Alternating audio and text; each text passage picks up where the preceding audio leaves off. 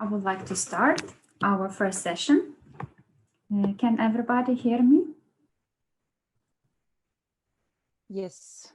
Yes. Hi, Kadri. Nice to see you. And let's start. I'm very happy that all of you have joined our first session. I'm very happy to present our second year student output final presentation from Speculative Design Studio. And I would like to introduce our jury. So we have Kadri Kerge, an architect based in New York, and also with an artistic and experimental background. Her work is exhibited at the moment in the Talent Biennale, so I'm very happy to have it. And as well, Kadri has experience in high-rise building, large-scale buildings. And we have Daniel Kuehler as an assistant professor from UT, an expert in digital architecture and theory. And I would like shortly to introduce you our studio brief and the steps we have made. Let me share this on my screen. So our studio, for speculation, we call it the Tectonics of a paint, or how to build from drawings.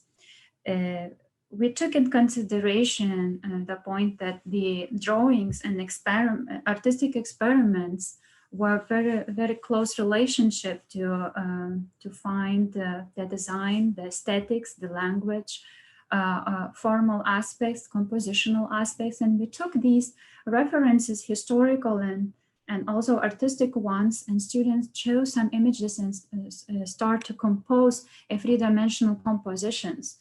We used for digital design for our speculations, the game engine program where kinematic compositions were composed. Here we tackle the repetition and monotonous way of composing our groups of elements.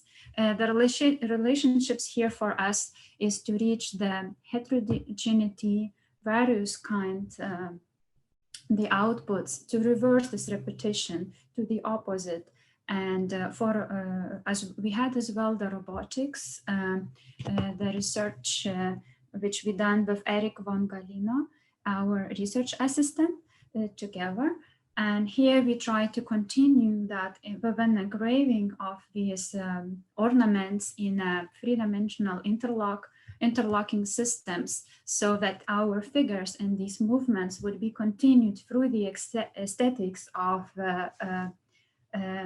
this ornamental way. So our trajectories were continuous in a physical modeling format. So these kind of shifts and rotations was part of our movement constraint to turn them into construction. So through this laboratory, unfortunately, because of social distancing, we switched again back to just in a digital format. So students will present, each of you, their own relationships to this workshop and their own outputs within what kind of architectural situations it was turned.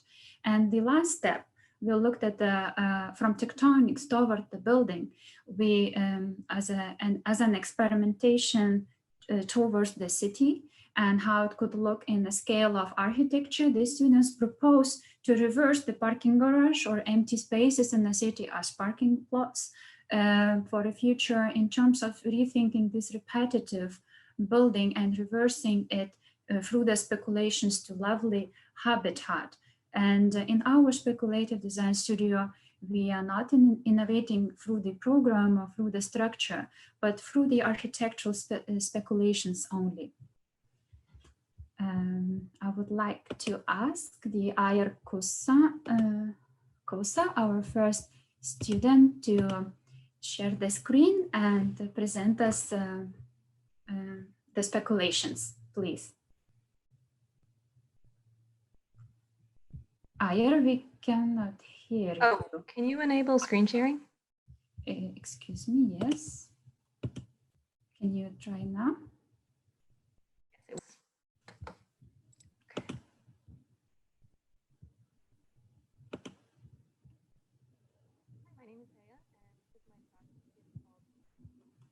Just a second, Ayer, we couldn't hear you again. Me?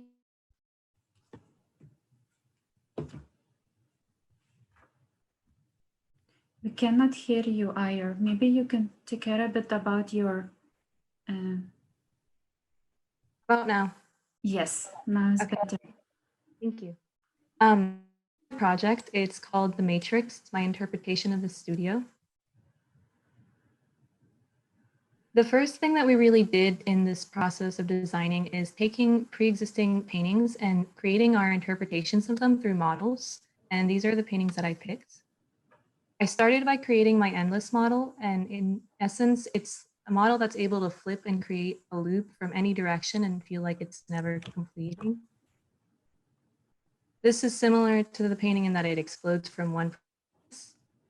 And then my plates model I took from the painting by extracting these direct drawings in plan and section and then chopping it up to fit those plan and section.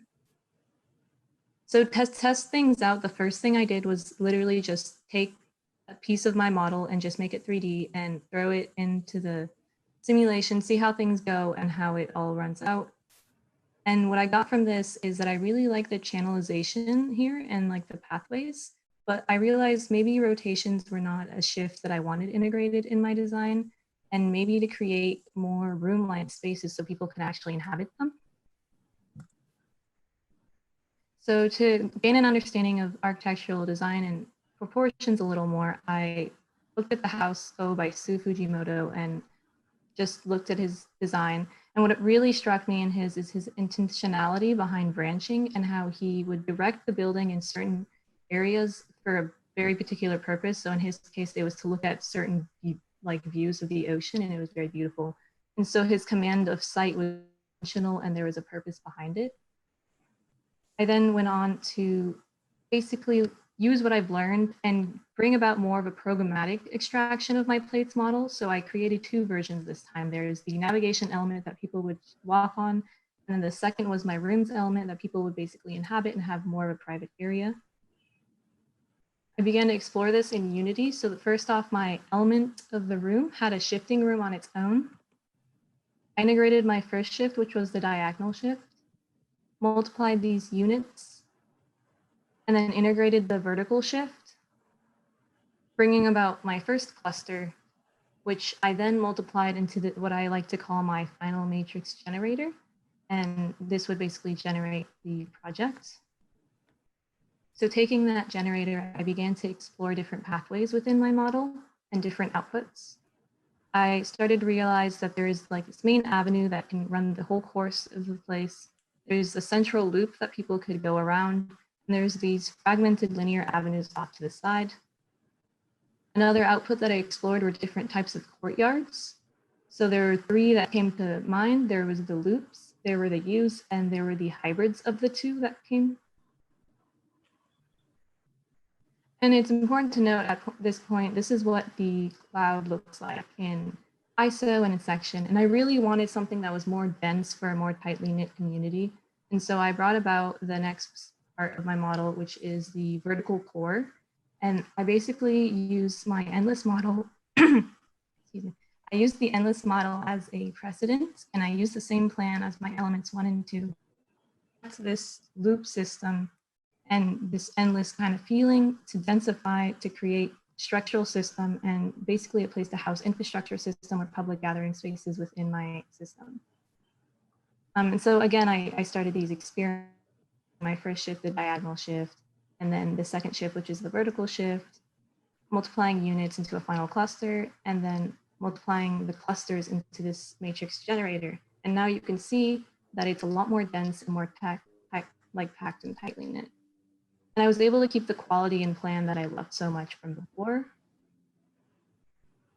And then this is just it in ISO. The last generated output exploration that I did was this abstract painting where you could see the pathways in the building, but this time from a 3D perspective, the sense of how people would move and walk around. And so going on to a much more detailed level of my project, the continuation of our robotic trajectory series, while we can't really do it physically anymore, I took mine in more digital direction. So I chose the angle model that we made since I had vertical and diagonal shifts. And I interpreted it as like tectonic paintings on my models. So I started off by creating tracks in areas where there would be movement and shifting, and then turned those from the functional to the ornamental, where it would wrap around and create beautiful alignments within the same unit and with nearby units.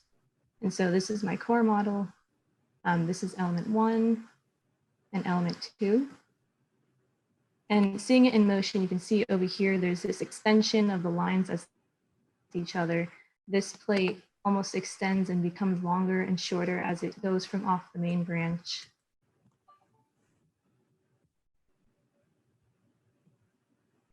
So as a whole, they come together and create a more tightly knit community of lines and integrations. And if you can see over here, at one point, it connects visually a whole entire loop and comes up to the end. And so it really feels like it's continuing visually.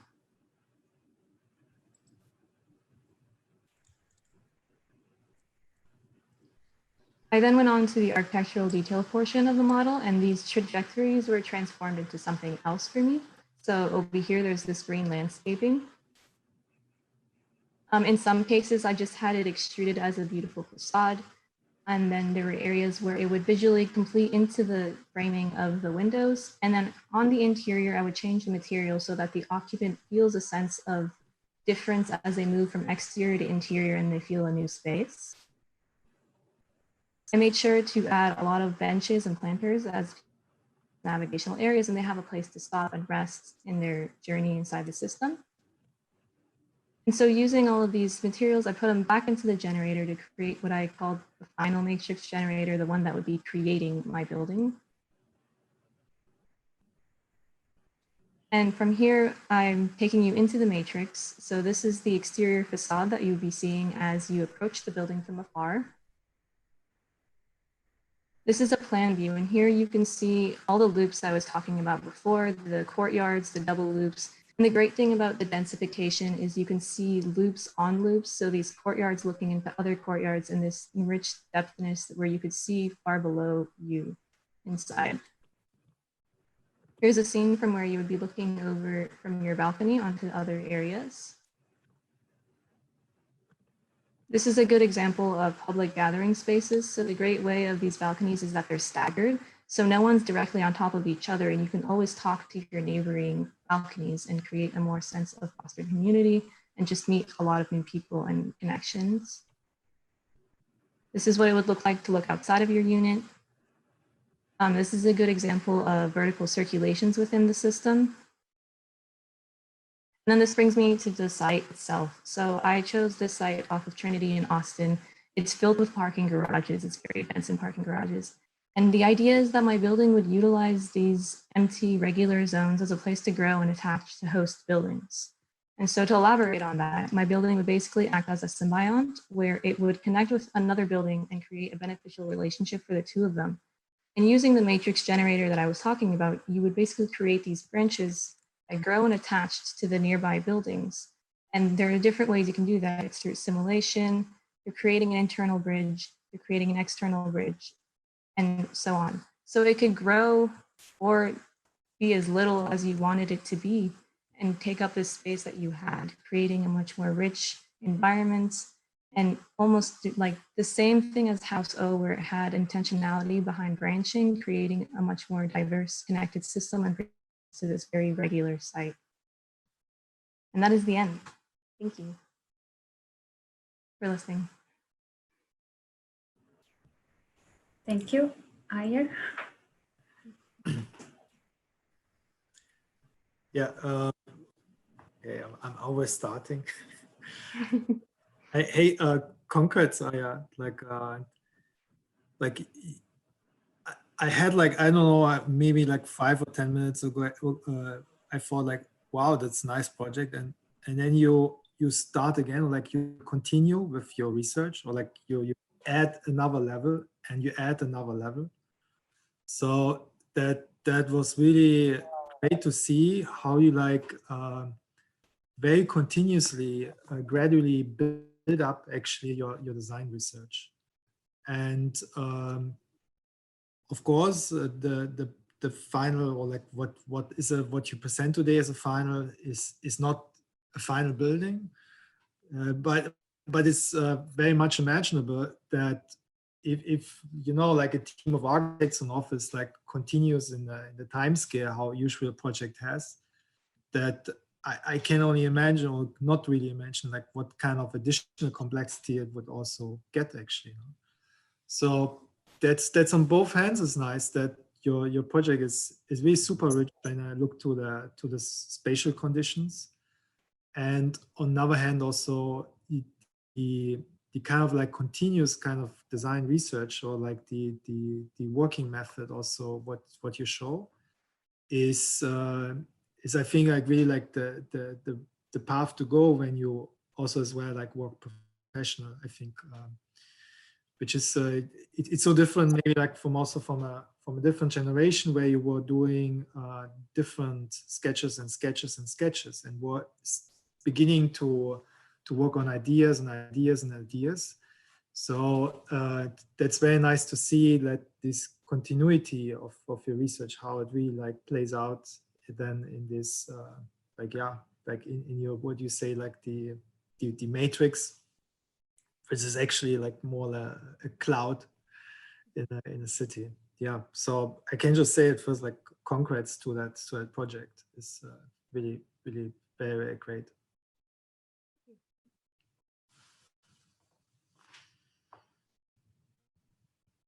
I think also that you're like very good presenter, how you ran through this from the painting, from the inspiration to the result, using like different like technologies. And so it's also very good learning for you for sure. I have, so because I'm by myself like every day, like working in real life, and so then I had a lot of thoughts and here and there. And for example, so this you picked this very so it was very logical. Like I saw this painting you transform to a loop, and then it's a continuous loop, and then later you said it's becoming like a structural. So in real life, you want to have like less structure and more living place. And then you had this very nice So Fujimoto sample of apartment or like a house, and you said that it's articulated to create like views, to plan the views, and then create like to bring light to each room. So it's very specific logic to create, to have the better living space. But then you are with your system, the loop system, you create like a lot of pathways, and then so you focus on the connections and less on the living space itself. But your sample was saying that, okay, I like that because if it creates like a really quality living space, it's articulated the views. But then, yeah, you focused on the pathways, connections, and so, which is okay. But then you have to make them like really, you focus them because you want to link people like really fast to home or their living units. So that was my thought. And in real life, you want to have as less corridors, walkways as possible. But okay, here you can, your pathway can become like a balcony and green space. And I like that your studies with technology, you create like this unifying green system, which is like, kind of helps to organize, and you have so many little pieces, so it brings together this let's say all the units. And so on the plan, I like that it was this first, the site plan looked like growth. It's growing and there's this very particular direction. And then you continued and you said, yeah, it can grow this and this side. And then it was kind of conflicting with the nature. You know, it's like, you know, like branch is growing like one direction. It's growing from one becomes two becomes three, and so on. But you were on the plan growing, like you just rotated your rhythm or pattern. Yeah. So this was not logical for me. But yeah, so, and yeah, so the endless, what is the like endless loop is, should give you like a really good point why you do like endless loop. But yeah, that so you don't so that people would get like some really good benefits from this out. Yeah, so those were my thoughts. Here and there something. No, thank you. Those are very good feedbacks. I think I saw it as a system in like a very my own personal world where people would feel super connected with their neighbors. Because I come from a suburban America where you don't really talk to your neighbors very often. People are kind of secluded into their areas. So this is like a way to live in your unit, but still feel connected visually through this endless loop where it feels like it doesn't complete, but also physically by being able to just walk out and see all these people, where your pathways become your living space. And there's places for you to seek refuge in private, but also go easily into the public. Mm-hmm. That's a good, it's a very good point. Yeah, so you can say my project is about bringing people together, like that, to create connections through. That's why you create so many pathways to have like a lot of common places people to meet. Yeah. So yeah, it's, yeah, that could be the point. Yeah. But yeah, just in real life, it's like all the buildings wants to have less. They want to sell a lot of apartments and as minimum as possible the pathways. But if you sell this as a part of your living space, like it becomes like extension of your apartment, like as a green garden, then that could be the good point. Yeah, for the system. Very nice comments. If you could, I a bit go through the slides to share with us through this comment. Sorry, Daniel, I interrupted. Or sorry, Kadri. Yeah, here was that it was not growing like naturally, like one way, but you kind of just rotated to grow. But you should have thought immediately, like, okay, how this is going to grow in perspectively, like in a natural way. Yeah.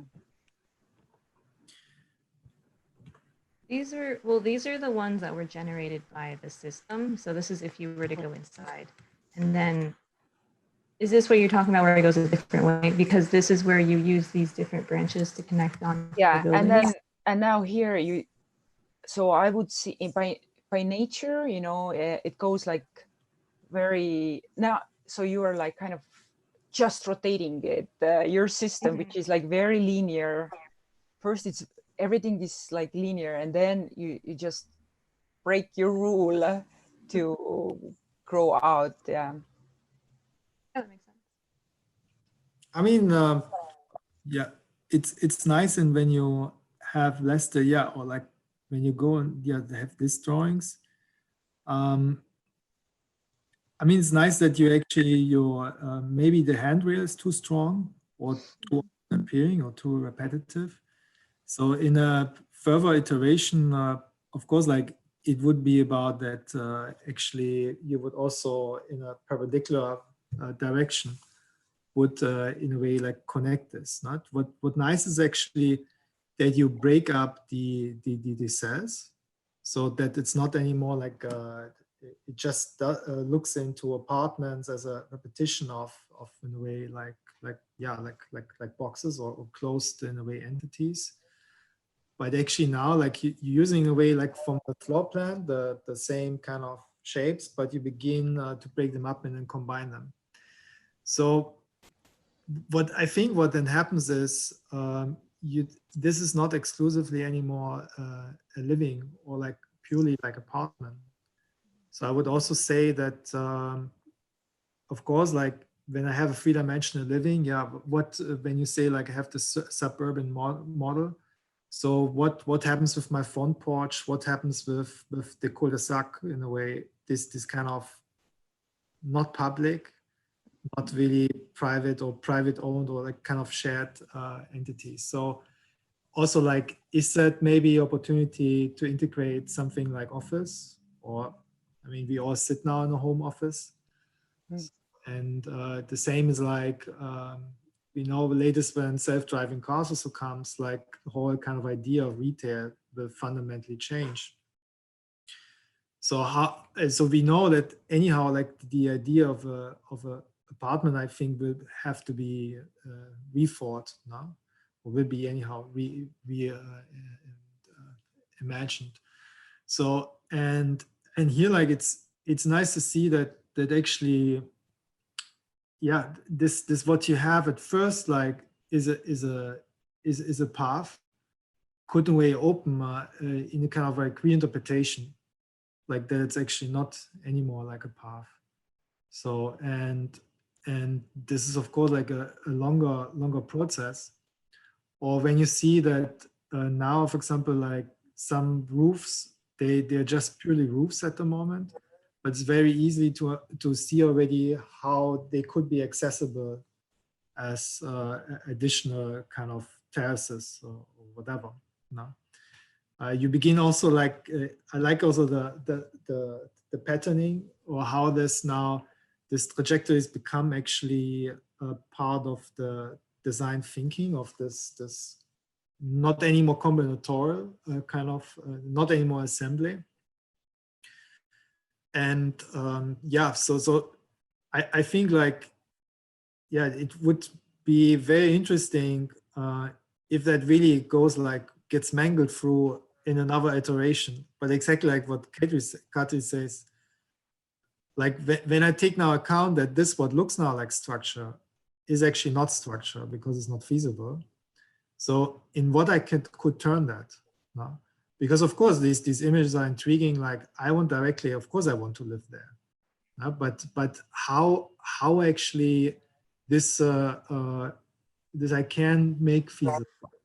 So it's definitely now like is the question like how I can this what's actually by far too much in the first way what is like corridor, not like how I can would in a way merge walls or like your handrails. Now you have situations, especially in this image, you have like situations where you have handrail to handrail, or like now you were talking like you gave a very nice answer, like the idea of suburban that you never like you have the endless loop, but then you have, especially in this rendering, you have, for example, people sitting with backsides to each other, now on two handrails.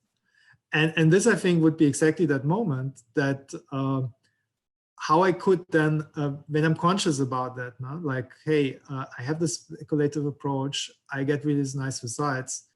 And in another layer, I add really like a critical thinking, no? A self-reflection analysis, says, hey, what doesn't work, but I want to make to work. And yeah, so then how that could in a way turn to something also like feasible, but I think that's I think completely an additional project, no?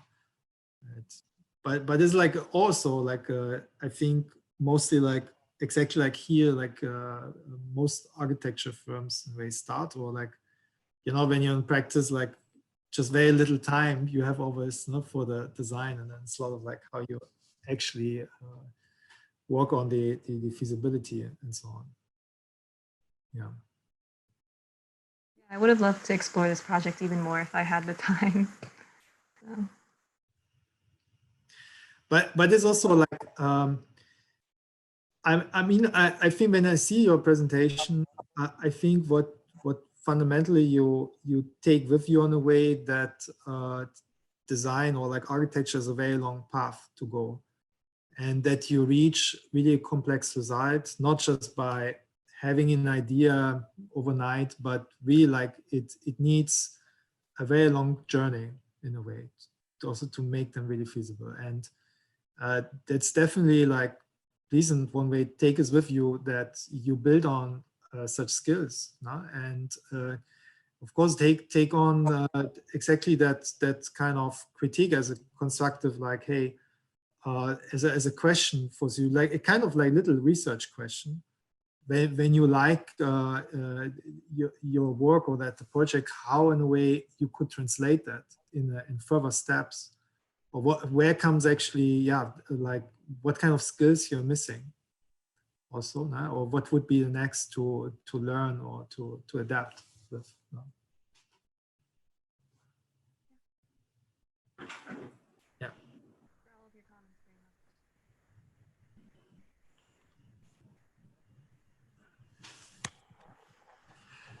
Just one more comment. So that you know, why your main focus is the pathway, the connections, but you should have, would be good to have like a very clear system how to enter the building, like how that people are not confused finding the apartment. Yeah.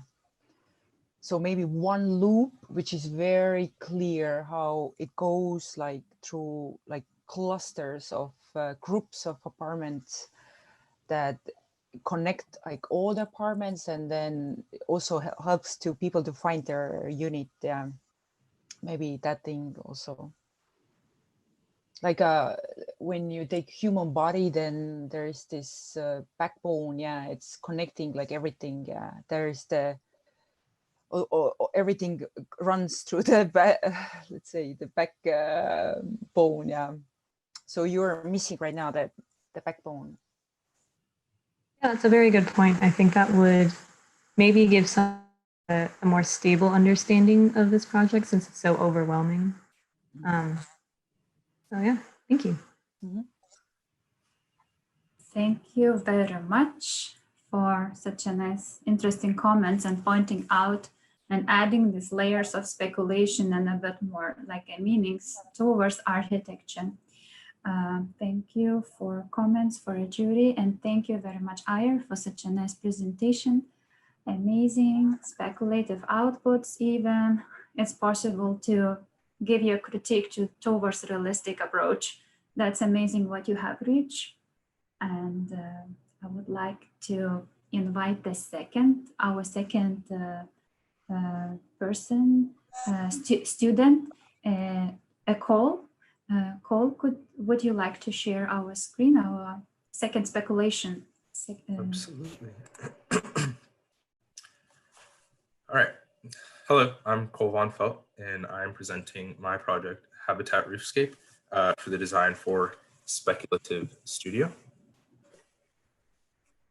So the first exercise was to choose an artwork from the list provided. And so I chose Incliplen by Claude Perrin. And the inspiration I took from it was the trapezoidal spaces, as you can see on the right, along with the voids that were created. And so from there, I created the study model that shows my trapezoidal shape and the different connections that are provided that create differing spaces, along with the inclination as the navigational element, similar in his artwork. This is a larger cluster of it in a 3D modeling render that shows how the different shapes and sizes of the trapezoids can interact and work with one another. This is an animation of that exact same cluster, showing them sliding and moving, creating different variables and areas in a different landscape within one another. And then this is a much larger clustering of them. As you can see, the differing heights and layers and roofscapes that are created through the overlapping and the sliding and touching. The next part of the experiment was to choose an architectural precedent. So I chose the Shikuji Apartments by Sana. From this, I took inspiration from the modularity of it, along with the shifting roofscapes in the interaction of the courtyards that are created, as well as the external navigation that is ever present. From there, I focused on each individual module. And so I decided to create both dynamic and static elements. So I separated the central part of the roof and separated some of the walls as well, as you can see in condition 1, and then in condition 2 through 4, just moving them and playing with the lighting and the openings that were created through the movements. So next in the speculation process was the robotic trajectories exercise. And so in this, we worked in teams using the robot in the millwork lab to create a sliding system along the rails of the 90-degree part of the wood. And then here is the final product of it. So the separate piece just slides along those rails. And so using that sliding mechanism, I created this movement with the individual module, with the walls being able to slide, and then a raised central roof sliding. As you can see, the public exterior roofs along with the vertical circulation attached to it, and then the more private core that also has static and dynamic parts. So here is a larger clustering that creates the varying roofscapes and the interaction and navigation through inclination that were stemmed from the precedents. Here is just a rendering of a larger cluster that once again shows the interaction of the navigation, the roofscapes, and the different conditions that are created through the movements. So then I focused on I created another speculation that was more refined. As you can see, the two public and private areas where I added the horizontal navigation to the already vertical. I raised the roof more and I created larger movement. One of the critiques was the interior was not getting enough light and it was too shaded. So I cut the hole in the middle and created larger movement to provide greater lighting conditions. So in this cluster, you can see the inclination as the navigation along with the forming roofscapes, similar to the two Claude Perron and Sana precedents. And then once again, here a larger cluster of that showing the varying density and the movement of the buildings through the design. And then in this perspective view of a larger cluster once more, you see the interactive circulation and how that affects the public and private areas, as well as the movement-based design, creating different conditions among the roofscapes. This is the largest speculative drawing that I have of it, with the multiple clusters interacting together. And then as you proceed further in, you are able to see the interaction at a more humanistic scale in how the circulation, both vertical and horizontal, leads from one individual module to another. So then we move on to the next part of the speculation, which was the courtyard conditions experiment.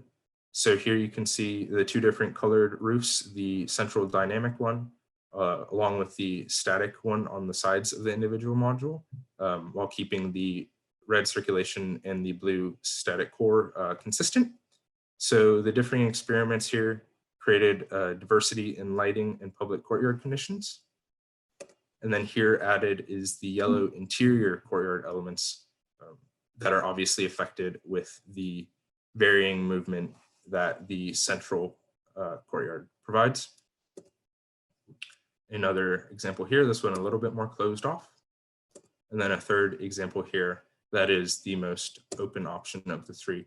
As you can see, nearly every interior space and interior courtyard gets an ample amount of light, while the movable central public roof element is still high enough that both static courtyard elements are still useful. So then the next part of the speculative process was the experiment in an urbanistic setting.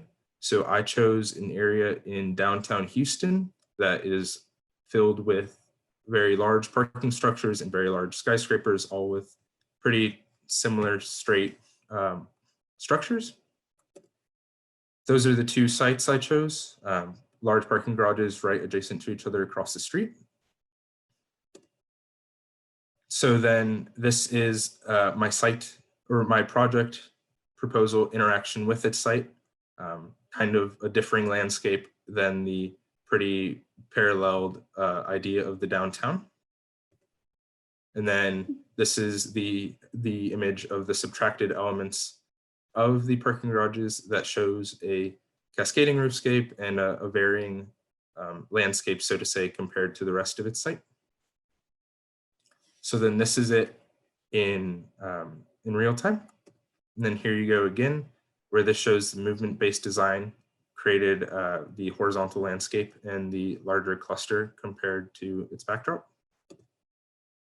So here, this view shows how the urbanistic version of the speculation experiment brings back a fresh, life-filled habitat to an otherwise pretty monotonous area.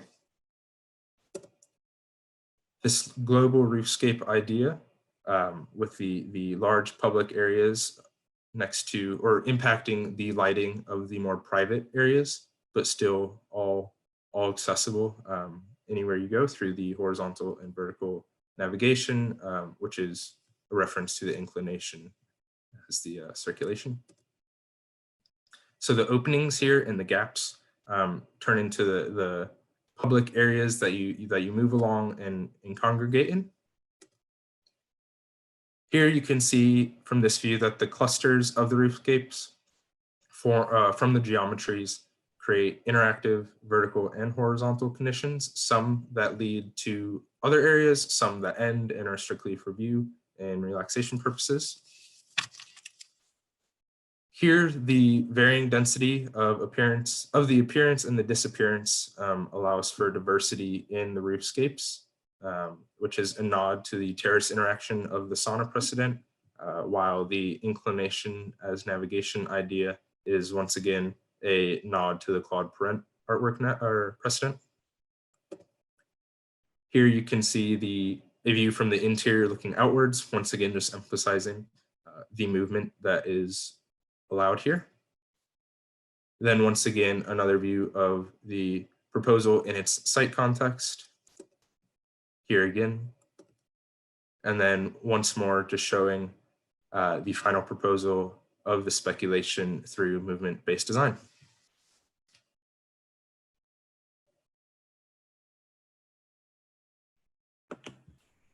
Thank you, Carl.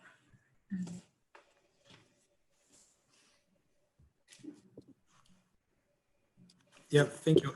Can you maybe go back to one of those more like top views? Like this? Maybe, yeah, maybe that.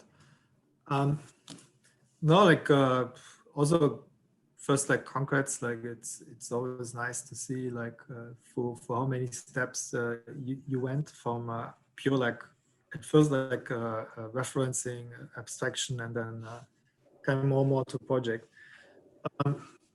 I'm not sure if you need necessarily that this kind of context, what I thought in the first place. So if you would imagine this just as a development on a normal ground, I think that would be much simpler to imagine.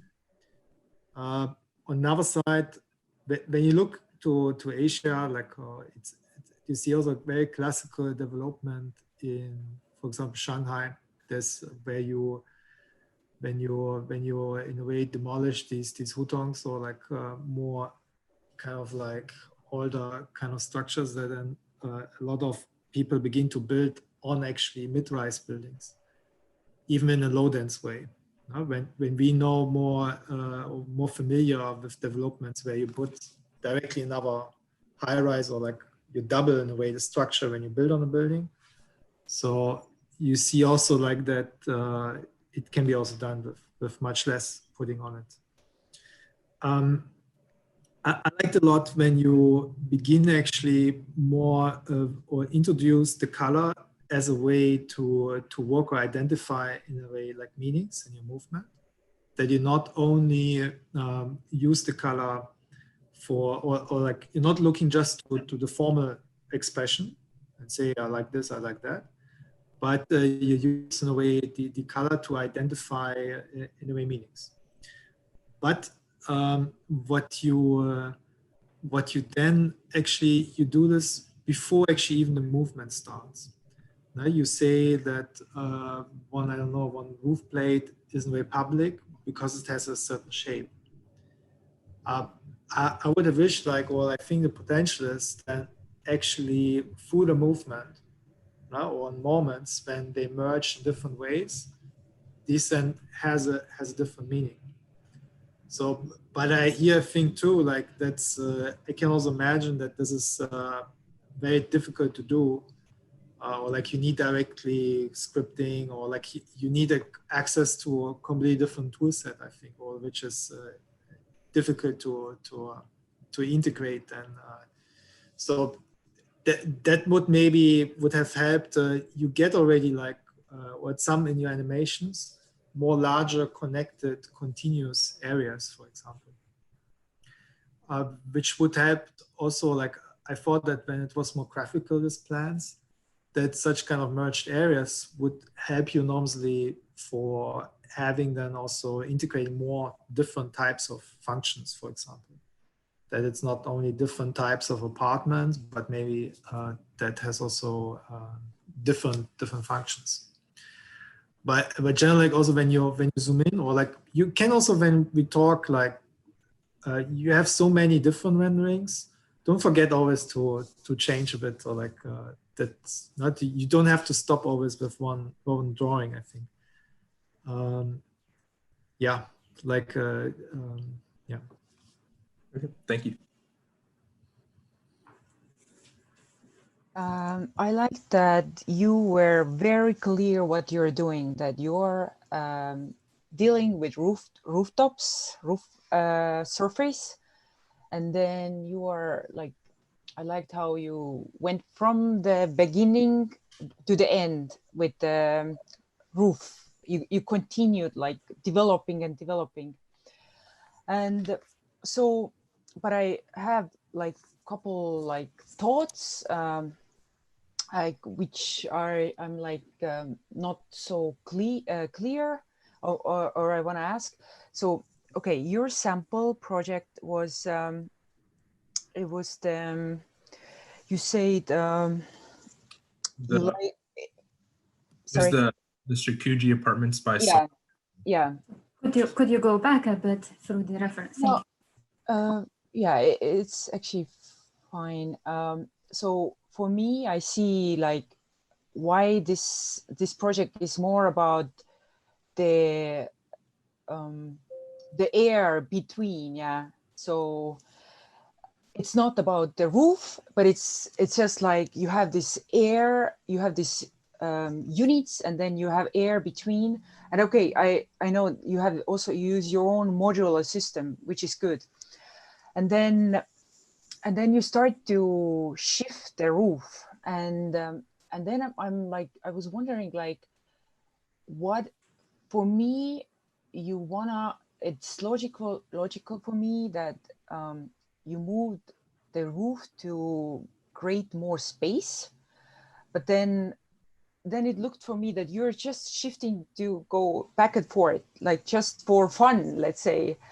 But in real life, the logic is like you grow your space out, but in your system, you're just shifting them back and forth, and then you shifted the public, and then you had the private under, and then I was wondering like if it's just stable, like why you just divide, like okay, this is public, this is private, and so that you have to be like very clear why you moved, why you shift, yeah. And then I was also kind of thought like, okay, if you want to habit the roof, then what you did was, initially I thought you are probably going to now create like different living conditions on the roof, but you started to more like just move the roof plates, and then you divided like this is public, this is private, and this is like connection. And so what is like stable, what is moving, yeah. But maybe, yeah, would have been interesting, like to create, develop like new type of space, because one of the sample, the project you were inspired was like the roof was like tilted and like from plate started to form and create like, you know, different conditions of seating area or I don't know, laying or green or so. Okay, anyway, I like that it was so clear what you are interested and what you're dealing. You kept a module system, but yes, my point is just like, maybe it was, if I take your idea to real life, it has to be very clear why you're moving, and it has to be like a purpose. Like, yeah, like I live in New York, and then there's so little space here, and everything, everybody wants to have like more and more space somehow, and then it would be like perfect project here to show that you have a system how you can grow like your living room or your roof deck to grow out to create you more space. But I saw that you sometime, yeah, just moved around, and it wasn't clear for me why you were moving around. Okay. But yeah, it's very important for me, which you had why it's like very good that you kept your idea from the beginning, from point A to B. Yeah, so that's it's good. You didn't like went away with your initial idea. Yeah. So it's very good. Thank you. I mean, when you go maybe to the like one of those animations, yeah, like those moments. I mean, what's I understand them so that you use them as a more like as a way how less like kinematic elements, but more as a way like what different kind of apartments or flats or something you can create. No? At some moment, then what's interesting or now I think what you didn't do, but I think is also it's a question of like the time schedule what you have in a studio, just that it misses like another iteration in a way of assessment, like what different types actually I get or moments, and how now embed like this in another iteration of the design. So you had like very funny moments when you begin to attach a stair to your wall, and then at some moments the stairway like ends up also in another wall, like such moments, which is not, or like here also now, like sometimes the stair in a way reaches out and is in a way like a dead end in the first way. Mm-hmm. Which doesn't mean that you can't do that now. It's just more like what does it mean? What does it offer me? No? When it's exactly about this speculation. So can I interpret this that I'm really like I'm pushing myself to a situation that I'm really getting now completely new forms of living. No? Or the same. I mean, of course, if it's really kinematic elements and you see like Kadri is directly saying, hey, that would be for New York, could be so cool. Like you could really directly see how it could extend in a way in apartment. That's also, you feel that it needs exactly at first like these kind of very crazy drawings, or when it begins like so. And yeah, like I think when you introduce the color, or like the general, like when is the moment when you begin to see the stage, or like to make a way like an analytical reflection on this what you have. I mean, I remember I saw the work also before, like in midterm. What you didn't integrate anymore was like kind of plan studies, because like yours work very much from top, or like as a looking already in the roof. So I could also imagine that actually because you're already working more in a 2D projection, or like when you with more flat elements, that this could also actually could be good readable actually in a plan, your project now. And but of course it was not really like the scope also of that. But yeah, like I mean at the end, like it's really nice, like in a different station when you put this on the roof, or as a project. And but here also, like what when you're dealing with this kind of void spaces, or in between, how Khalid said, it would need also like another step then, what actually happens with this in between. So for example, when you put this on the roof, now the roof where like your mass or your proposal in a way lands stays empty. So do I now also integrate this with additional surface which I add, that this also gets part of my design? Or like what is in a way like, what is the feedback with this, or response? No? Because of course, like I'm altering that spaces without designing them intentionally.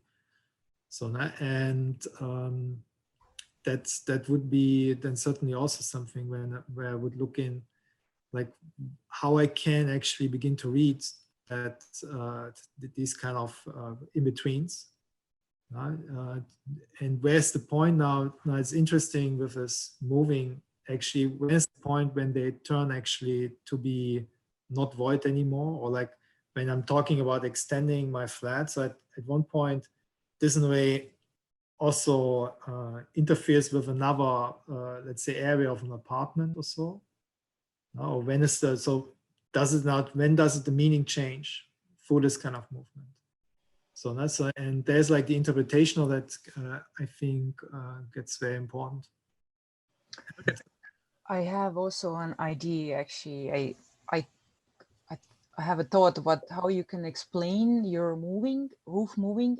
You can say like, your walls are stable. There is no windows like normal way apartments, because it's like structural, and you create the privacy to the apartment, and your roof becomes a window, and you open your roof because you bring the light when there's nice weather. So let's say it's like a glass house. You open not like your windows like normally apartments, but you open your roof and you bring the light for living from roof. And so it becomes like your roof becomes like the third facade, and your walls are stable. So that's like, I think you can how you can actually interpret the moving. Yeah. And then by opening up, you also create like more, you open to the inside to the light, but also you create like a extension of apartment, like if people go now then to the roof. Yeah. So you grow your like the area of apartment. So that's what I thought you could say actually. Okay, yeah, thank you. Amazing. Such a interesting speculations from our jury, actually, continuing from ideas. Thank you so much. Thank you. Thank you, Cole, also for beautiful presentation, for your speculation, turning this graphical experiment towards architecture and giving us an opportunity to discuss the other extensions of it and the meaning of them in the real life. And thank you very much. Thank you. Amazing work. We have our third student, Joseph. Would you like to share your screen, please? Yeah, give me 1 second here. Welcome. All right. Should be shared in just a second here. Is that working?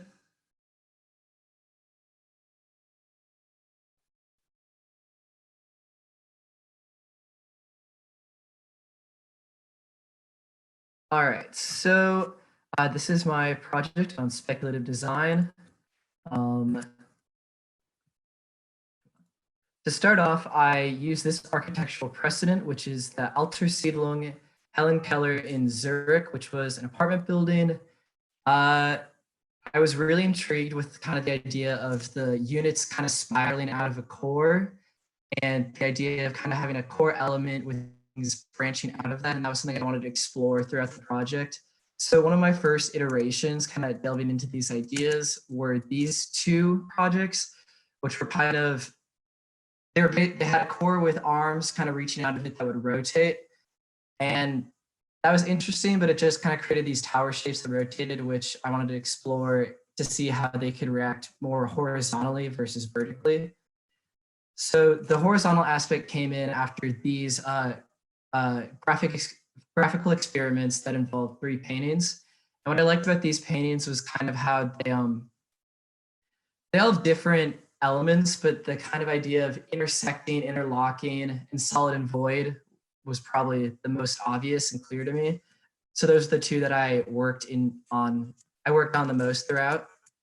And that developed into these two models here where I feel like the ideas of interlocking and solid and void are pretty clear. And although my project looks nothing like this, they helped inform a lot of the decisions I made. So the idea of, I use the same object, but now the idea of horizontal interaction takes place here with basically the objects are on an axis and they're allowed to rotate as they move horizontally. And they have kind of these hooks on them that allows, as they rotate, for them to hook onto other objects to create these kind of aggregations that can be seen throughout. Like there's areas of different density and clustering. And I thought that was something I wanted to develop. So that led to my next iteration, which got away of kind of the really obvious hook shape and kind of made things a little more concise and a little more orthogonal just for the sake of simplicity. And also, I just like the form better this way. And the way this model worked is what is seen in the bluish color kind of worked as like a key, and what was on the right worked as sort of a lock. So the two objects would rotate and the blue would allow it to interlock with the other one so they could then rotate together or create different aggregations.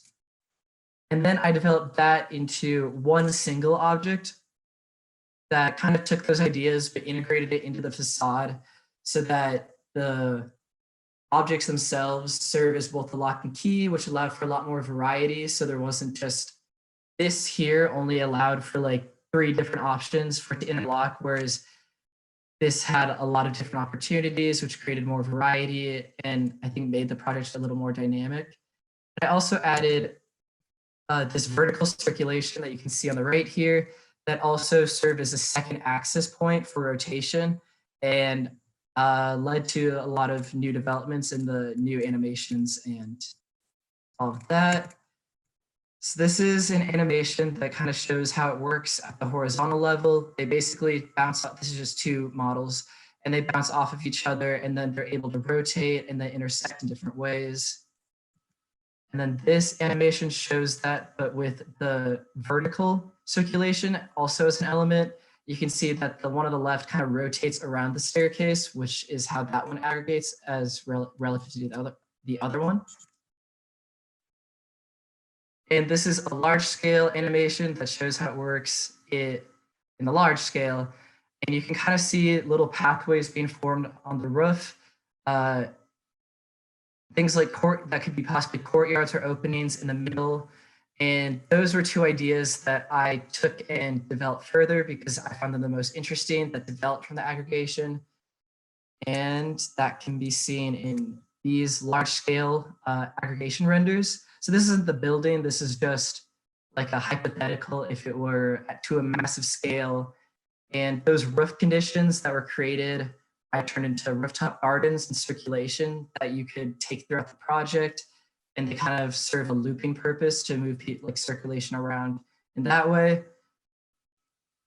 And here's just some other views of that. So you can kind of see the layering of gardens and circulation throughout.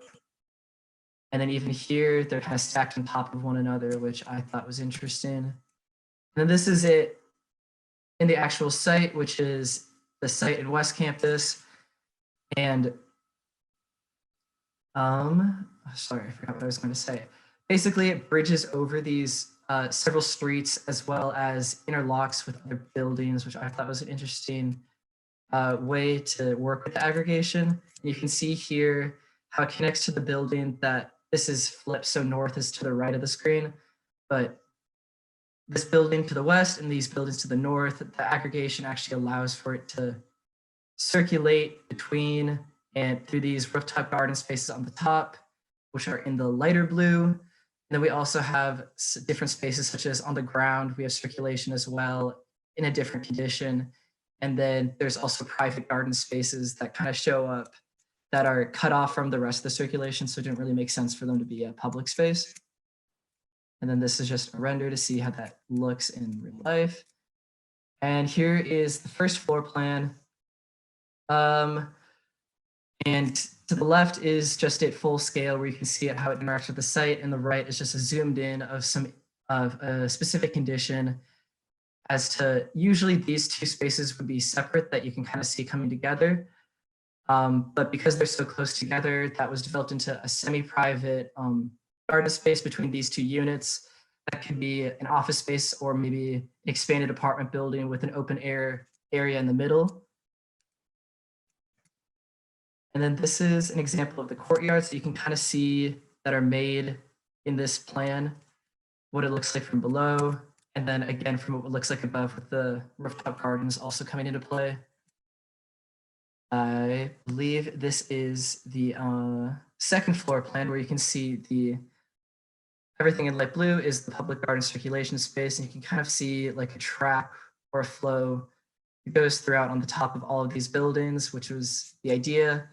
And then also the difference between different private spaces kind of branching off of those. This is one of the public gardens, the one actually at the top of the screen here that goes inside of the building, which in this render would be at the bottom. And then again, another view of that garden space. This is the section, which I think is a good idea, is a good way to show the different layering that exists and how the kind of garden spaces come into play compared to the private unit spaces. And this is the same section, it just kind of takes over two slides. And then these are just some renders of the different conditions that are achieved on these rooftop gardens and kind of the experiences that are taken in them.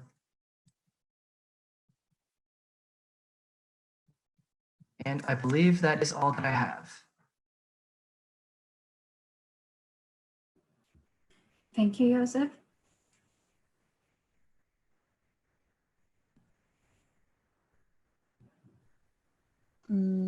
I think your rendering looks like do you know the building in Montreal, Habitat 67?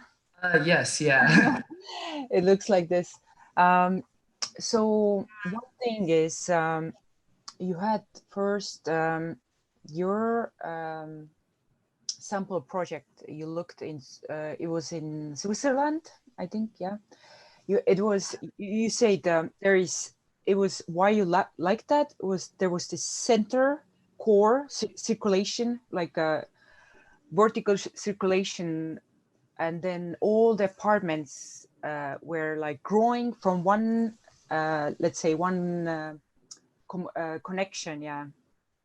One, so which is like, yeah, very logical, yeah. But then you said you look at the form first, like it's like arm reaching out, and so it was also very like good point and logical, and then it makes me think like, okay, it's an arm reaching out your apartment, but then you lost later what is the standing point your apartment is reaching out, so you aggregated them around each other, yeah. So you didn't show the vertical connection what had the sample project, yeah. But I think the triangular branch you came out, it's a very good form for living space, that all the apartment has like windows, and they have when you aggregate those elements together, you create like a space between, and then when you aggregate like million, thousand, or 10 blocks together, you had this, you can create these nice waves of courtyards. So I think it's a good starting point. Yeah, this very good shape, the branch you have as a base, and on the plan it looks also logical, like how you have the semi private and private courtyards. And but yeah, just right now it was for me missing that when you started like very beginning, that you have this one core circulation where all the apartment like arms are reaching out, yeah. Now you had more like linear system of yeah, how all these elements are connected, yeah, but not like as coming like growing out from the one point, yeah.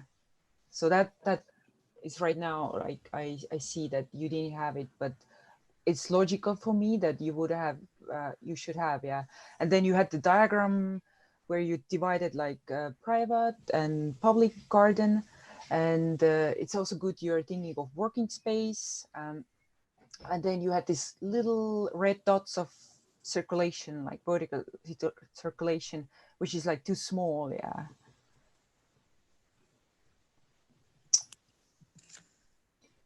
Yeah, so this is should be more clear, yeah. How these are working, like how you enter the apartment building, yeah. Yeah. You do something really very interesting. Can you go like one of these nice renderings? I mean, also I think the representation of your settlement or so, like housing project, go to one of these renderings, not this plan. Like maybe like looking, yeah, like such stuff or so. What really like, what interesting is, so from an exterior, like it's really wonderful, huh? Like it's so you develop in a way the building from actually from the outside to the inside. Now, like what I think successful is exactly these kind of rooftops, the garden, but also when I'm looking to the elevation. So from everything where I'm perceiving or looking from a more exterior to the building, you really differentiated greatly. And I understand there's more on a critique on the basic reference, no? Which is exactly the opposite, which begins with like really the centric model, which begins to, in a way, like, no, from one center, or like, yeah, the basic circulation begins in a way like to spread, which also like when you see now housing developments, usually you spend a lot of energy into like development of nice floor plans and like these nice lofts apartments, but mostly you end up with the problem that you have then such a density that, for example, you have large windows which are facing each other, or like mostly Yeah, for sure. they're mostly not at all thought about. No? So it seems like very much that you work also like sees on a critique on what maybe like it's now at the common like daily habit, like working actually on an apartment, and that you did like smart that you took the Innovate circle, and now you come up with a problem how you combine a circle with a circle. So you innovate by taking off a few parts and having these like this kind of triangular shapes. Now these can begin to merge, or they can be really like be combined and way like webbed. I think that was like really smart. That it was a completely version of like what I'm doing actually with a circle. Now, usually, like as an architect, you try really to avoid circles because it's like it's a too formal form, which gives like a lot of problems, and mostly you cannot really think it in a neighborhood or like really with an exterior. It's very, very difficult.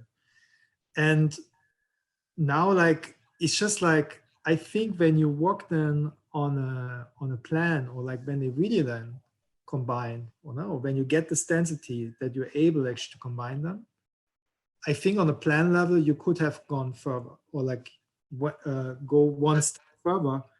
That this also reflects on the plan itself. No? Like you keep now the walls and so on, and then you have like very narrow walls which just face each other. You end up something very similar. Also, what already came up as a critique in the first project, for example, like at the end I can't just interpret this as a corridor or as a like navigation. Mm-hmm. Also now when you offer, I think, really like beautiful exterior spaces in your project, but I think also they're by far too much, like, or too much like when you completely open them up and say this is public. You know, like here would be in what this can be also like a more private zone, you know, like where of course like where like just, you know, like when this is an apartment, like where it's just my just private terrace, let's say. Or is it also in Austin you have with the facade that offers like more a kind of like buffered or multi-layered kind of exterior space, or from exterior to interior, which I think is great, works greatly with natural ventilation. So I could also imagine that this actually what's on the physical exterior, that this is also used or can be usable. And if it's like with a table for writing, or like a dining area, or like can be also like be a very private space on the exterior. But I think for really making it usable, it would need one more iteration. You say being conscious of kind of mergings of your kind of basic types or parts, and how that could turn into additional benefits or originality for on a floor plan.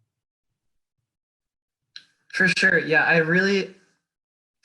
I wanted to develop the idea of kind of the private and public spaces a lot more too, and that was kind of what I tried to do with these sort of vertical like columns to kind of create those buffers. But because of the way like the animation worked and that kind of sort of deal, it was hard to create. So I think that would have been kind of the focus of a new iteration, which if I would have had time, that was definitely be what I would have focused on. It was a really nice comment from Daniel and Kadri that a part of experimentation and laboratory. The navigation in itself, dealing with public, it's really a mega issue, how to turn this accessible and walkable. But let's see, these are right points, could also give additional perspective of openness, accessibility through the vertical area. So it was really nice. Vertical area staircases turning to ramps or something. It's really from Kadri, really nice comment where just from the housing unit you turn it to the public because the reference is just unit. So I think it's amazing. From one side you reach it really, you over, as Daniel Kadri meant, you went much more further than this reference in itself, and it's really highlighting your speculations, but then coming back to those founded relationships between them and beyond the just housing in itself, it would need these several entities to turn, and beautiful speculations, Joseph. It opens up for a discussion, amazing work. And but also at the same point, missing parts is for the future to think about it, yes, through sketching and experimenting to embrace those issues as well. All right, well, thank you all so much. And yeah, thank you. And Kadri, did you wanted to say something? Maybe me? No, it's okay. Sorry, I'm having a trouble hearing right now. Sorry. Yes, if Kadri would like to say something, I was. No, maybe just that when you make a rendering, then I see you're using Enscape. So, you know, when you put the grass and then you put the wood and people, so it's, in one part, it's very becoming like details, like realistic. I see it's like little more work, and it's already like, can like be like a professional, like a housing, but by the view. But yeah, just maybe next time, you know, make sure where you have glass, where is like the window, where is the like the slab, like it's a different material. So make one unit like very precise materials, and then you can, you know, copy this, like you have these elements, copy it. Yeah. So basically, I want to say, make sure that you you're like work out the details. Yeah, when you Sure. make this detailed rendering. Yeah. All right. Yeah, that was another thing that I probably should have developed a little bit more. Mm-hmm. All right, well, thank you all so much. Mm-hmm. Thank you, Joseph. Amazing speculations. A lot of interesting ideas explored with a digital painting. Yeah, no, it was insane. I didn't think that I could ever go this far, and there's still a lot more that I could do with it. So thank you. Thank you a lot for all the comments, and I would like to introduce our one more group, Eric and Kaylan. Please, could you share your screen to show your Okay. fantastic speculations? Disappearing. Okay. All right. Where's screen share? This one. Share. Screen. Go away. Okay.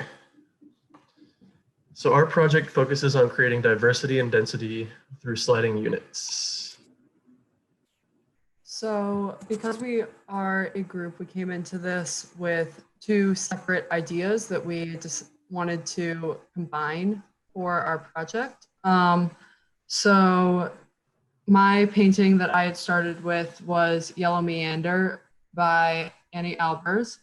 And I really liked that this painting was so endless and that everything was kind of like connected throughout.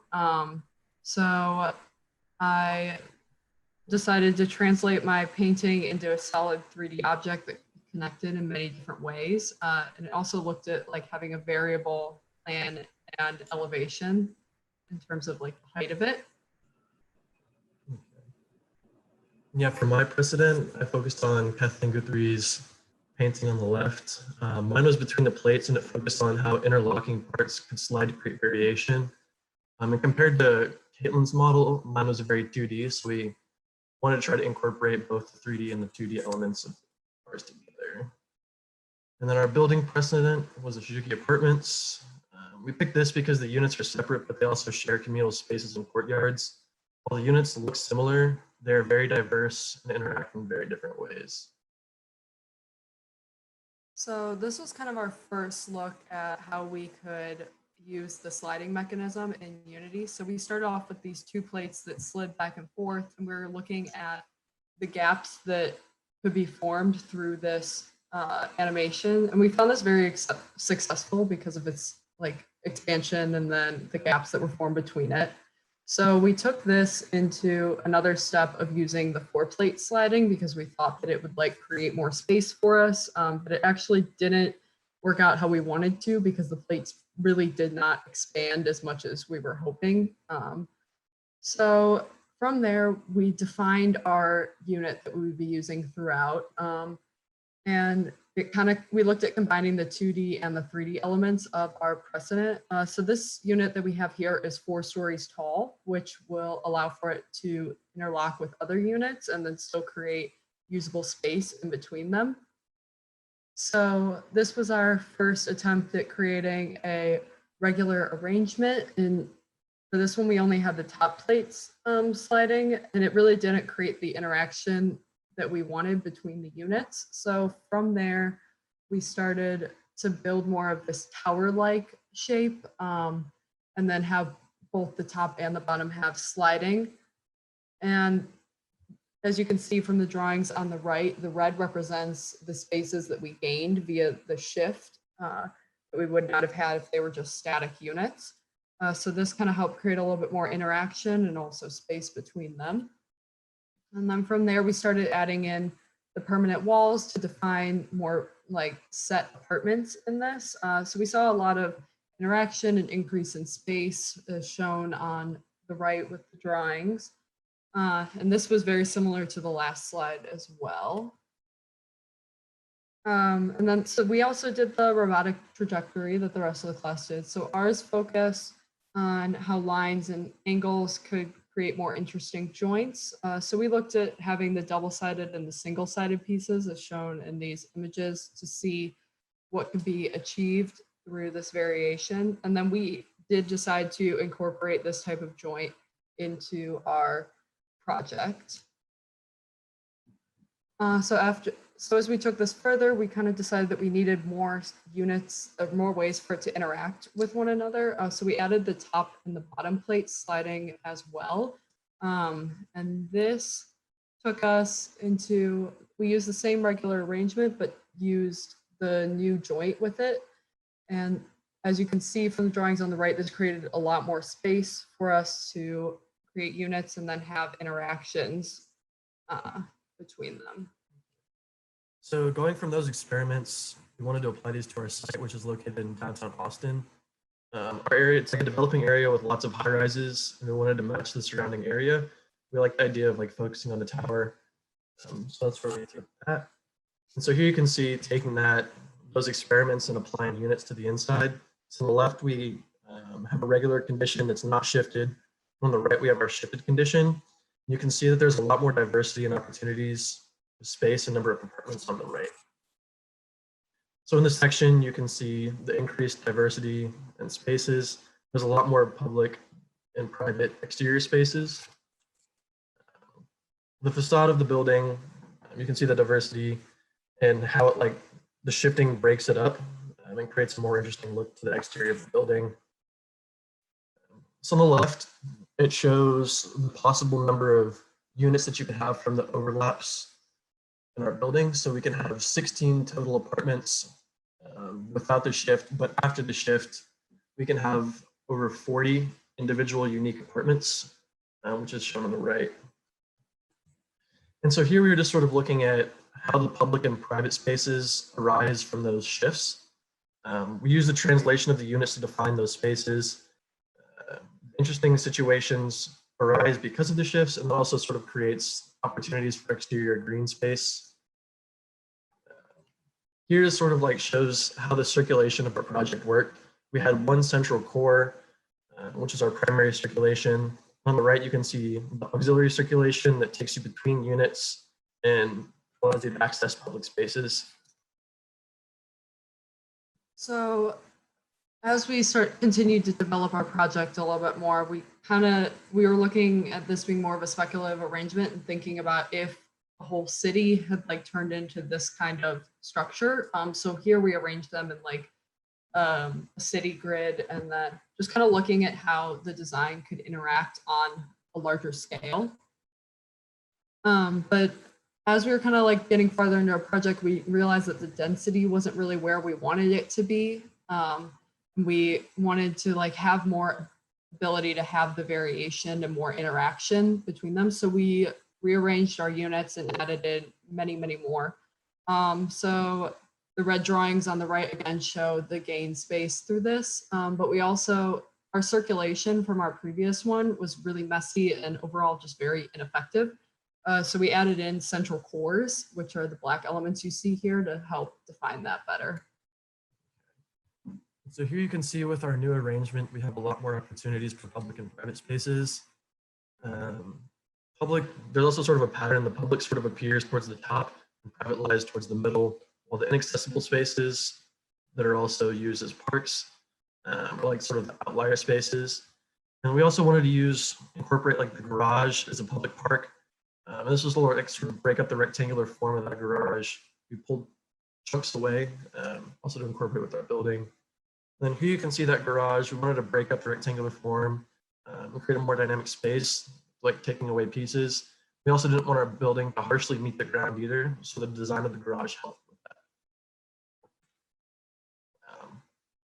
Here you can see the 4 central cores and how this made circulation much more effective.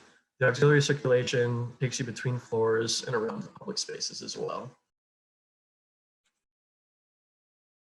This sort of shows the navigation of our projects in between the circulation and the public and private spaces. The left shows public spaces and how they relate to the central cores and auxiliary circulation, while the middle shows the same for the private spaces. On the right, you can sort of see how those all work together. So looking at our project in section, you can see how there's a lot more density and diversity of the units through our slides. This allowed for a lot more units. We can have up to 90 to 100 units in this project compared to our 40-ish before. So that was very successful with this new arrangement. And also in the elevation, you can see a lot more diversity in the facade. It's a lot more broken up than before. So you're looking at our renderings, we were sort of speculating on how green spaces could come into our project. And then here, when we go look at the next, we can see how those would sort of like relate to public and private areas. That's just looking at our color system that we had used previously.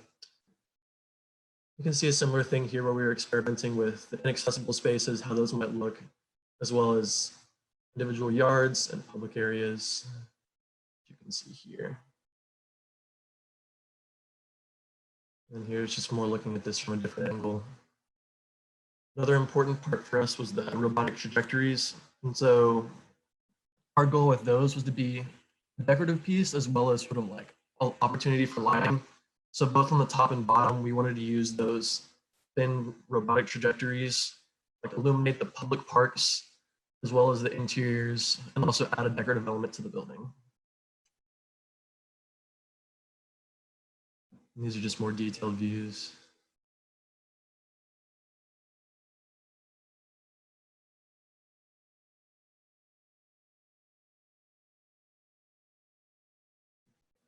That's all.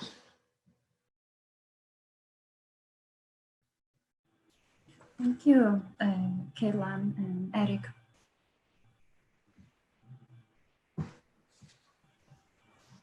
Good, it looks like an apartment building.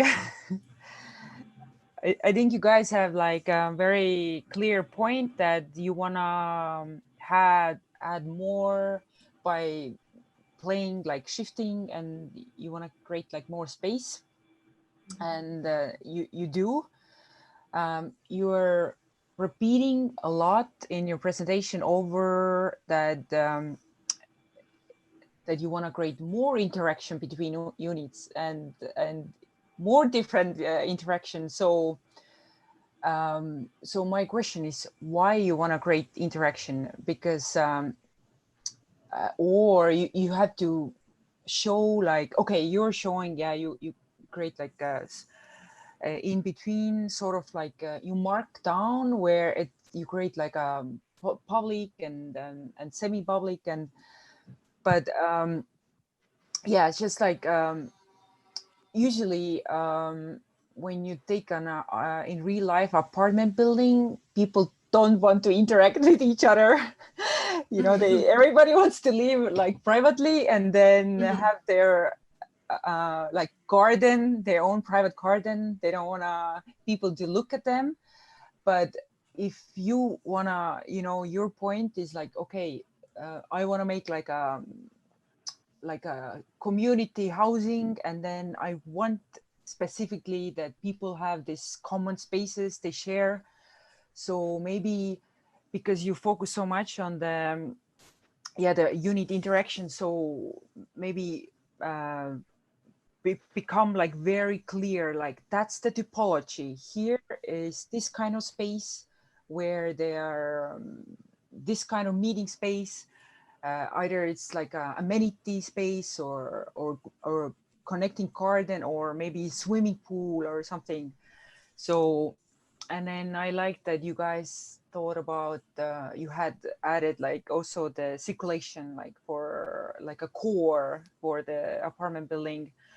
But yeah, just maybe draw a plan, you know, just one floor plan, like and so where is the unit, and then where is the vertical circulation, and where is the space you're talking so much about, what it really, how you translate this in architectural language, the interaction, yeah, what you're like focusing. And also like as it's good that it's very good exercise to work in group, because this is how real life is going to be. There is not architects always work like in offices, they work in teams, and then it's really important to work in a team so that you collaborate like really well, because you know, if two individuals are working together, it's there, then there will be like two individual project. But when you work like really well together, you grow, you make like a double good project. Yeah, that's the, so it's you guys had like a double exercise working together and then becoming and then making a project at the same time. So good for you. Thank you.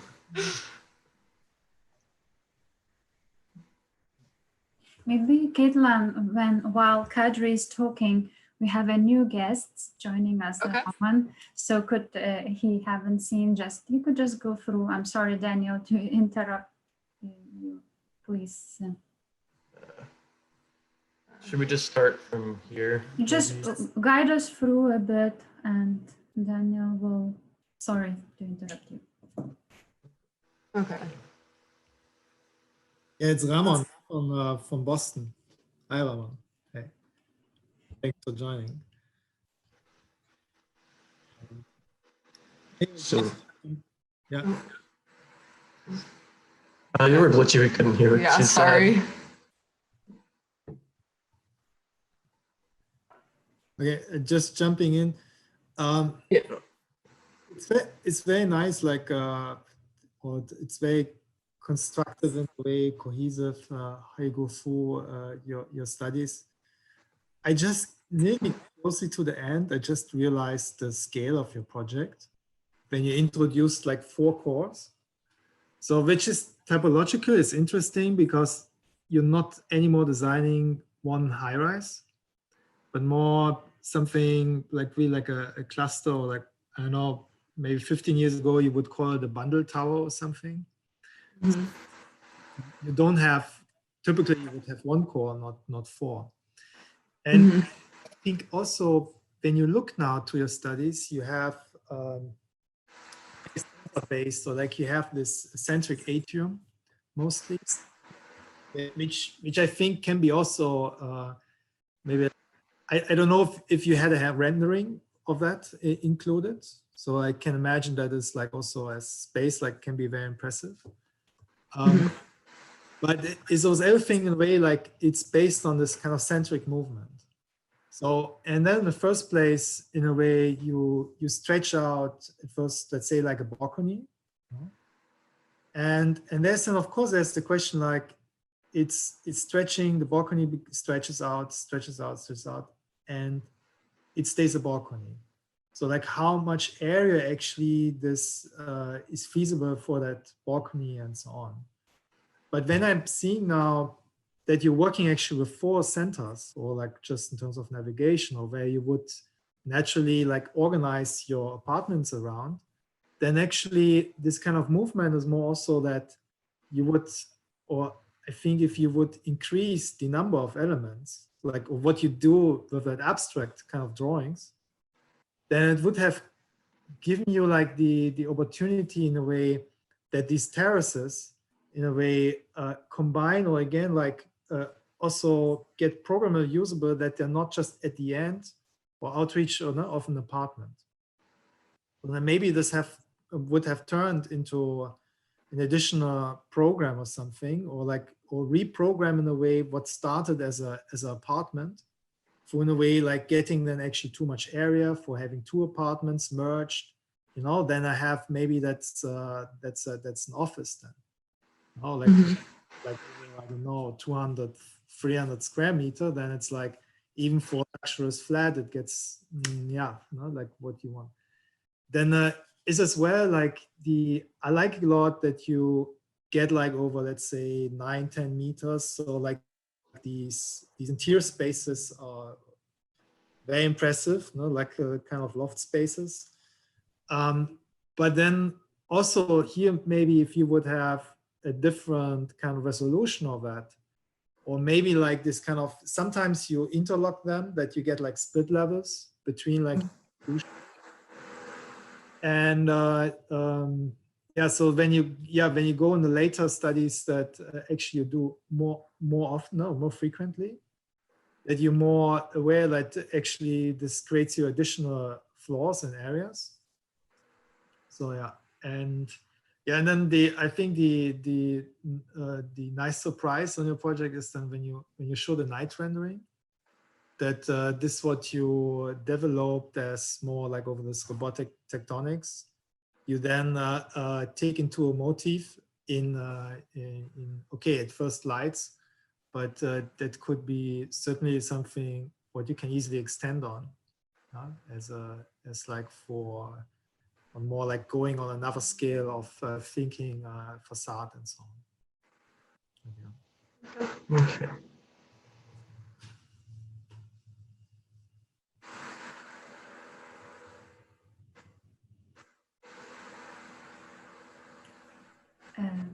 Thank you very much. Thank you. That was good feedback.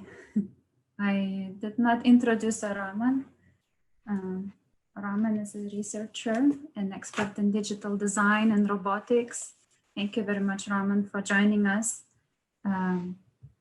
We have had 4 presentations, and one of you have seen one of the 4 presentations now shortly guided through.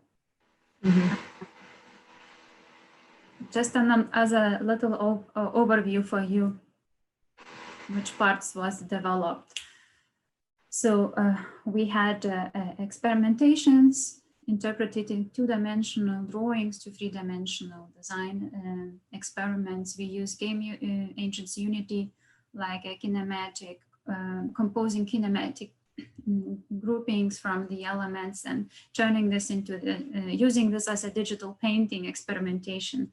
Our studio is speculative, speculation based on speculations, an opposite of looking into the function or the structure in terms of maybe conventional structure. The flip of that to speculate for the like how to turn it into a livable liveness, to reverse repetition, to the variety and heterogeneous kind. And these are second year students.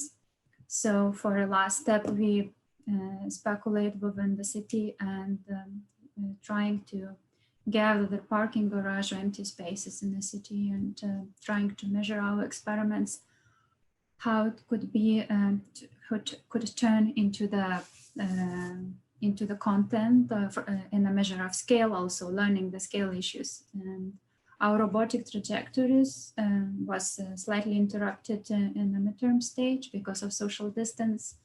We couldn't continue for each student to have it, so they turn into our aesthetical issues, such as like graphical ornamental issues, this connectivity of shifts and movements through the let's say interlock system of trying to develop some interlock system or some detail which would distance some little gaps. They would interlock and shift and allows us this freedom of design to become as detailed. It was more visionary, speculated what kind of architectural ambience could bring to our experiment. So we have several layers we embedded, and yes, shortly to introduce you. And I want to thank you a lot for Kadri and Daniel giving us all comments and staying in with us in this first 2 hours. And everybody is welcome to give a final comment within 10 minutes. And students, you could slightly in between share your presentations shortly, like Ayer and Cole and Joseph. You can shortly please go through. So it will be for Roman introduction. And if somebody has some final comments or summarizing or the advices for future speculation within this experiments that you have seen, we are very happy to hear from your side.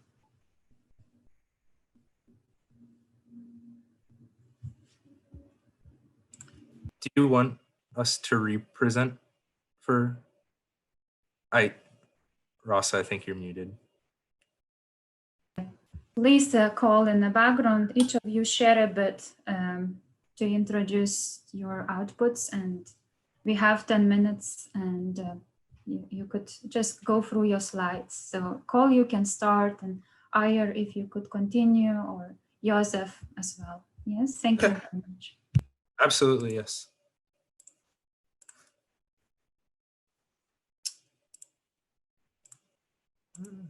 Okay, so Cole, you don't need to talk. You could just make a slideshows. Yes, thank through you. them. Yes. Okay. I'm Maybe sorry. show like a few of your final renderings. Absolutely, yeah. I'll And, go right to this. or what do you like the most, simply, and directly going to Ira, like, yeah.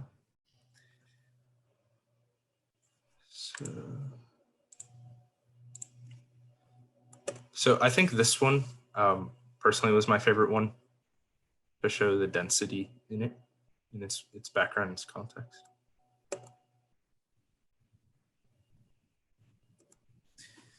I mean, what was interesting in this 4 presentations that it's way every project is developed more from exterior. So, and I think there's also the qualities that it's really working in elevation or as a kind of roof landscape, and it's more like the exterior qualities of what so often is missing today, like the scale of a neighborhood or the scale of just a housing project. So how really the exterior creates additional value, which is in a way, can also be used as additional living areas and so on. So that was certainly nice to see that usually like you would develop a housing project completely our way around, not that you begin from just like a basic assumption how a 1-bed, 2-bed, or so on looks like, and how do we can in the best optimized way can stack them. So this is from that side, and generally, like, I think like seeing that you take on like this kind of mixture between historical references, kind of abstracting, or like it was a very long path in a way you went through all from very abstract kind of thinking experiments, and then yeah, like taking on a bit of robotics, taking on this and that, and then applying that actually as a full scale project, even being forced like with highly complex site conditions. So yeah, so that all projects I think have very, very nice qualities. Yeah. Thank you.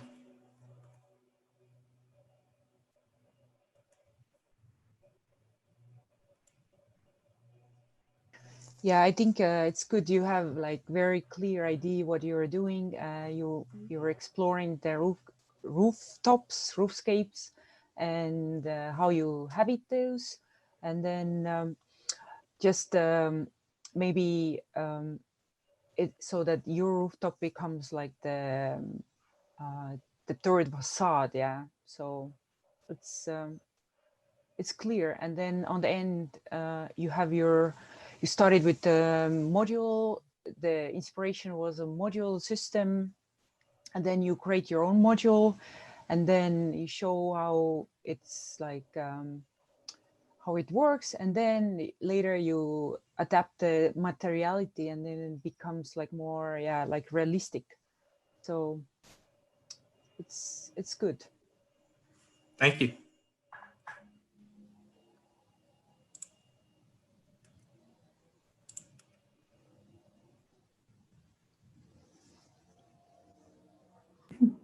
Maybe some students would like to share, like Joseph or Ayer. Yeah, thank you. You could please guide us through your.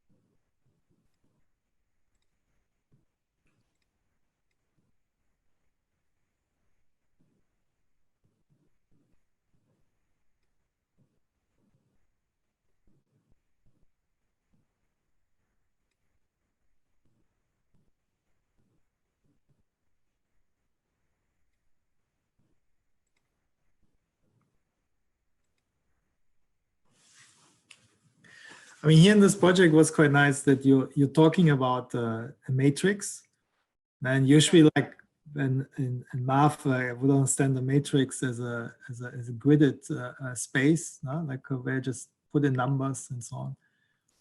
And for you, it's actually matrix is a cloud, or like this kind of shifting and moving is in a way like for you an instrument to have also a way of thinking adaptability, or like it's a very indeterminate way to define like your housing or what you see as a housing or not. And this is also that's something when you look into more from a historical perspective, then actually mathematicians were actually thinking a matrix actually much more fluid. So actually, when you read text, this is very interesting from like early modernism or also early computational studies. So the imagination, for example, of cellular automata or like cellular spaces of these matrices, were actually these scientists, they were talking about fish tanks with loosely moving parts or like anything and so on. So, and it's nice, like more kind of complex computation actually you add, or like adding into design, like more like you're able coming back to, it's like, or loosening this kind of like rigid concepts of like what you would say. So this was also nice that you completely reinterpretate what actually a matrix is. So you very naturally take on the idea of a matrix, and this turns into something, yeah, very freeform. Yeah, I think they have like a lot of visual like complexity to them. Both proposals that we just saw, and I think also like maybe that's more for the last presentation. I think it then becomes strongest when you kind of combine or like juxtapose it with the existing like very grid-like structures, and then you sort all of a sudden have these kind of new kind of more edgy elements that you introduce here. Yeah, it's very interesting to see also like the kind of the visual quality of your clustering. What I would be kind of curious to know also in this presentation is how do you assemble it, or like what was like the thinking behind how the clouds, these building clouds are shaped? So the idea was that this matrix generator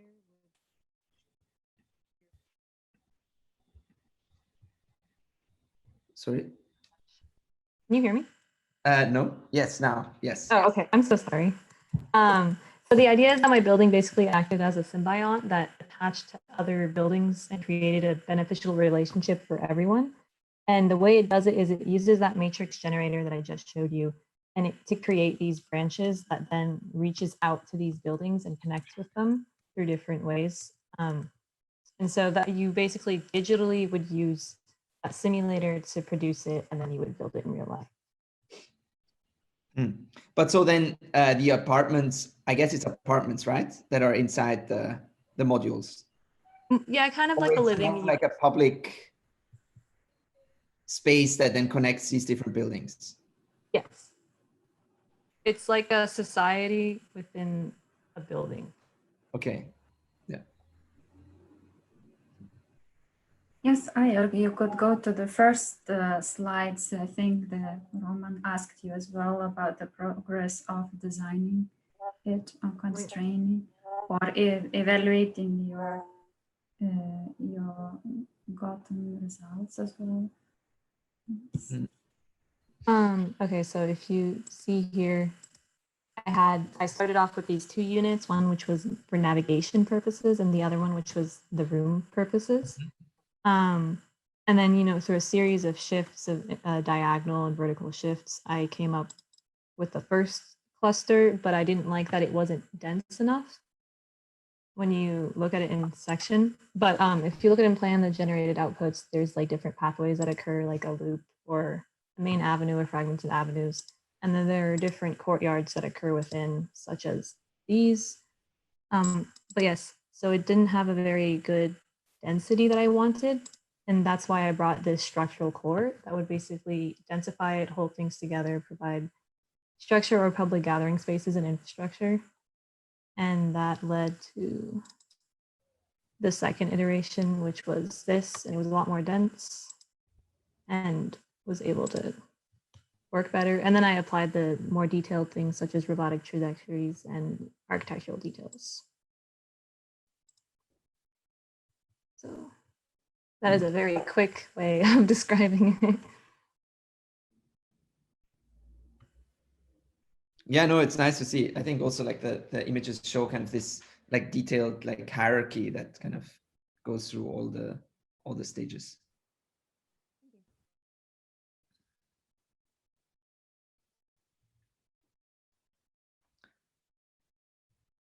I mean, it would be kind of interesting to like see if you could have a way of making sure that all of the elements connect, because now I feel like a lot of them are maybe a bit insular, like that kind of it becomes like this shifting maze, right? That always has like a solution how you could traverse through the whole building, or like maybe depending on how the elements move has like different ways of where you would be able to go, right? The way I developed it when I came to this section portion is that there were clusters, and then what I did is each cluster attached to another cluster, so there was still a way for them to connect to each other, so that there's no like overhanging separated section in the entire system. Yes.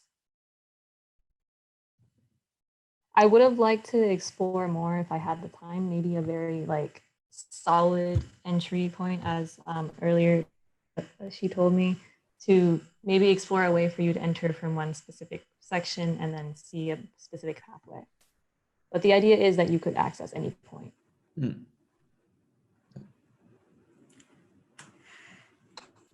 Thank you very much to everyone. Thank you, students, for sharing us here your outputs of the semester. Thank you very much for the jury, and I would like to invite you for a short break, and we will continue in 30 minutes around. If there are some questions or regarding the schedule or regarding the questions from the projects, please ask me. But if you would like to take a break, you're welcome to start to do so.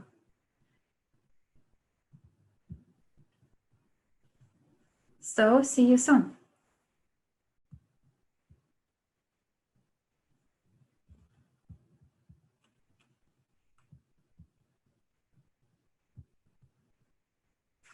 So Roman, we will have a 30 minutes break. Yeah.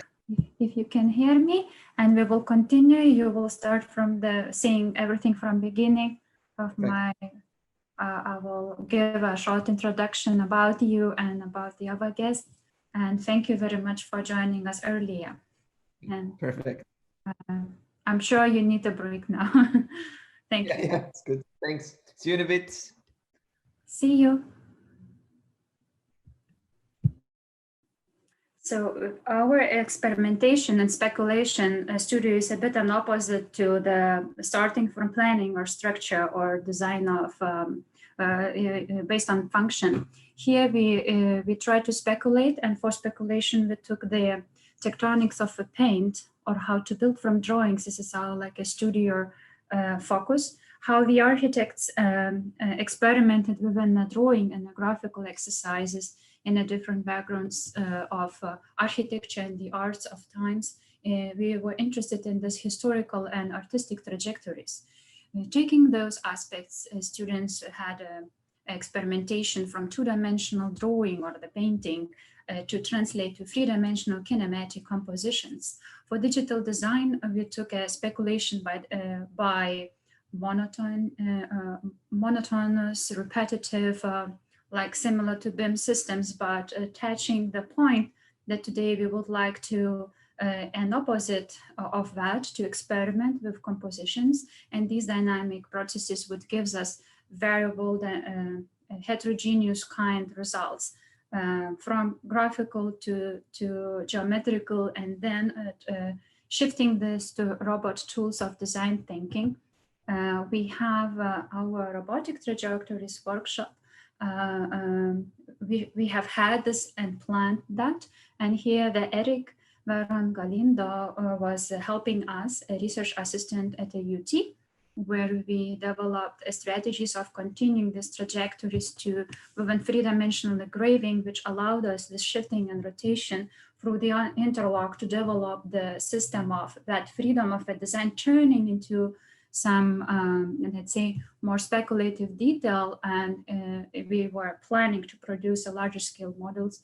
This is a group work as a first experimentation. So students will show you their own implementation into the project, just unfortunately into the digital design, while of social distancing, we were interrupting that progress. And the third part, through the speculations, we focused on from tectonics toward buildings, how actually that visions, these digital paintings within these kinematic systems turns into the building proposal or lovely habitat, not like one building proposal, but more showing the experiences of spatial sequences and varying with various architectural scenarios, with, of course, as an opposite of planning with function and structure. Those all experiments were made in several steps and in 3 months period.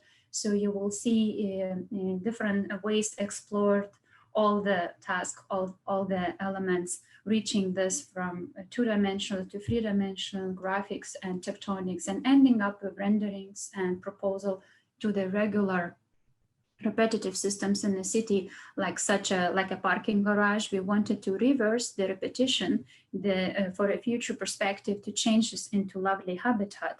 So I would welcome our students. I will start to share to start our first presentation and to explore for us the speculative moments to show their own speculations. And welcome, Daniel, you're first. Could you please share with us the screen? Of course.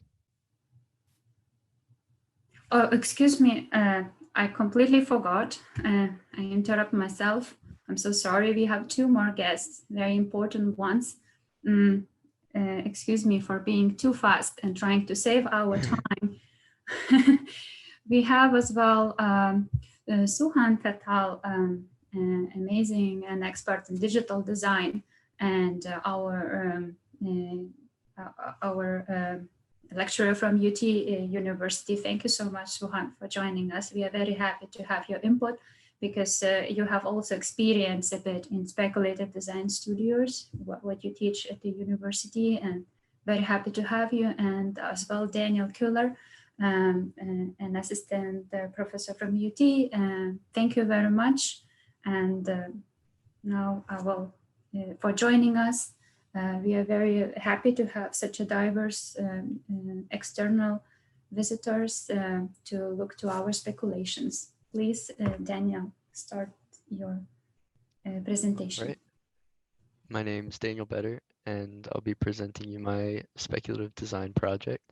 So I'd like to start off talking a little bit about the precedents that I drew from for my project. This was the first sketch that I looked at, and to the left you can see the first model that came from it. I was inspired by the circular forms that ended up being the unbuilt part of this project, and how they kind of prescribed these pathways and made them narrow, made them widen, and how they also had completely variable balconies based on how they were overlapping. And the second precedent that I was looking at was the Okuriyama Apartments by Kazuya Sejima. And what I really liked about these was mostly that you could look from the top and the plan view stayed the same all the way through, but you could see as you looked from different perspectives that chunks were taken out and certain spaces that were exterior on some levels were interior on others. So these were the first couple of sketches that I made based on that initial model. This one looking more at a plan view activation, and this one more in section, just moving up and down. And then I also have a perspective that you can look through in some places and see how kind of the views change and how the scale affects the views of the model. And moving a little bit towards mid-review, I decided to focus more on that plan activation. So the movement of these drawings is that all of the units rotate around the center of their circle, and they kind of start to pull out from each other and bring what was once an indoor second floor into an exterior balcony. And this was just the first look that I had into the site. So looking at the scale of the units again and how they could move around in that space. And here another set of floor plans where you can really see the separation between the units. And finally, these animations were from mid-review, just coloring in also that balcony so that you could really see as it started to pull out from the other units and create an exterior condition.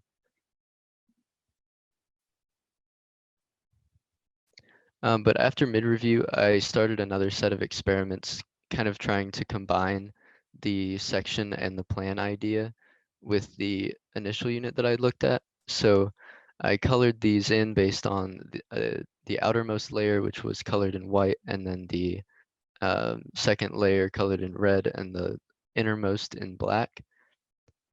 Looking at, as they started to expand, what units could kind of get that completely exterior view, so you could see where you could look all the way through as they expanded, and where some units were completely covered up.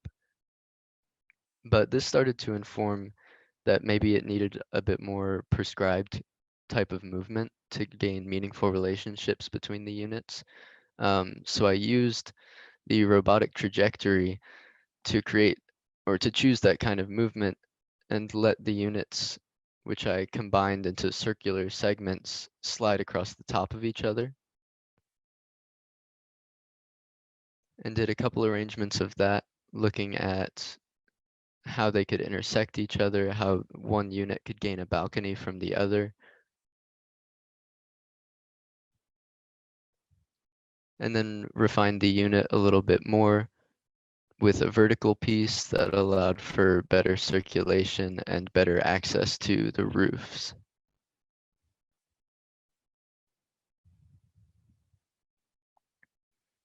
And then this animation is where I really started to find the arrangement that got rid of any patterns in the movement and started to create something a lot more variable, with intersections between the units being more at any angle rather than just at the same prescribed circular movement. But I wanted to explore more, rather than just these private landscapes on the roofs of the units. I wanted more public landscapes. So I added in this unit that I developed for the landscape that kind of expands and contracts on top and beneath the units. And also that the goal was for it to weave within the other landscapes to create clusters in some areas, and some areas where it pulled out and became just a single piece that allowed for circulation but not really gathering space. And this was the speculative arrangement that I did, just looking to see how far this could go, how large the arrangement could get. And also with these vertical elements that I added in to activate the section a little bit more, and also provide more vertical circulation between not just one floor to another, but more public vertical circulation. And it could also be infrastructure or structure to the rest of the building. And this was just an exploration I did, looking at that in positive and negative space, just kind of painting with the units.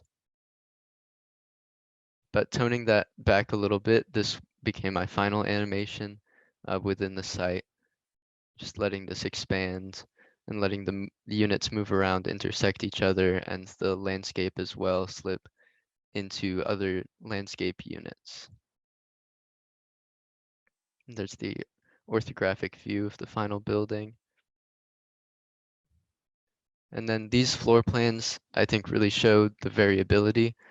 There's a totally different idea on whichever floor you're in. And so the green stands for these public gathering spaces, which are larger clusters of the units, which are more accessible by the public vertical circulation. The yellow represents the kind of semi-private, which is accessible from either one unit or two units and not normally by the elevators. And the blue are units which don't really fit into either of those categories, but are more just circulation between semi-private and public areas. And then the gray rooftops are the more private landscapes. And I did that mostly based on where the elevators fell, the public circulation, and how the units ended up subdividing the landscape so that not all of it was accessible at one time. And then here's some renders that show that as well. You can see on the level where we are standing is a kind of semi-private courtyard area where these two units have access. The garden is only able to be accessed by the one unit. Up one level is another semi-private landscape, a deck for that unit. And then up on the very top where there are no more units, that is a totally public, not even subdivided kind of park area. Here's another view from another park. This one looking into that park and down on a private rooftop. And finally, an overview of more units. And that's it. Thank you, Daniel. Cool, great project. Maybe I can start. Yeah, I think congratulations. It's a very complete project, and I think it's done in a very rigorous manner from the beginning to how you developed it, and switched from kind of random aggregation to sliding, and you are kind of referring to your robotic studies in detail. I think that was really a moment that it really shifted the project in a great way. And yeah, I think and every aspect of this project is kind of well explained and very rigorously developed. So I think it's very well done. Thank you. I also really enjoy how you have these sets of renders at the end, kind of really pulling out the practicality of the project. Yeah, and I think it's not like it's beyond speculative. I think it's quite practical, and I can really imagine that these are going to be built very soon somewhere. Thank you. Cool. Sorry.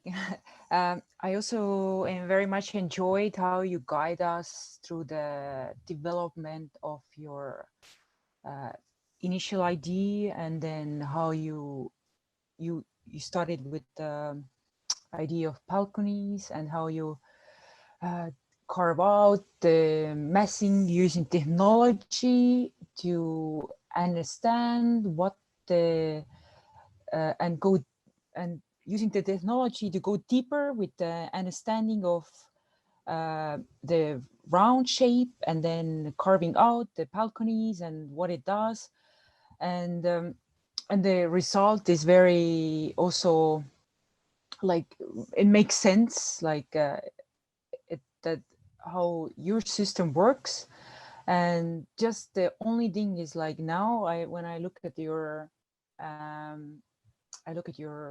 rendering, then so I see the circle, and then you start from point A, and then you go around the balcony, and then where do you go? So just a little, everything else is like very nicely understood, and you did like very well, you presented it very well, but just that maybe, yeah, like what it does, if what it gives us now, if I follow your like right now here, the balcony, like going, where does it take me? Right, that's something I did need to work out a little bit better. Sometimes it's not a totally connected circulation path.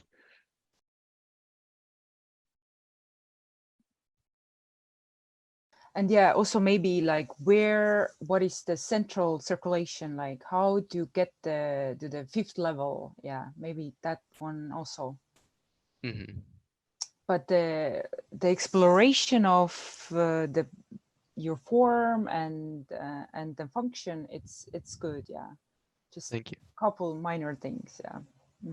Yeah, I also enjoyed your animations when things start to kind of move, and you see how like these different shapes also interact with each other, that they kind of respond, and they're not just like overlapping, but I don't know, in your earlier animations we could see that kind of the turning of one section would then start like having others turn back so that they don't intersect. And I think that's kind of the situations where it becomes really interesting and also like complex. I think maybe adding on to the last comment, I think there maybe the vertical circulation could have been like responding to it a bit more, because I feel like now it's somewhat the only part where it actually kind of intersects, but not really. I don't know. I feel like maybe there could have been an opportunity to like even more kind of have the vertical circulation maybe interact or respond to like the shifts. But yeah, but overall, I think it's super cool how they interact with each other. And I also, to be honest, I like your abstract representations more than the I don't know, things like these where kind of these yeah. But yeah, no, it's very interesting.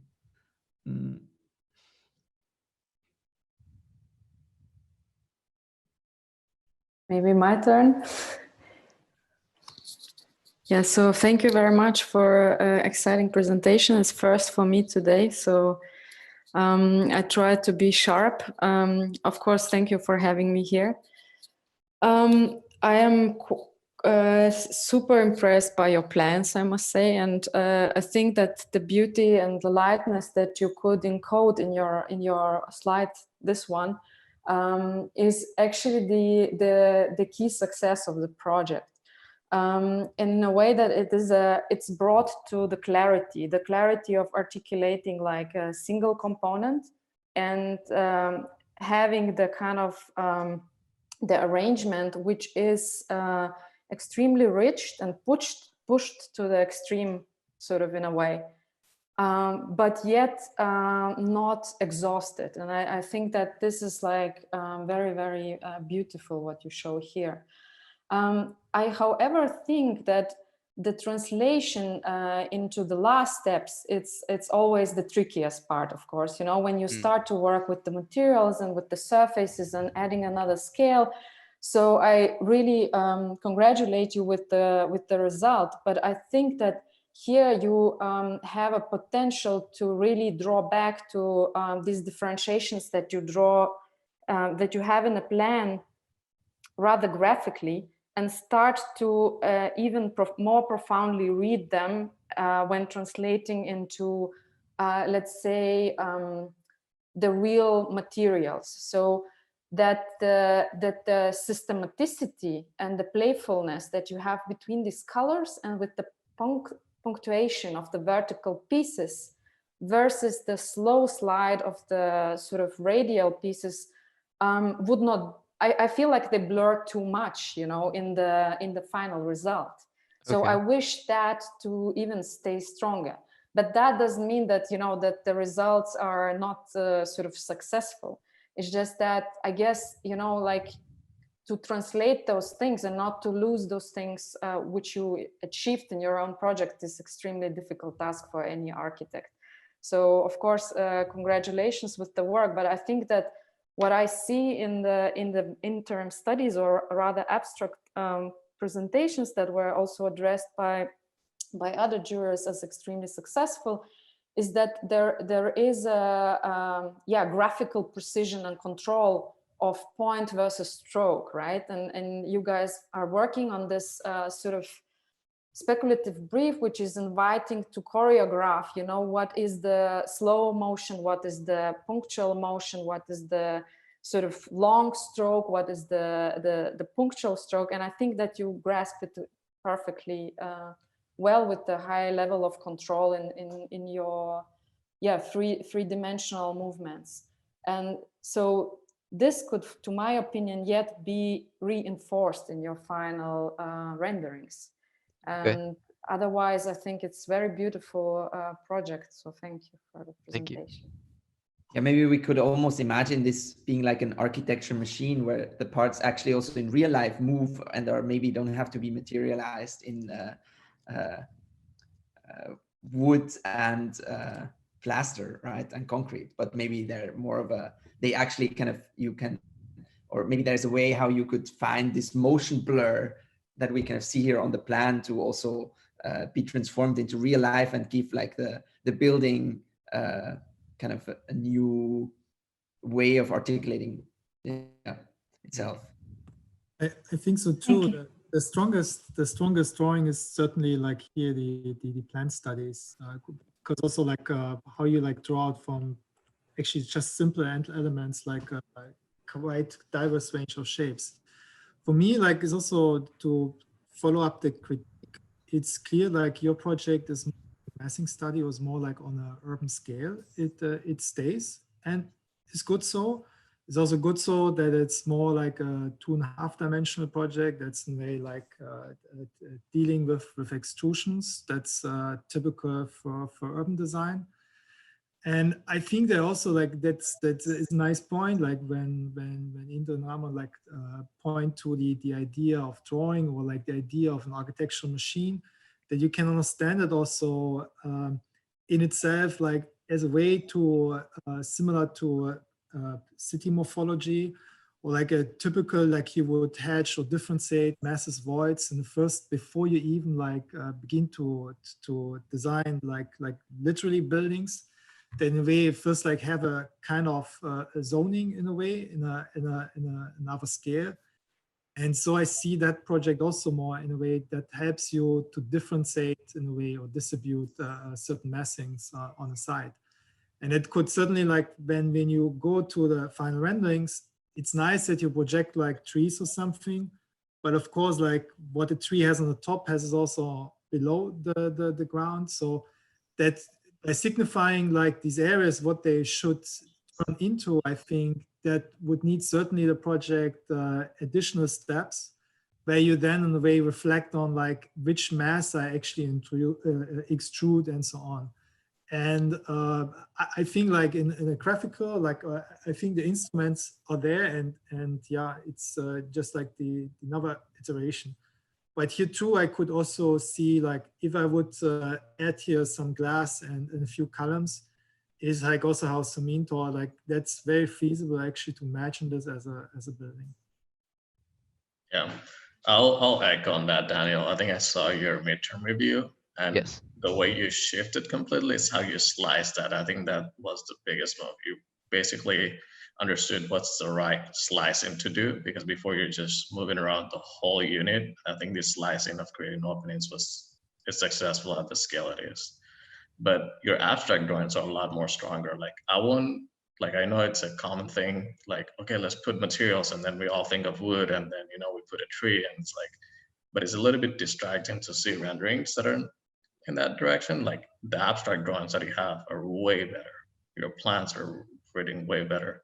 I also wonder in the core, when you're having the core, like it looks nice on plan, but when you go to elevation, it's a extrusion in one direction. Like I wonder if that could go diagonally and start giving that same language of this circular movement that you're giving it. So it doesn't feel like an external add-on, Because in all your animation, even the color, like, I don't know if your intention was to make it different, that's why it went orthogonal, or were you trying to like mesh it all together as like one fabric, I definitely would have liked it to be more integrated. I had hoped because you did it here, but it's by material, not by geometry. I had hoped that the movement that I gave it would make it integrate a little bit better. It had the same rotation movement, but that was kind of broken up by the fact that I also had it moving up and down at the same time. So I feel like that didn't come through as strongly as I would have liked, definitely. Or somehow it could be a build-up of your rotation. It's not an external add, if that was your intention.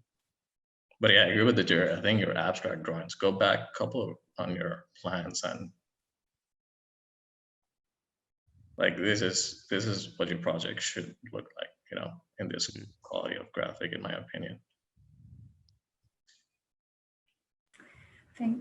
Thank you everyone for such a nice comment, and Daniel for your very artistic explorations. I hope future brings more possibilities to integrate those experiments in the future steps of architecture. I would like to introduce a second person for the presentation, and at the end, if we have time, everybody, I will ask to summarize that, so we will have more time to speak about, so sorry about that. Could Logan please share your screen? We have 4 students in this 2-hour session, so we have 3 more students. Thank you.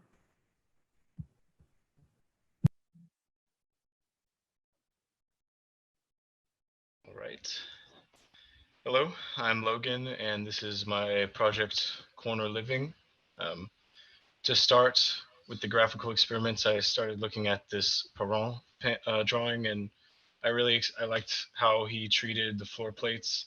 I wanted to present that in a model between the plates that takes these plate units and from very few units creates these very complex forms. And I really was interested in that. And also from the same drawing, I was also able to perceive these voids as geometries in themselves. And I wanted to explore maybe tessellating a conventional perfect geometry in this way that sort of creates these endless spaces. And then finally with the Diller painting, I was able to perceive these C-shaped creations from the lines as different units. And I wanted to explore maybe as a unit, a three-dimensional unit that was able to be tessellated with these partial walls. And maybe they can interlock with each other in a three-dimensional way to create an interesting model that explores between the rooms. And going forward with the Unity animations, this one was sort of just me getting a grasp on the program itself, and I wanted to see what was possible with these clouds of moving units. So I just took a very simple L-shaped plate unit and wanted to see what I could do with it. Created this very chaotic cloud. And from the between the rooms model, I was able to create these flipping hexagonal patterns that I thought were interesting because every time it flips, you can see that it creates these variable void conditions right here, as well as changing the internal structure of the room layout. And I thought that was really interesting as well. But one of the limitations of this model was, of course, the fact that these hexagons have to be arranged in a very particular way for that condition to arise. And that was a weakness that I wanted to try and fix in future explorations. So looking at my precedent was Von Haus Rondo, and it's interesting because it had a very similar issue in which it's this perfect polygon, but at the corners, the corners are treated in such a way that they slip past each other and create this extra variable space. And I thought that that would be an interesting way to introduce variability into my model. I thought it could be very promising. So going forward, I wanted to take my conventional geometry and maybe extract an occupiable fragment from it. And from there, slipping the corner past itself to create this variability of space. And you can see down here with after I add the circulation, it has this rotation moment about it that allows for the flipping of the courtyards that I like so much about the hexagonal layout to appear again in this way that creates more interesting conditions, in my opinion. And for the courtyard condition, I thought that that would create some interesting movement as well. And I really like the idea of possibly having continuous roofscapes that always link different courtyards to each other and create this in-between condition between different void spaces.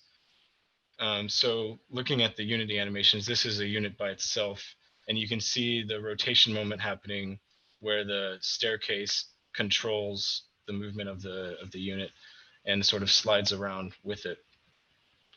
And then I really liked where this courtyard was going. It had a very interesting movement to me that I thought could be that had a lot of potential in the future. So going forward, I wanted to make larger aggregations with it. And of course, the first experiment was not very promising. It was very static, in my opinion. There wasn't a lot of reading you could get from it. I didn't really particularly like the pathways that it made. It was just sort of writhing around chaotically to me. And of course, there were a bunch of other explorations that ended up in the same way. But eventually, I got to an arrangement that I liked a lot, where you can see these courtyards are connected continuously through these roofscapes, and you can circulate through the entire structure through these courtyard conditions, and you're always in between these spaces. And it had a lot of promise to me in terms of the nice views and the nice habitability that it could make. So going forward, colorizing the spaces, I started with, oh, here's another view. You can see the circulation happening right here through the roofscapes. You just continuously go up these pathways through the units. Going forward with the colorization of spaces, applying program to it, I started with the construct that I liked the most. And I assigned public roofscapes, private units. In this way, you can see all of the roofscapes are connected in a continuous way, and you're always in between these variable courtyard conditions. And there's a relative variable density, like over here, it's less dense, and you can get more public areas, and then more dense over here, more private areas. But they're always sort of interlocking in this way where it's very connected, but also there are a lot of conditions where you can have some privacy as well. And there were basically 4 different conditions that arise from this colorization, varying from the most public unit to the most private unit. And there are various ways to connect all of these units. You can see that when the circulation is public, you can connect multiple public or private spaces. And this one would be branching off from another roofscape because it's completely enclosed. And detailing, the detailing is fairly similar, but there are some key differences. Like the most private unit would have more closed off facades. There would be glass where there was railing in the public units, stuff like that. And we also did these robotic trajectory experiments, and my group in particular experimented with these intersecting rails where 2 geometries could occupy the same space on the rails at different times. And I wanted to incorporate these trajectories into the facade of the structure and the detail. So there are basically 3 different facade elements that arise from this. And one is the trellis element right here, which lets light into the public areas. And then you have the wall detail, which is more on the private, sort of connecting visually the public units to the private. And then of course there are the roofscape gardens that appear on all the roofscapes. And you can see there are these planters for different vegetation or trees or shrubs. And then intersecting that are the circulation and sitting areas. And I thought that created a really nice space for the roofscapes. And the site, I chose a site in West Campus. It was near the UT campus. And it was this very repetitive, monotonous parking garage that I thought I could introduce habitation to this site and reverse it in a way that created more friendly, habitable environments. And there was also this parking lot next to it. And I thought maybe I could connect the two. Since this is a speculative studio, I thought maybe I could connect the two with no restrictions. And so I thought that was really interesting. And going forward, I wanted to bridge the space between these 2 sites and create a more habitation than what a parking garage or a parking lot would provide. And going with the large renders, I wanted to experiment with these drastic roofscapes, and you can see the courtyards being formed with these massive voids and these smaller voids, and you're always in between these spaces on the roofscape. And I think it creates this really interesting and nice habitable condition. You can see from below, if you were maybe on a public plaza, you can see looking up, it creates this interesting lighting that I like a lot, sort of like branches through a tree.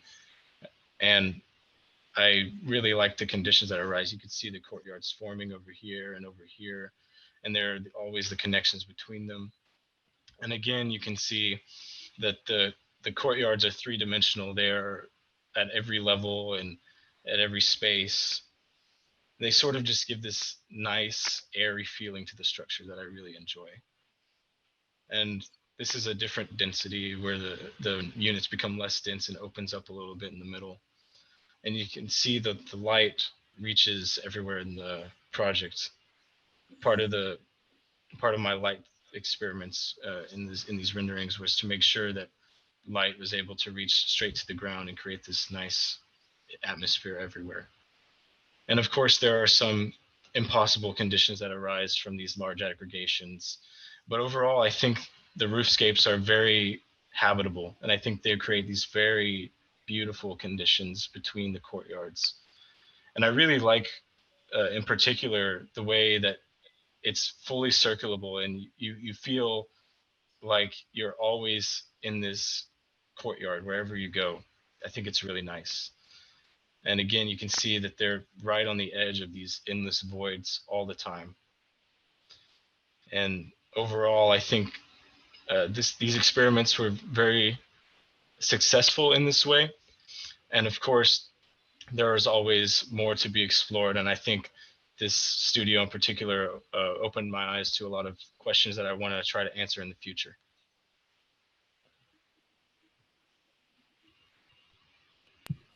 Thank you, Logan. Would you like Suhan, perhaps Suhan, would you like to start? Yep. I remember your project also from the midterm, I think. And I like the way that now you make this stair becoming the thing that rotates and that adapts. I think now it feels like one unit instead of it, hey, I'm going to add a stair and that will be something that will just be added. It feels very integrated. It reminds me a lot of Habitat 67 because it's like you walk on someone's roof, you know, that concept that we're losing our architect because of privacy and all this thing.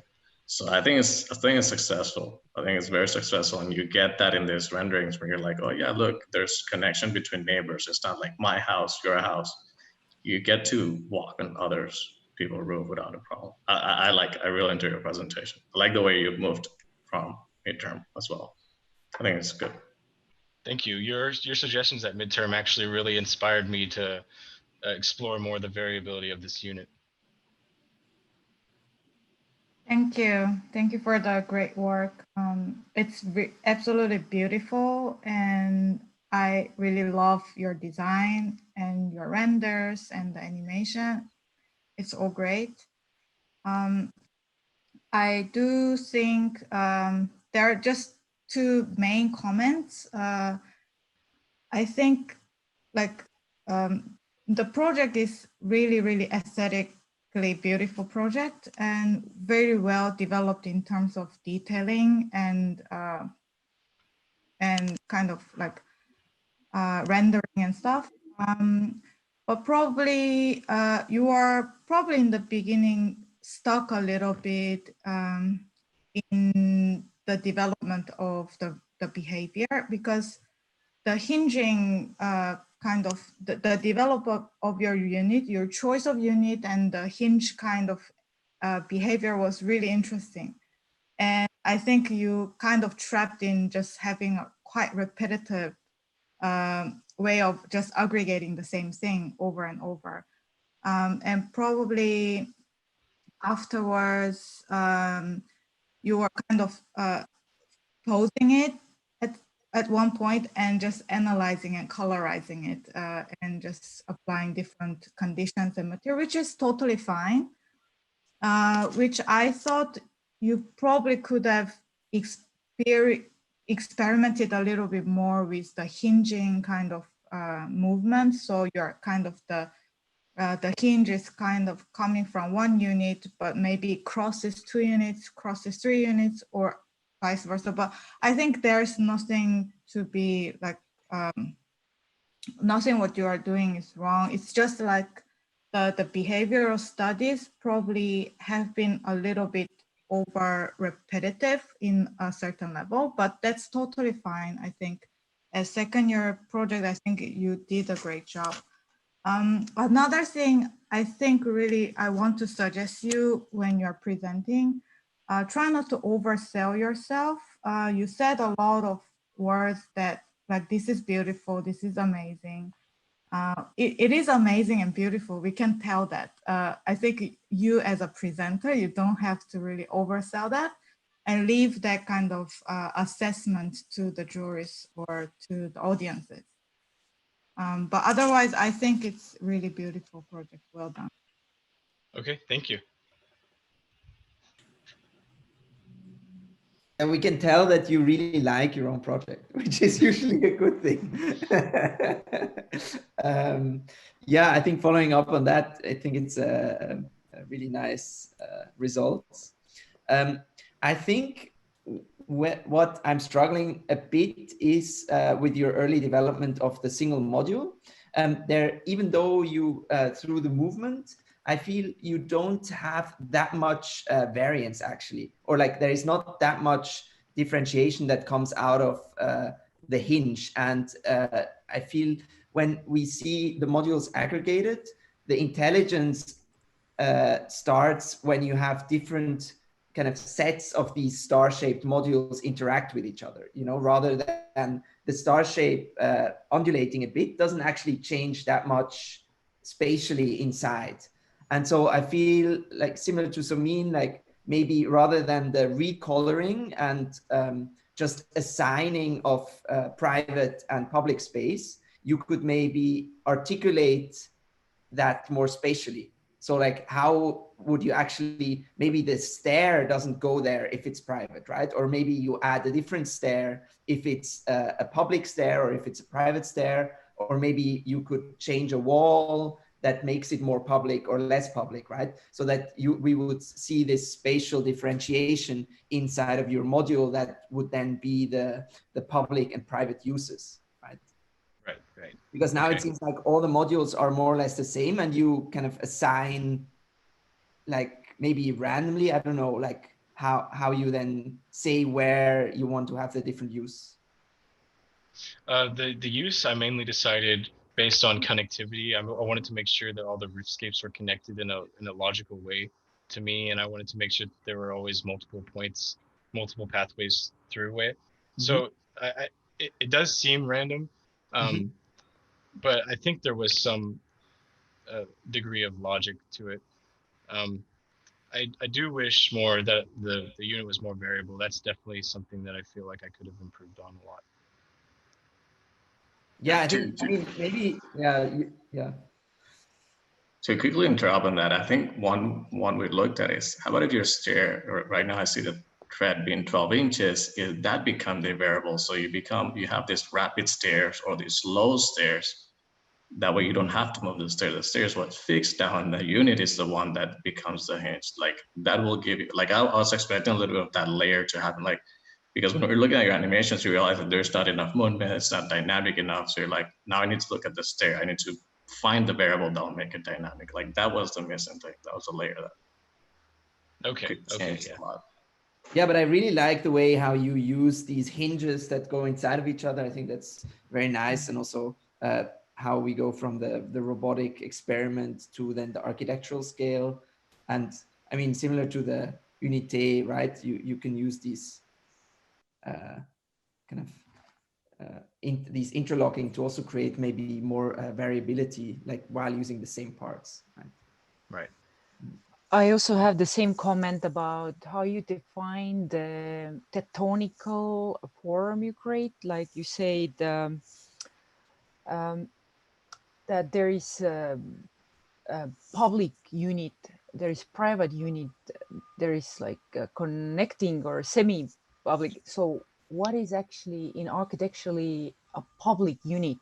It doesn't exist like a public apartment, or so be careful. So now you just had the one form and you colored and you say, you just named like, okay, this is that and this is that. So you made the you just created different colors and different names, but you have to translate this to architectural language, what is really like equals to reality, what it can be.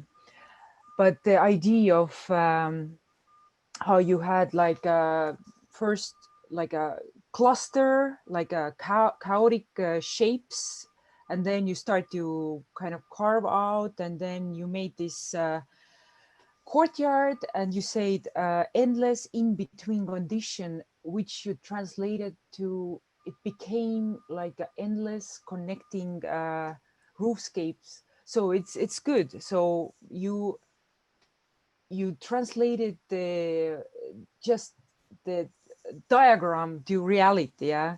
but with the units, you didn't. It didn't. It was a little bit unclear. Yeah, and Okay. and also one thing for me, what's when you you showed the animation, like, and you said like, yeah, I looked and I didn't like it, so don't show us. But you, if it's unsuccessful, just show the things that you work out, and everything you can work out. And today it just it's a matter of putting details and focusing and focusing. Yeah, don't show what is not working out. Okay. And a little bit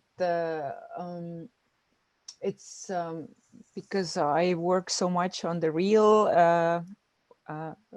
project. So, and then when you show the rendering from on ground looking up, and there is no columns, so I see that there is the opportunity that there is this nice courtyards running through the project of clustering units, but we need columns. Yeah, and it's a little bit tricky. Yeah, that because on the rendering you put trees, you put people, which is like almost like it equals to the reality, and then there are elements which are not, so it's kind Right. of in between. It's hard to judge you, yeah, in term of your end result. But just that the idea of endless in between or condition becomes endless groovescapes. Okay, that's good. Yeah. Yeah, I totally agree. I didn't really think about structure a lot, and maybe I should have. I was just sort of caught up into the other things, I guess. Maybe I can plug in here with my comment. I could not agree more with the comments here, because you make quite hard work for a jury to judge your project when you render so complete things, right? So it's, let's say, to assess your project, it appears to be extremely complete. But then, you know, it on the other hand, it is sort of missing the certain, yeah, for example, structural links, which could really ground it. So therefore, it is very, I think, even my comment will be a bit conflicting, because on one hand, you know, it's a great achievement to have such a completeness in the project over such a short time, and having, I know you guys are like, you know, in just second year studies, as I understand. But on the other hand, there are like these, you know, basic architectural principles that are inevitable to consider when constructing such a structure. So keep that in mind, not as a critique, but as something that to take forward. You know, how do you play in general in your presentation with?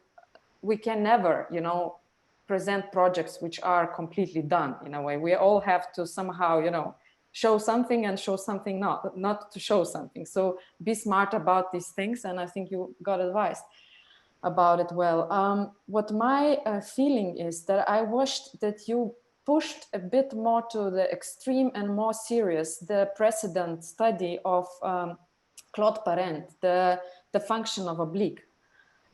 There is an extreme beauty in the idea of, you know, what he worked with the sort of inclination, and you sort of translated the idea of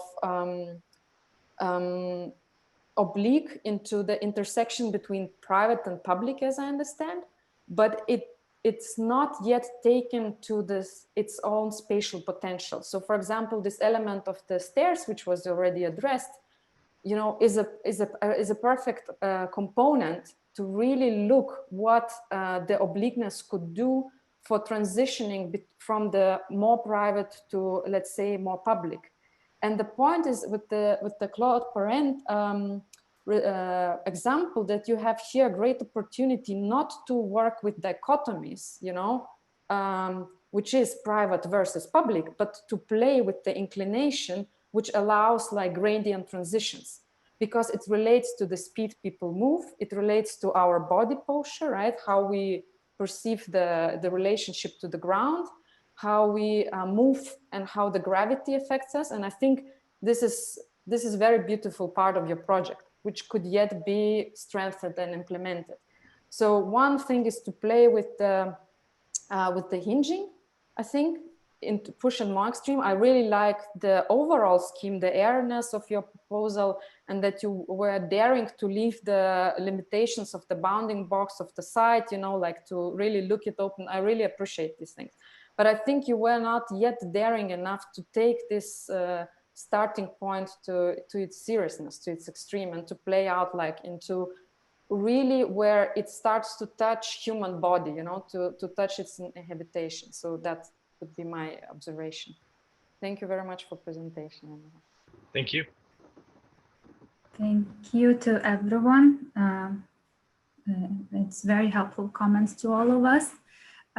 Thank you, Logan, for experimenting. I really appreciate being also a bit going a bit beyond conventional, and your studies are really amazing, and reaching even those helpful comments that we can explore and keep for future perspective to open them. Thank you so much. For the second part, I would like to ask Ferber to join our third student. So Anna, could you please share your presentation? Hi, yes.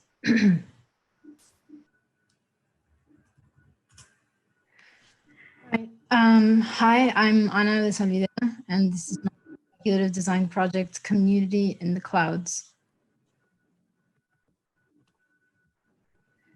Starting off with these two-dimensional drawings and paintings, I extracted from Claude Parent this idea of these endless landscapes made of ramps and created this composition.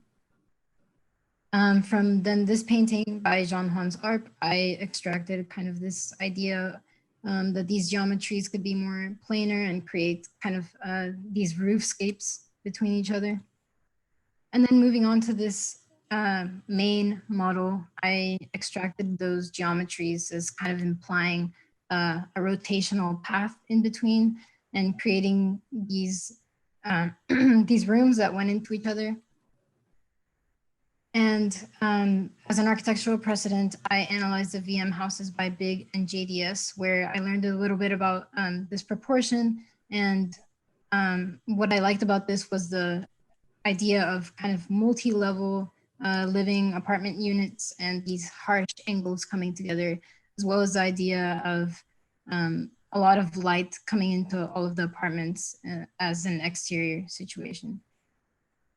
And here's an animation of those rooms, that room model as a rotation interacting.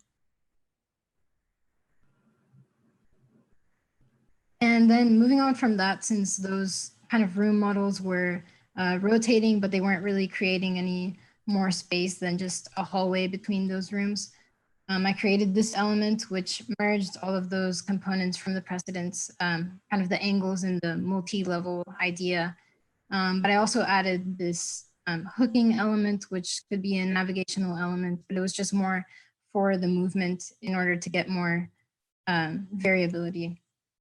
So here I also added these kind of roofs that were created with the rotation. And this was just an initial experiment, seeing how those hooks would kind of behave and how those plates would extend and create these spaces in between.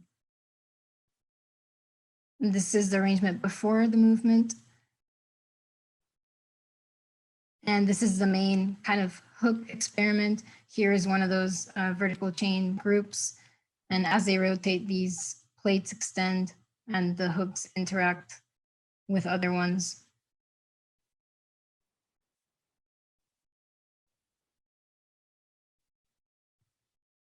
And then here it is kind of the result of that. And I was really interested in these spaces in the blue, these void spaces between those elements as they were taken, pulled apart or coming in, they would create kind of these three-dimensional courtyard exterior situations. And here it is just in a larger, more speculative arrangement.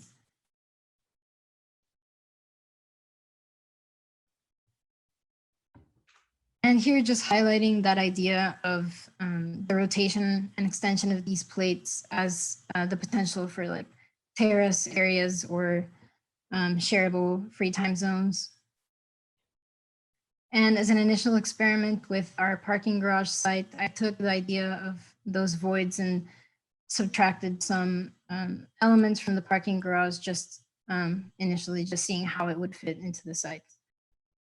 And then after those experiments, some improvements into my geometry were trying to make it a more dense arrangement in the beginning and a more regular arrangement in order to get those void spaces again, which here that kind of wasn't happening because they were really close together and really exactly placed. And here's just another experiment of different arrangements, letting that free rotation act upon the elements. And as an improvement of that, I created then this element, which just improved the circulation because before it was kind of blocking the rotation and the rotational movement between those elements.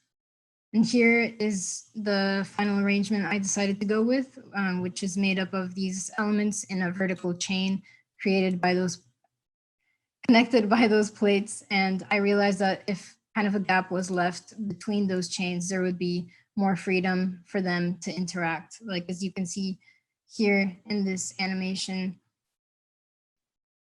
those void spaces are still created. And as a result of getting rid of that hook element, there was more grouping of those elements and but still not losing those voids.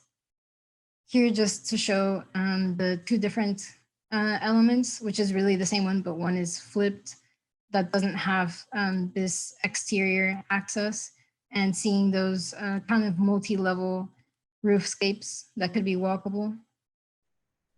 And here I'm just showing the movement of the rotation of those plates, creating these spaces in between the elements. As you can see, after the rotation, there were some exterior situations that were formed, as well as just the interior of the elements. And whereas before the elements weren't kind of clustering, here now you can see that they form these deeper interiors and some elements are more separated. And this is just a three-dimensional view of that. As you can see in the red, there's more deeper interiors and like more potential for maybe a bigger shared space or yeah, and then these separated elements are just maybe just single apartment units. Here, I'm just highlighting those plates again, being rotated as an idea for terraces, which then creates these kind of shared outdoor zones. And here would be kind of more private outdoor terraces. And as you can see here, kind of like those terrace situations appear through the movement.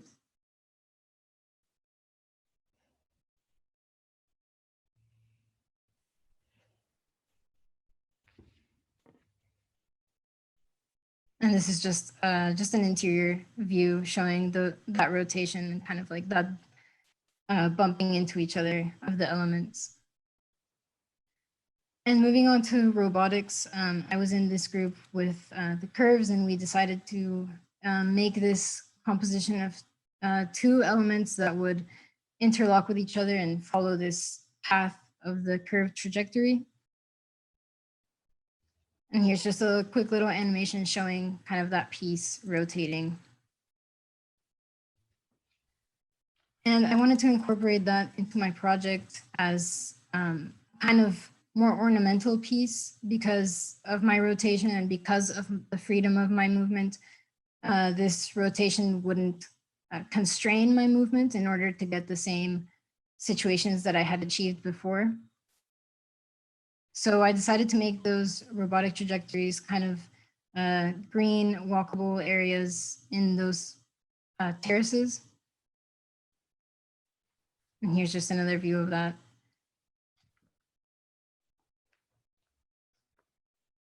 And another one kind of implying that movement, but not constraining the rotation.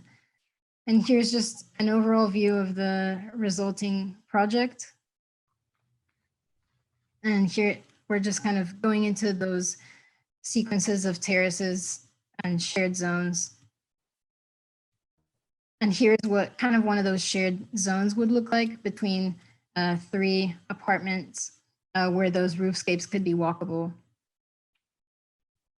And now going into more of that deep 3-dimensional kind of courtyard idea.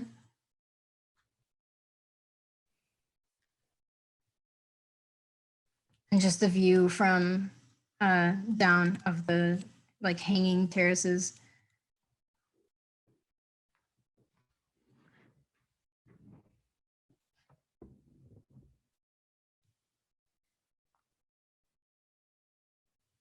And here's just another view of another set of terrace sequences where the ones with the glass railing are more of those shared situations, and the ones with the white railing are private terraces. And again, just kind of emphasizing that rotation with the terraces. And lastly, our experiments with the site, I tried to incorporate that idea of this void space and opening the site to the public as accessible from the city. And this is the final kind of iteration of that, where the bottom of the site could be this green space that could be inviting from all directions, and above would be the living spaces. And it would just create this more lively habitat from what was before. And here's just another kind of speculative animation.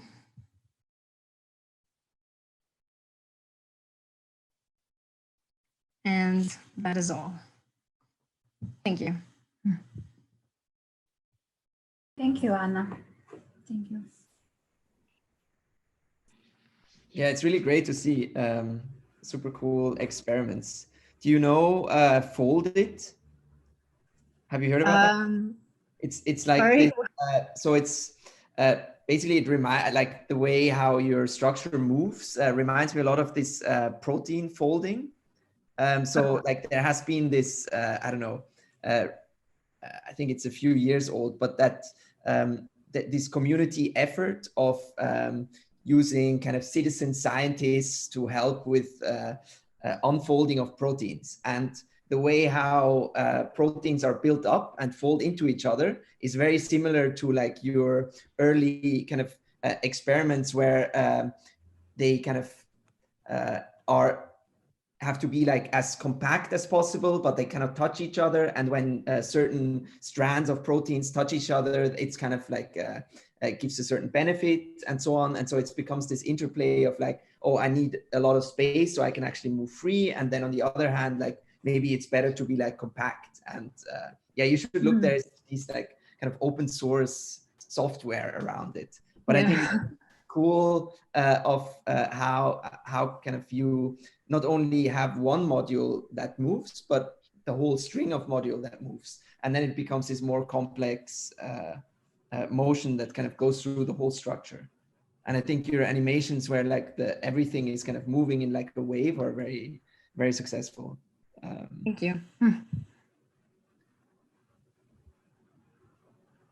I very much appreciate the subtlety and I don't know, elegancy of your project, because it seems it does very small moves, you know, like very little gestures, but the effect is extreme actually, because when you think in this kind of structure, the habitat that you create is a very radical proposal, whereas in other two projects we could yet read, you know, let's say publicness and privateness through the tectonics of certain elements.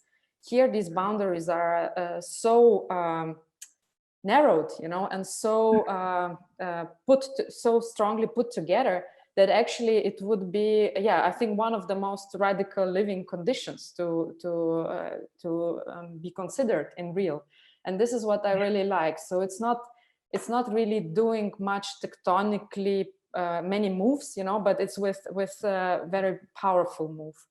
And I think there is a subtlety also the way you describe, you know, the attention to even such details like railings. Of course, they could be, you know, put forward in design and considered, you know, in better detail. But I think this idea of rather talking about what is shared versus what is intimate and private, rather than like putting it public private, is already very powerful, you know. So it's really thinking, you know, that the degrees of shariness is something that I think you could even take forward in your any other project and continue studying it. I think that this is how this organic feeling occurs, and I really think that this what Ramon was saying now, it totally perfectly describes the kind of granularity and yeah, it looks like a almost some kind of chemical model or something. So I really like it, the vividness of it, but the vividness because it seems that it vibrates all, you know. So I think it's very elegant and beautiful work, and congratulations.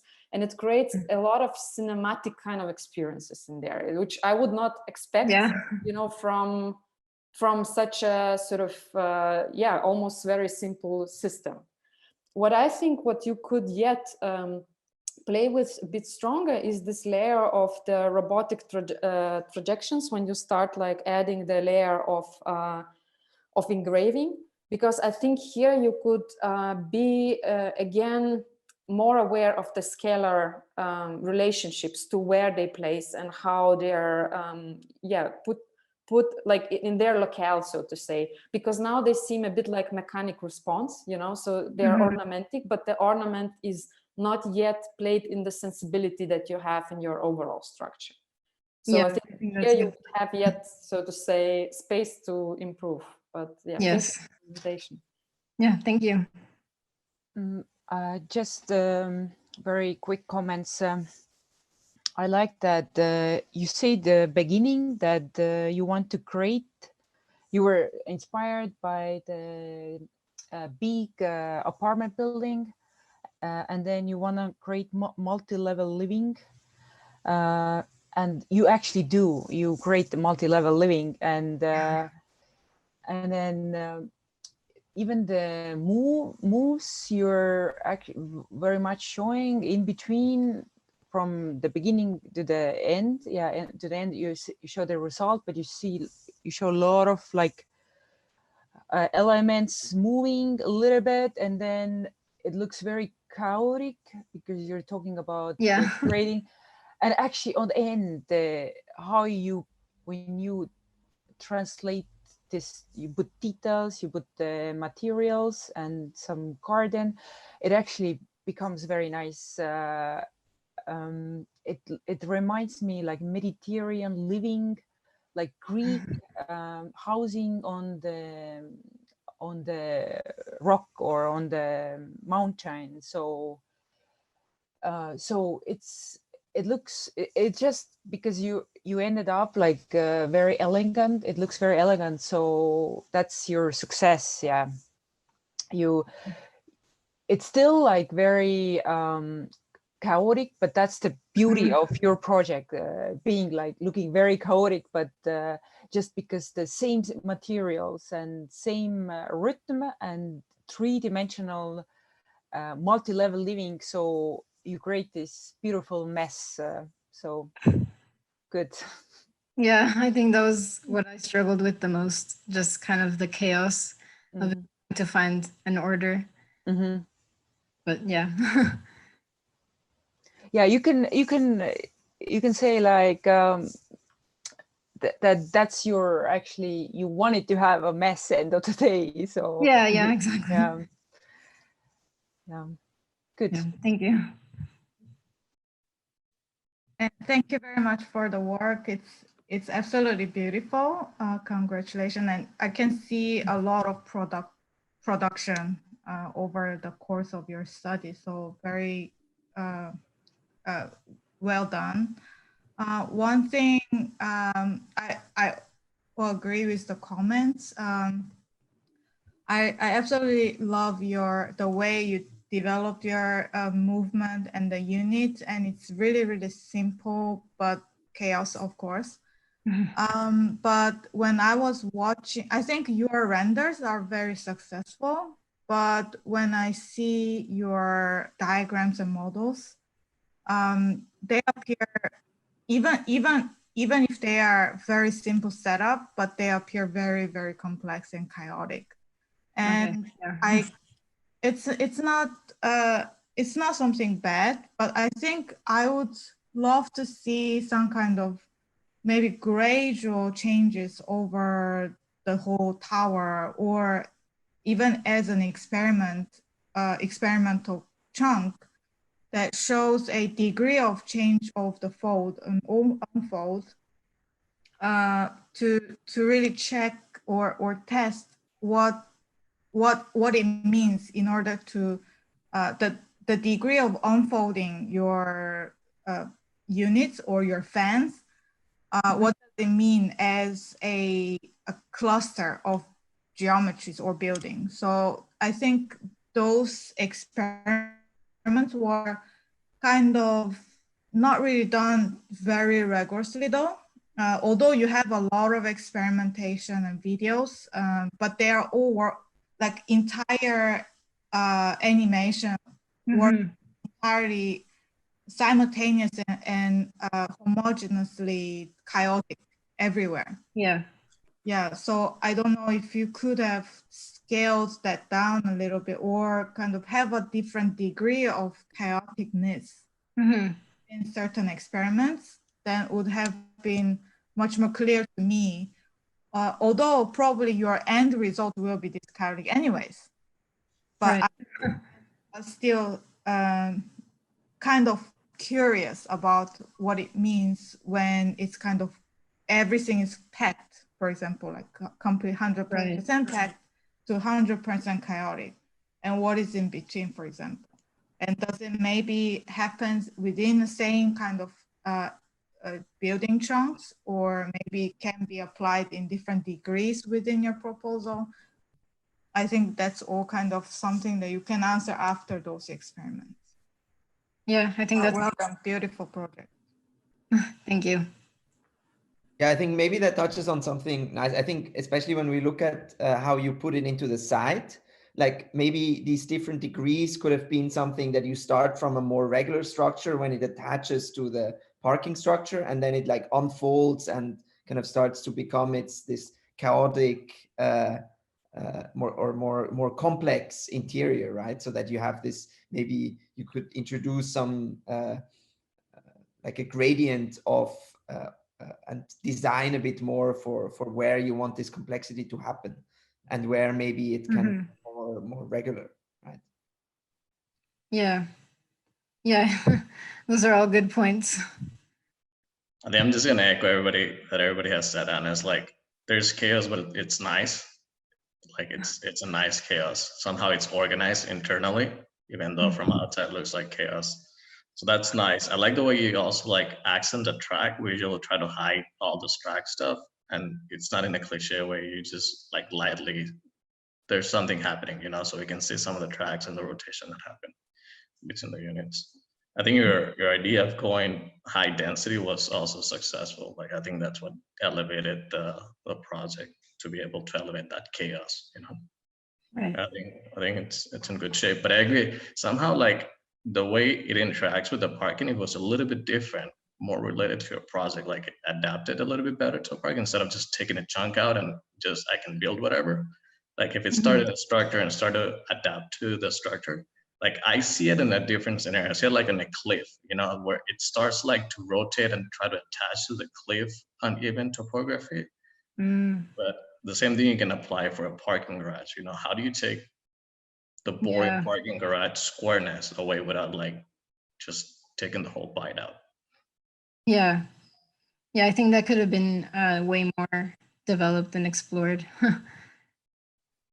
Yeah. Maybe conceptually you could have even thought of like, or maybe the parking garage module is what you use to then rotate, and you chop up the parking garage and then you start to like rip it out and like move it together, and then from the material that you have in the parking garage, you create this chaotic assembly of slabs. Yeah. The reference like to chaos is interesting in when you remember that in mathematics or complexity theory, chaos is actually is when you reach a point where you cannot understand a full repetition or you cannot rebuild anymore like another system or like another process. So that means actually there's a higher complexity involved where you don't have access to now. And when you know like the reference to biology, like also when I have a simple organism, like the simple organisms are very good in making with very little a lot of things. Right. Viruses. But more complex organisms actually get less material, but also less interactions on they involve. So I like a lot that this kind of cloud, what you have has really like quite rough resolution, or like this all notions what you bring on the table. It sounds says is highly complex, chaotic, or like this kind of like multiplicity, ambiguity of scale. No? Like we had also comments like, hey, this cannot at all be seen as public or private, and so on. That you reach that actually fully completely reverse what we also had, like what we're interested more when you look at digital architecture in the recent years. They try to increase the resolution over, like when you think of swarms or all these particle animations and so on, that this goes actually another way, that you actually with a reduced resolution in a way, you create actually the same kind of notions or like reference to something ambiguous, to something highly complex.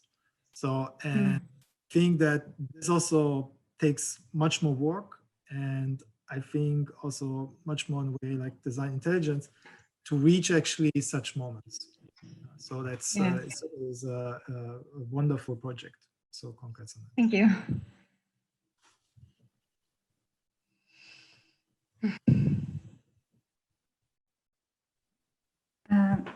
Thank you Anna for your presentation. Thank you very much for very helpful comments. We are learning a lot when your speculative comments and giving us an interesting points to look at. Curtis, could you please share the screen? Our next student, his name is Curtis.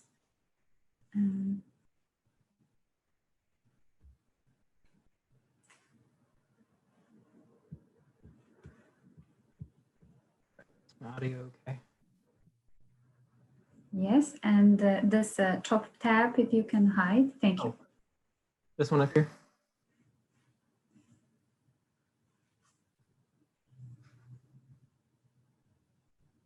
Is there a hide button? If you minimize, it's like a minus small tab, maybe it helps you, or that is also okay as it's. Okay. Is that fine? Okay.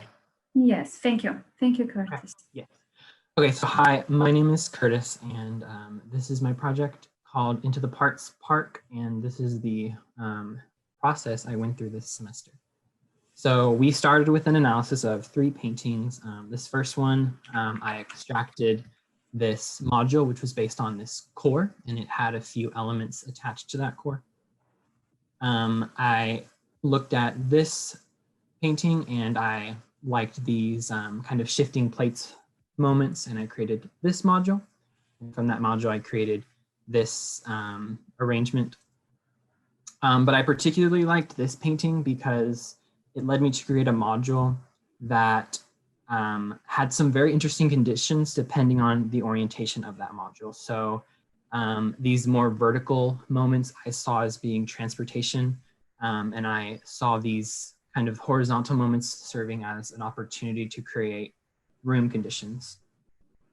The architectural precedent, the aerial Hornbach, I studied the floor plan, and what I extracted from this was this layering that the architects used. So it's essentially, it's composed of these modules of these groups of 3 apartment units that have this interior core that features the circulation in the elevator, and that leads out to the 3 units, which first gets you to the shared zones, and then those zones would lead to the exterior balconies and the private rooms.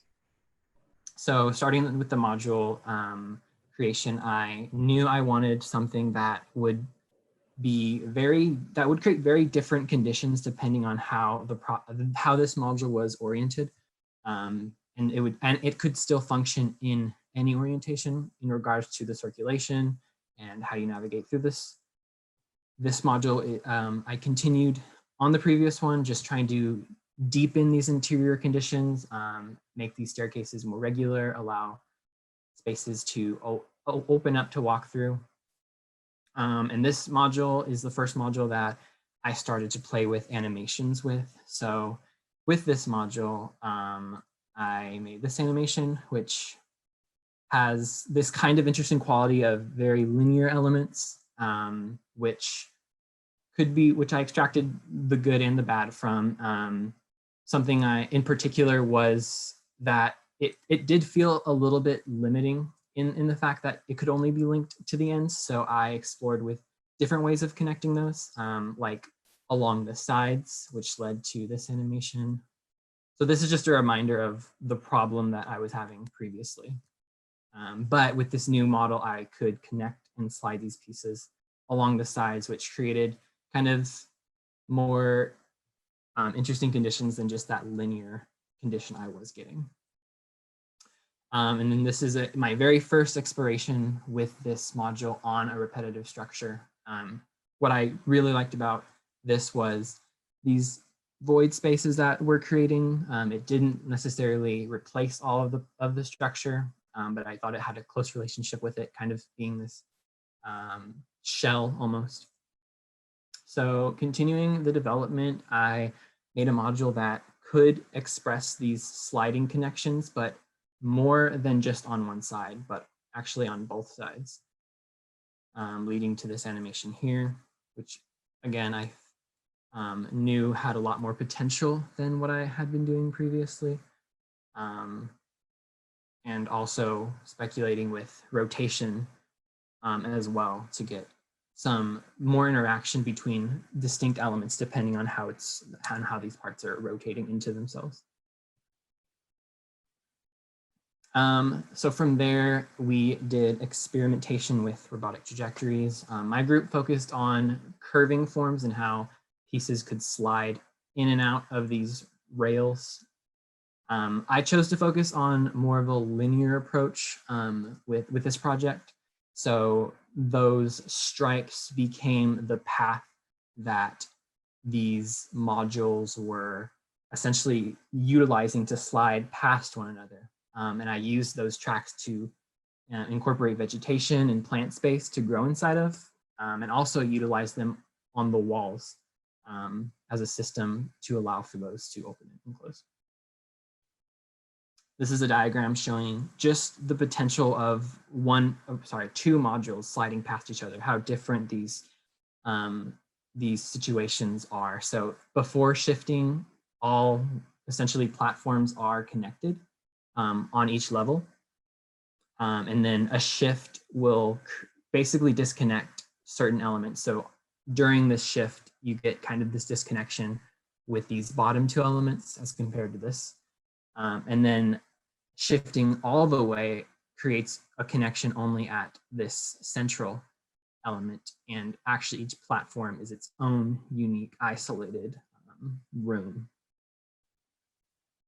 This is just a diagram showing the main idea of the module itself with the circulation, how it would work inside of one module, depending on the orientation, whether it's in vertical or horizontal. So this is the module without vegetation, just a render of what that would look like, and a possibility for what those plants could do inside, because that's the whole point of this trajectory, was for me to try to allow spaces to grow plants. And in terms of figuring out how this thing is going to work on an existing structure, I got back to that idea of having this core circulation kind of branching out to the more private zones. So this just shows 4 modules clustered together, which to me is kind of the heart of the project, because it's what houses the very public, very just focused on transportation elements, and that's depicted here in green, showing how that basically is starting to branch out as you connect these modules to that core. These are what I consider to be the shared spaces, because they are the bridge between this core and these very far-reaching private modules. So I think the circulation, which is in yellow, just shows how dense it is in the beginning, and how this spreading and kind of propagation outwards of the circulation allows for harder access to these modules, which creates for more private modules. This is just what their circulation looks like. So when I came to start thinking about how to put this on the site, on a real parking garage, I was playing with regularity. I was playing with light channels and trying to allow sun and air to get to these modules. But again, that idea of the core just seemed to keep coming back because of the potential I saw with it. So with the final parking garage structure, I basically just took it apart and tried to think about how can I arrange these cores, these circulation pieces on that parking garage, and then add the shared and private modules to those pieces. So that essentially led to kind of the first final renders and stages of the project. So you can see those circulation pieces there in white to kind of distinguish them from the private modules, which are the ones with the plants and the people. And then, yeah, so from here, it's just different shots of this garage structure. So the one before, I was experimenting with rotating these elements, these private elements, because they had so much space and room to do so. So I explored that. I explored orthogonal patterns, and that was the interesting thing that was not expected with this. The trajectories actually became the ornament of the project and actually overtook the project in how it is viewed. So this is just showing different angles, these really interesting situations that are created. So the site is located along the Austin River. So I kind of explored ways of capturing those views, the staggering of modules, interior conditions, a view looking at that vertical element connecting to a horizontal, a view of what it would look like inside of one of those core elements. And then something else that I started to do was actually use a parking garage structure to support this, these modules that sit on top of it, and using these modules to allow for street access by using those vertical elements to connect and provide more access to the project. So I wanted to keep pushing with this idea of what happens if I just keep multiplying these things that just slide past each other and rotate past each other. What could happen? So I continued the idea of the core, which to me was the element that didn't move. It was kind of the grounding element. And I attached these pieces and all of the different situations that were occurring with these sliding, and just kind of kept propagating outward. This moment I really enjoyed because you kind of have these clusters that start disconnected, and by these rotations, you get extremely dense connected elements that hadn't priorly been connected. This is just the core essentially starting to expand outward, eventually leading to what I consider to be kind of this one section of this final speculation, which is depicted here. So it's this core, and kind of all around this core is filled with these sliding modules. And that leads to this final configuration. So this is that a sectional piece I was showing, just showing how different the outputs could become depending on really every time I would play these animations, I got such different outputs. So this was one output, and this was an entirely different output, just based off of the way that they move. And I actually froze this last element just to show how it just kind of is stuck in this density that wasn't expected at all from the beginning. And then these are views of this density and what that what this project looks like on a closer scale, kind of emphasizing these cores that stay in their place despite all of this movement and shifting occurring all around it. Again, the core is featured here. And this is essentially what that looked like, just zooming in on different moments. And that is essentially it. This is just the final render of what that project looks like, kind of interacting with other elements around. Yeah, thank you. Thank you, Cortes.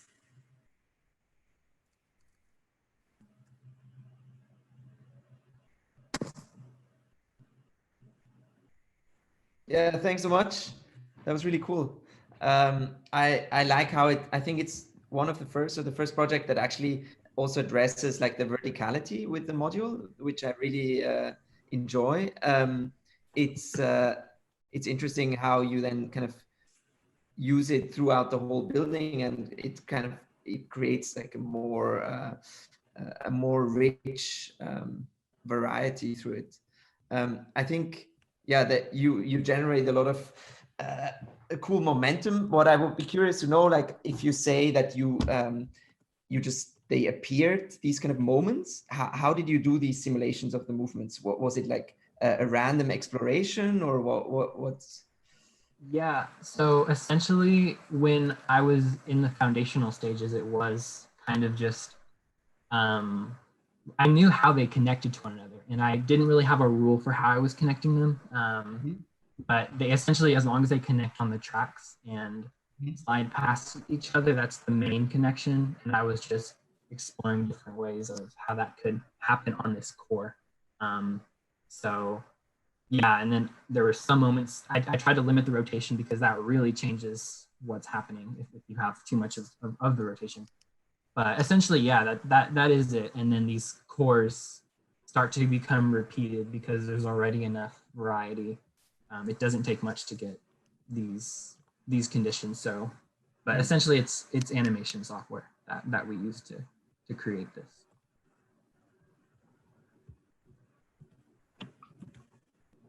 Yeah, it's interesting to see how you come from the Swiss floor plan and you go to this metabolist assembly of structures. I'm not sure if that was intended by the architects drawing the original plans. So what do you think when you look at your final structure now? What elements from like your first starting point do you think are still there, or what did you where and how did you depart? From kind of the origins.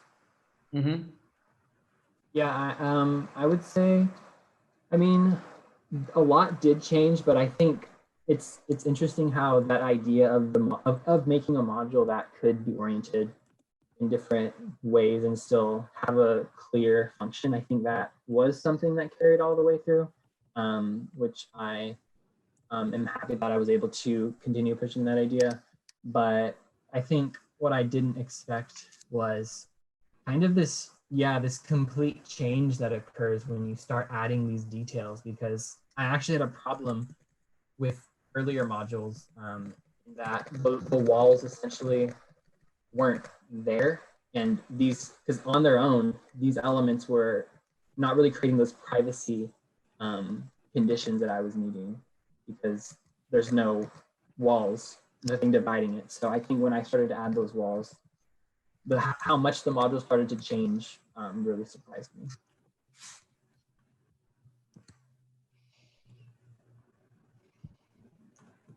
Thank you for sharing your project. It's absolutely beautiful. I love your final renders and your detailing is great.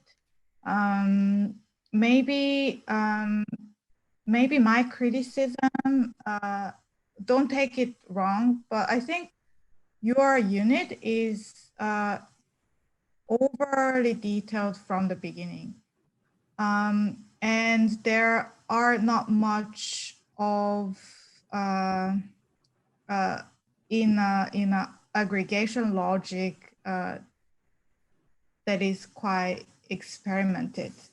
So I think essentially when you look at your kind of aggregation diagram in the one you just showed, the white ones on top of the parking lots, for example, the earlier slide than this. Yeah, so for example, these are essentially very, very simple. If you didn't have all these details in your units, they're just really simple stacks of boxes, isn't it? So I think there are a little bit of lack of kind of geometry experiments. It would have happened if your modules were being more simplified, because it's heavy, you have so much detail. That's why you couldn't have run this and thinking about probably like angular rotations and connectivities and stuff. But all in all, I think your final result is really successful because of the really nice design sensibility you have naturally. I think it made the units and aggregation, you intuitively kind of decided to aggregate them in angular and 90-degree moments, and in a certain way that it really works well with your unit. But if you can kind of, now it's a time maybe sit down and look back of your process, and maybe if you were to do this again, you can think about how to maybe think about the aggregation process itself from a much more kind of basic kind of principle kind of point of view. But well done, beautiful. Thank you for your presentation and the project. What I'm very curious in your project is what driven you to move forward after you gained the final renderings. Actually, the studies that you show after the final product, this is something for me very fascinating, because so of course it's interesting to hear what drives you, but like what I see in them is something what I don't see in your final proposal yet. And this is where actually your project starts to come very close to where it departed, this kind of play of 2D and 3D through the orientation. So it's kind of almost optical illusion with our eyes, like tricking us, you know, where the white paper space starts to blur with the striation of the pattern that you produced. And I think that there is something very intricate and interesting, because it sort of produces a completely different porosity that not yet exists in your, let's say, rendered final proposition. And I think that that really is very strong step you did. I don't know like what driven you to do that, but I think these final studies are really curious, because they also much more advocate for the concept itself of orientation, you know, how something just through the way we kind of orient our look on it, or how it is showing to ourselves, you know, becomes either flattened or three-dimensionalized, spatialized. And I think that idea could be much more pushed when you come into, into the scheme of organizing the units around the core, because I think this is where you could translate it stronger, the understanding how do you orient yourself around the core itself. And I think that this kind of the depth of perception, you know, could be yet explored to more extreme. But I really, really like the final images. I think they're having like really painterly power. And I would be curious if you could comment shortly, like why did you do them? Or like how did you think of them? Because they're in presentation, at least are after, let's say, of showing us the final input into the site. Yeah, I think the tricky thing for me was this. I assume you're referring to this render. To even later ones. Guys. Or I'm looking at the, yeah, this one's where the white starts to blur in a way. Yeah, these ones, yeah. Oh, this one, okay. Mm-hmm. Yeah, I think I was just trying to see, just take this kind of to the extreme, the idea that I already had, but I think that, yeah, I mean, a lot of it was just arranging them kind of to what I felt. I guess, yeah, I can really see those moments in certain certain places. I agree with Suman's kind of comment that maybe like the very first step over stressing, like putting too much importance on the geometry of the, let's say, unit, you know, didn't allow you to explore to its full potential the arrangement itself, you know. And I think these sort of starts to blur the boundary between the specific unit and the total arrangement of it. And I think that's quite interesting. Yeah, maybe I misread the timeline of your kind of studies, but I found it very curious, you know, that after finalizing, you kind of feel that, okay, there is still certain things that you can explore. And I think that's very successful. That shows your dedication to the project. Good job. Thank you.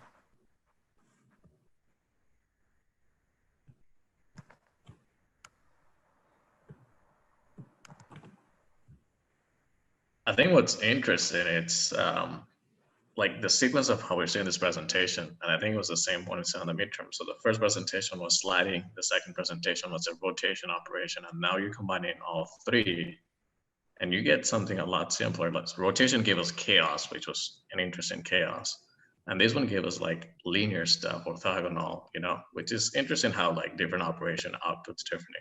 Of course, you use a rotation of 90 degrees also, so that's what a little bit expected. I do like how you kind of not just plop this in the parking garage. You had some sort of intention of how this will live within the parking garage. That's interesting. So it fits better than some of the projects that just completely destroy the parking garage or took half of it away. So that's interesting that you took time to study this stuff. But I agree, like you're starting a unit that is so much detail that it's not allowing you to focus on its potential, because you're talking about like planters at a unit scale too early. That's after all these geometry studies. And that will help you, because once you get like too detailed into something, then it's really hard to like see what its potential was as a global geometry. So that it's similar comments to before. I think if you simplify the geometry, you realize like, oh yeah, this is just a box with some angled planes, you know, how can I make the geometry a little more interesting? And then at the end is where you start talking about the planters, because there's like, you're saying planters, but did that drive any of the project? Like you're looking at how it daylights or something? No, right? You're just saying planters. Right. Yeah, essentially, I guess at the early stage, the trajectories were there, probably more so than they should have been. And I think at that stage, I was thinking about what these trajectories would become in the final project. So that was why a planter essentially fits in the space that's created by the trajectory. Just trying to give extra reasoning besides just the movement. But it's good to have that in the back, in your back pocket. Just leave that and let the geometry run a little bit of the exploration at the beginning. I think that will help you a lot more. Because for me, it's like interesting the sequence of how we are seeing this presentation and the outputs, you know, like you use sliding and rotation compared to the first two projects that use only one operation. But yeah, and then I kind of liked how it ended up being, and how it fits somehow with the parking was success. That's what I feel was successful. I like, Go. just very briefly, I like that you explored very beginning 3 models. You built 3 models from the paintings, and actually this one you picked was at least my favorite. The other ones I liked more, but it was very clear that you said why you picked the one, that there is like a circulation, vertical circulation and space. And And then I like that you made this one unit, one module. You put them 3 or 2 together, and then with the shift, and then you shifted even more. You created the privacy, and also allowing to be 2 units connected. So it was all very logical. And the only thing I would criticize is that this one unit that's like all your project about, it looks like it's very high, and so the stairs you're connecting there, it becomes a ladder. It cannot be so straight up. It's very uncomfortable. Yeah. So either you make the less higher, and then if the stair is like more this way, so your unit becomes more, you go this way. So so yeah, it's too high, the unit. And but I like that when you stuck one together with multiple, like 100 units, it creates like a nice one unified wave. So I see the dynamical, that it's the studio brief is like, you know, the drawing becomes like a very dynamical, and then that you create with your one unit. Yeah, so that's very good. Thank you.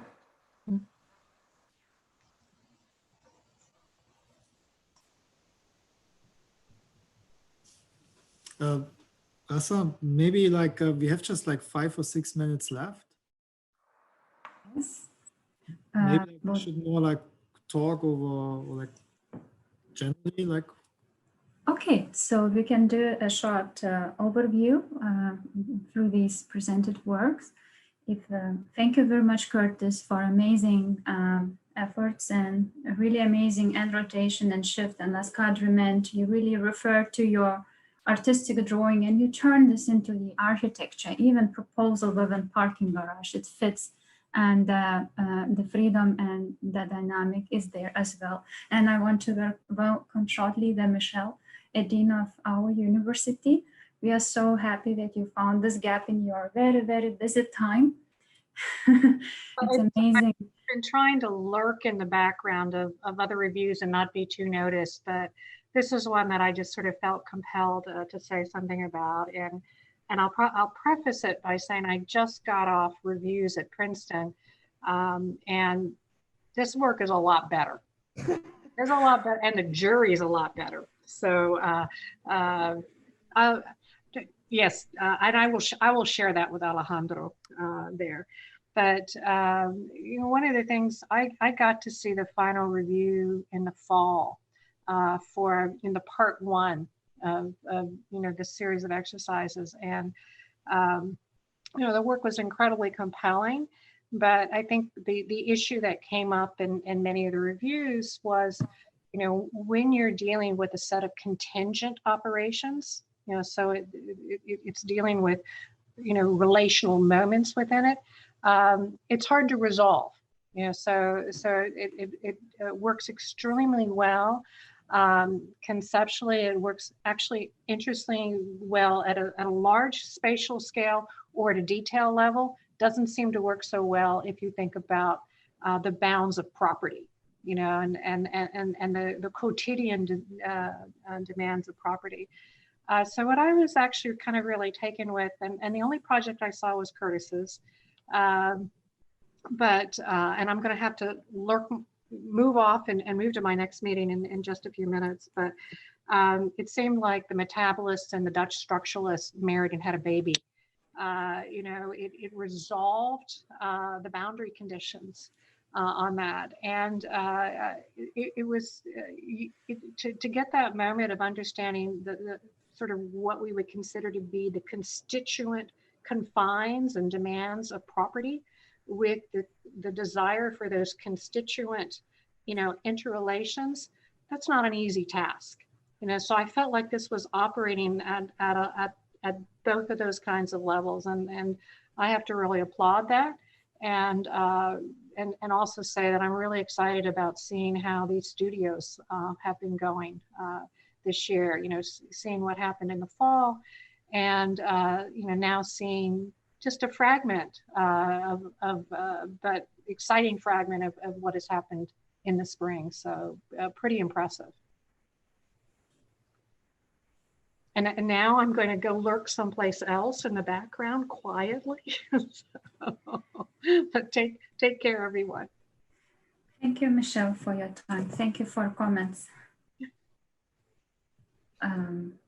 Yes, if we would devote maybe 5 minutes maximum to share like a few slides from Anna's presentation, please, from Daniel's presentation, and from just, you can please students a bit go through. So let's devote like a 5 minutes of summarizing your work, your output from the jury aspect. I really very much thankful to comment the potential, and then the important aspects to look, as we also evaluated through speculation and through the ability to be part of architecture more and more and deeper in its roots, and the openness and the experiment which you have made. It's I think amazing from my side.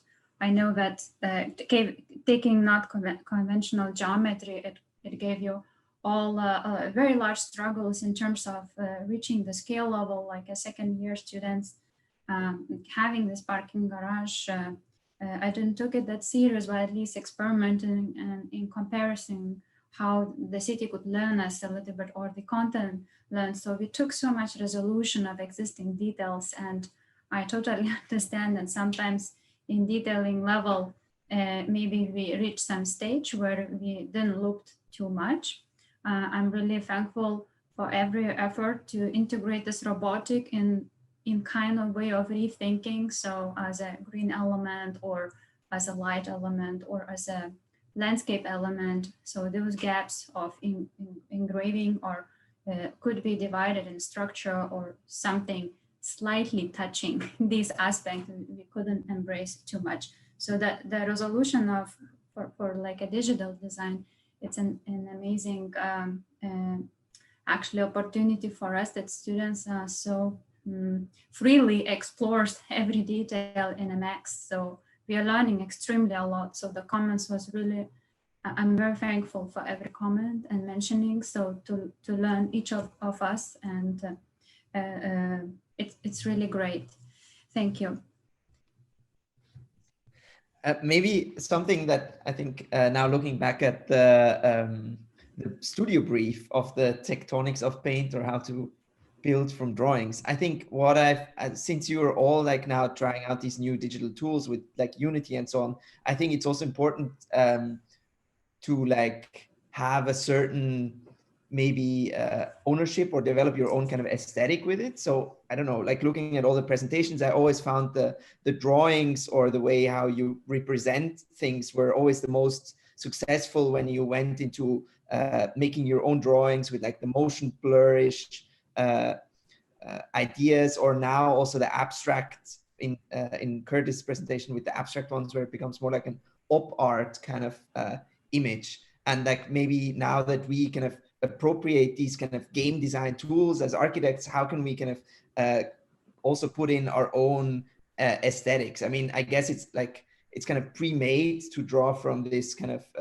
game design way of representation, but I think it's also interesting. So now how can you make it your own, and like how can you also narrate how you visually represent things in this kind of in this new ways? Yeah.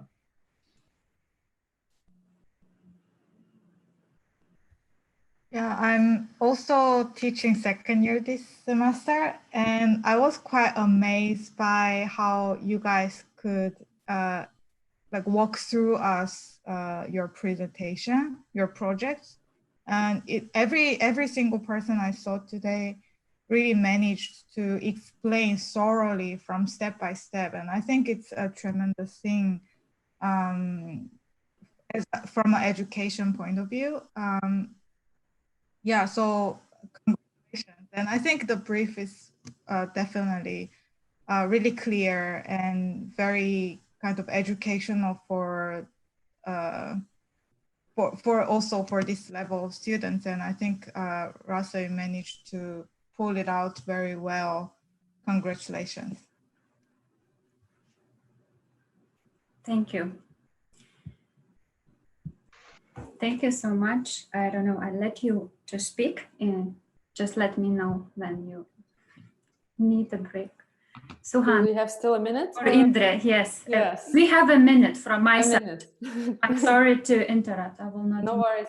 No, I just wanted to say it's almost unfair to us, you know, to be sort of judging or criticizing the second year student work of such a level, you know, like it's incredible the mastership that you could achieve, not just with the tools and presentation and eloquence sort of articulating and trying to explain the project or walk, you know, audience which never saw your project before through the project. You know, these are very important steps, but also the kind of grains of personalities that we could start to read in the projects. And I think that was addressed already before, how you can take this lesson to its full potential and start to develop your own vocabulary, your own architectural language. And the brief serves for this purpose perfectly, because it does talk about the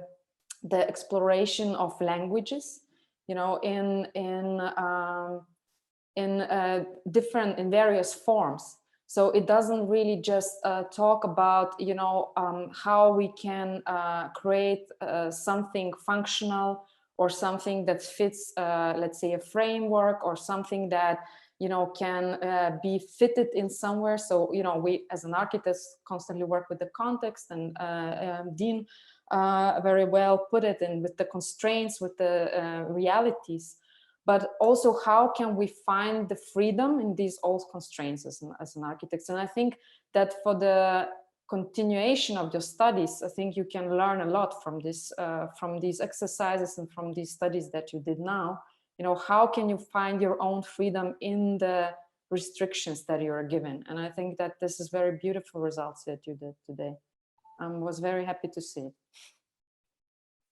Yeah, I also liked a lot how you guys presented like the whole project, not just the end result. You know, you guys presented your process, which for sure it's kind of good to see what you did, and we can like pick, okay, this was a good thing you did during the process, this could be better, you know.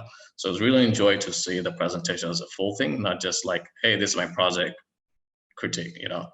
It was interesting to see your process, because that's a key component for us to like track what went wrong, what was successful, so you can apply that. And I really like the order you put, Rasa, where you have a lot of variety between these three projects. It was sliding, rotation, sliding, and you see it output that it's completely different for each, you know, starting from the operation being different. And what I was expecting for like the last one was something more chaotic, but it ended up being a lot more simpler because of this rotation was 90 degree. And I think it's good. I think it's a lot of work, which is good. Like especially during this time, it's a lot of work that you guys have done remotely. And I really enjoyed the work I saw today.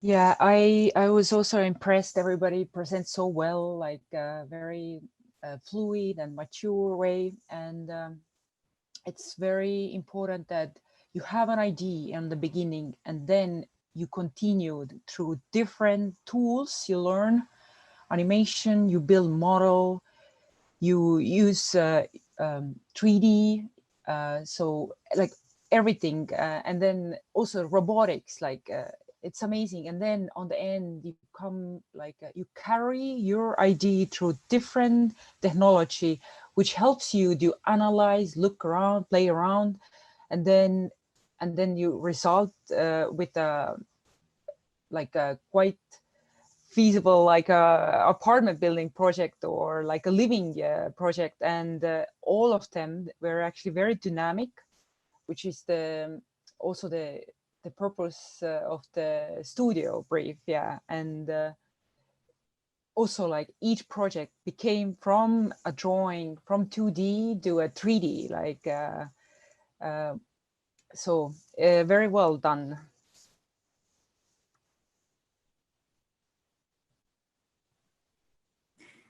Thank you for everyone, and especially thank you for Kadri. I don't know how much time you have. So I have to leave. Yeah, that's the point I want to say. You're welcome to stay as long as you wish, but I know that you have to leave, and I want to thank you first, as I know that in the third part we will not have you anymore, and of course students got a lot of input from you, and it was amazing. All right.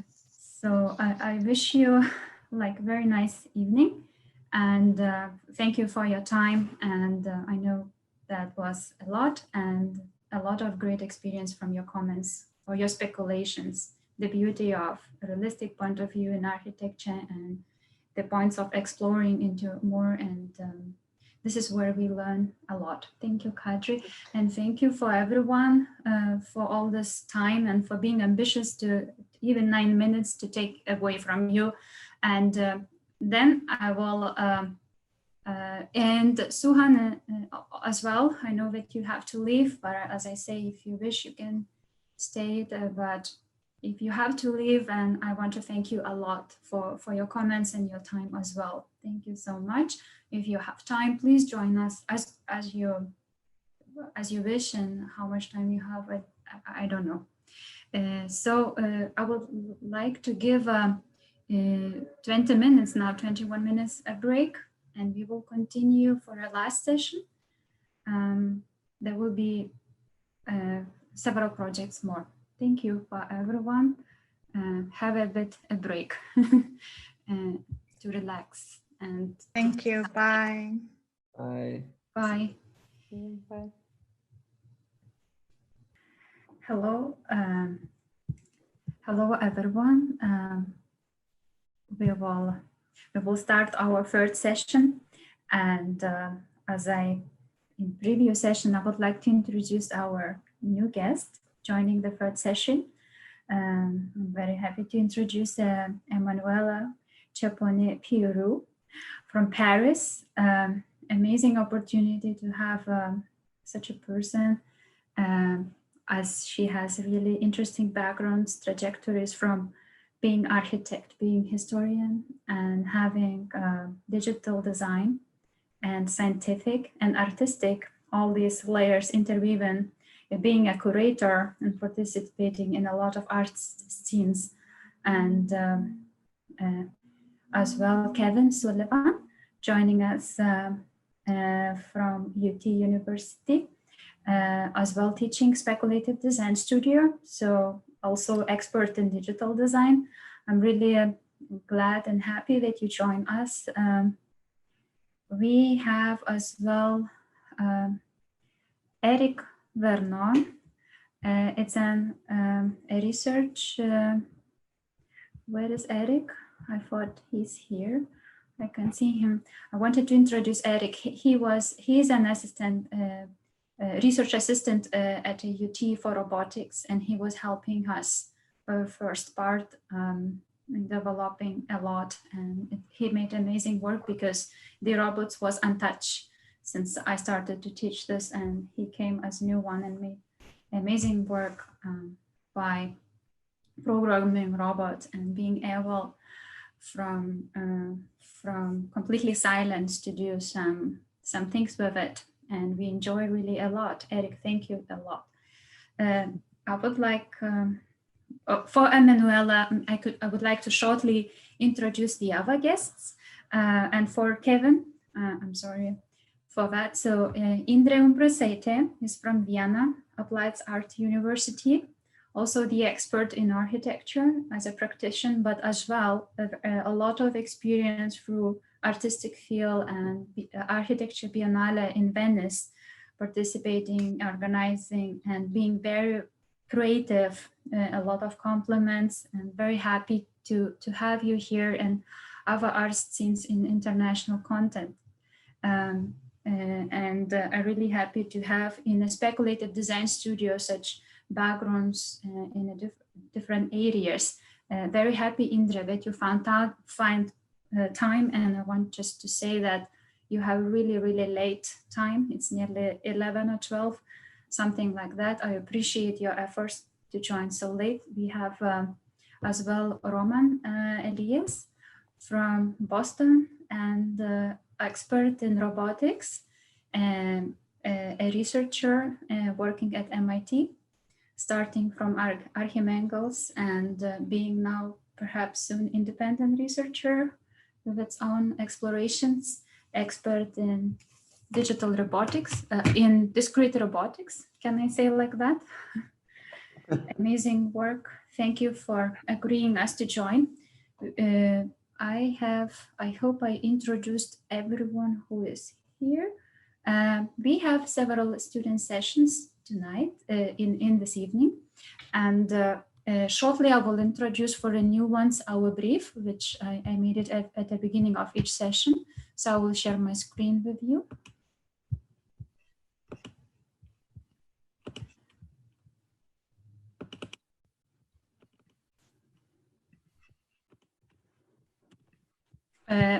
We have second year studio, and this studio is the Tectonics. It's called the Tectonics of Paint, or How to Build from Drawings. Our studio is exploring more speculation and woven these experiments, some relationships to architecture in the opposite way of planning, or from the just structural matters. We highlighted in the studio as a first step to see this relationship, how the architects major attention paid to experimentation through painting or developing its own aesthetics by drawing.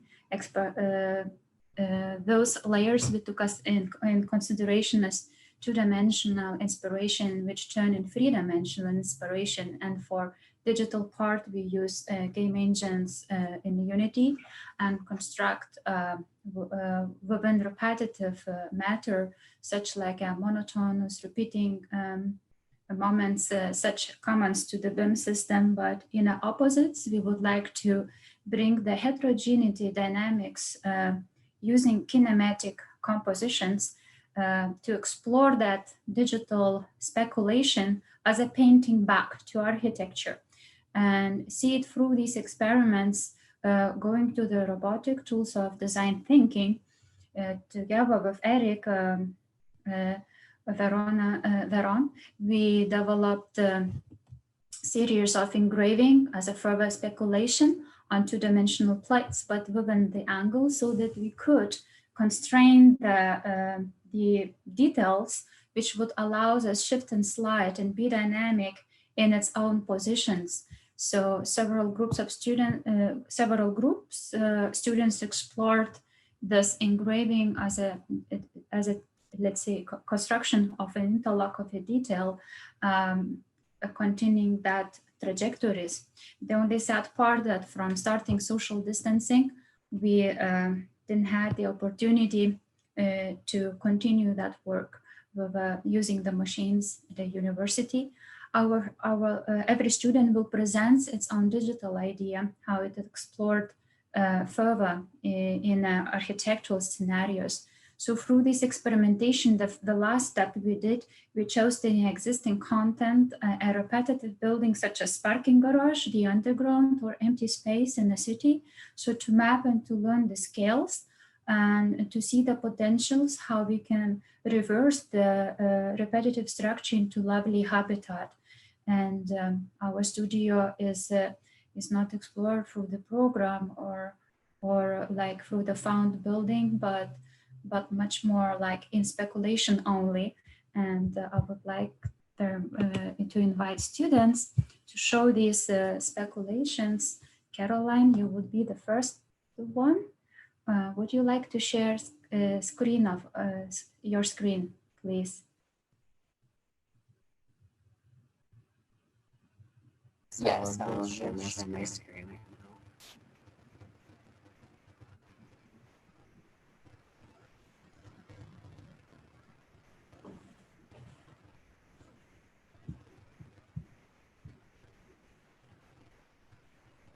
Do you see it? Caroline, maybe Yes. you could a bit restart the internet shortly. Your voice is bouncing a lot. Maybe might be it helps. Okay, like how can I say? What kind of way I could help to do that? Sometimes when you speak, your voice is repeating. There's like a problem with the microphone, I think. Can you hear me now? No, it's like a, do you have like a headset or something? No. You could also try to call in with a phone to the call-in number and then just mute your microphone if that seems to be. Okay, I should organize this number. I didn't, sorry.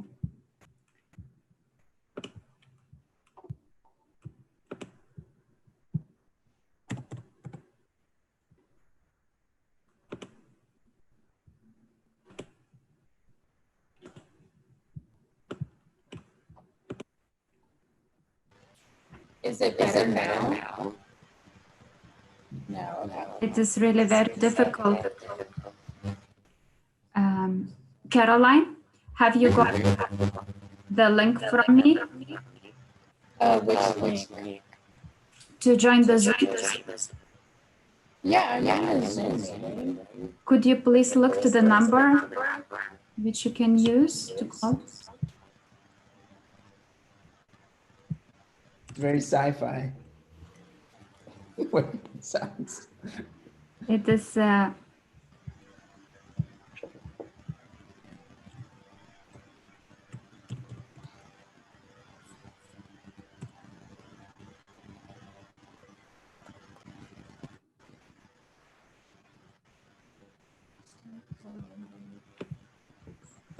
Caroline, if you haven't done it this way before, you'll just call in with your own like cell phone to that number, and then you enter in the ID number, and then you can just use your speakerphone. but I actually don't have a number, just the invitation link. Oh, it should be on the video. It should be Yes. on the Zoom link, right? Sorry. Maybe you can post it in the chat. That's what I thought. Okay, I recreated this. Yes, I'm searching. The one link was created from university, and then I recreated this link. Yes. I just don't know how to find this link now for a moment. I got nervous. Is there in a setting somewhere I can find? Or I can share this link somehow, I think, yes. Yeah, here, I'll post it to the chat. We had it in the email, I think. No? Mm-hmm. Well, I think if you just click on invite. Yeah. I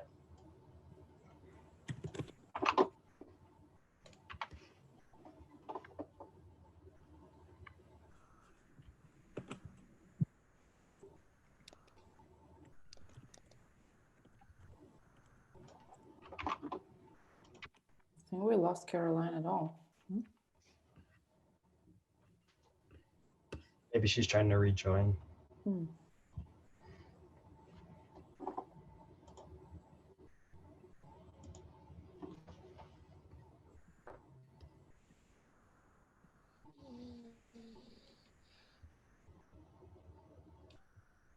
We've all become very fluent with Zoom meetings, I'd assume.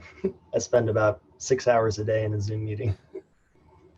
Yes, that's the main tool currently, I guess, in all universities here.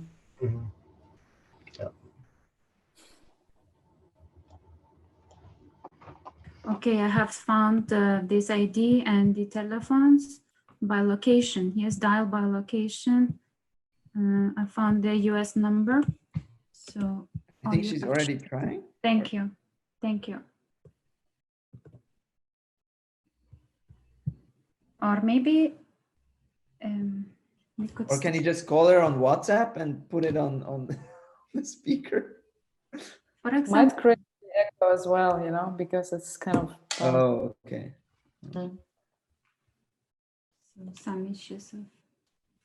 Oh, I'm sorry. The first issue the whole day happened.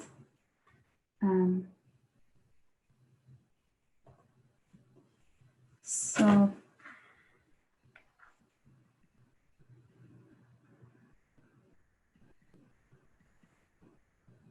I will ask them to call, and we could also maybe switch the order. Mason, maybe you are ready. Caroline, I will leave you after the Mason. So during the presentation, I send you the number so we will organize the alternative way to present for you, okay? I'm sorry for that. Could you, Mason, share your screen, please? Sure. Thank you.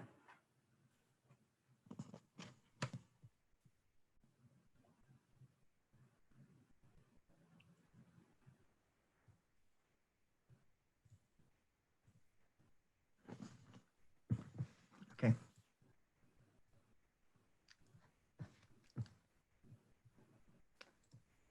So this is the artistic reference I started out with. It's by a man named Joseph Alberts. And initially I just went with a very simple interpretation of this into architecture. Basically just dividing it like right here into this more open piece composed of like 3 planes and then this more enclosed box form. And the idea was this one would serve as like a housing unit, while this one would be the balcony and make up the circulation system. So this is kind of my test arrangement just to see if it was worth exploring, and it came out pretty well. Then I began trying to make it more usable as architecture. So I looked at an architectural reference, L'Étoiles at Ivry-sur-Seine by Jean Rodi. Mainly what I took from this is the proportions, the staircase system, and the idea of the outdoor garden or private terrace. And then also the proportioning. And then I made this animation kind of exploring the main theme of this studio, which is diversity through movement.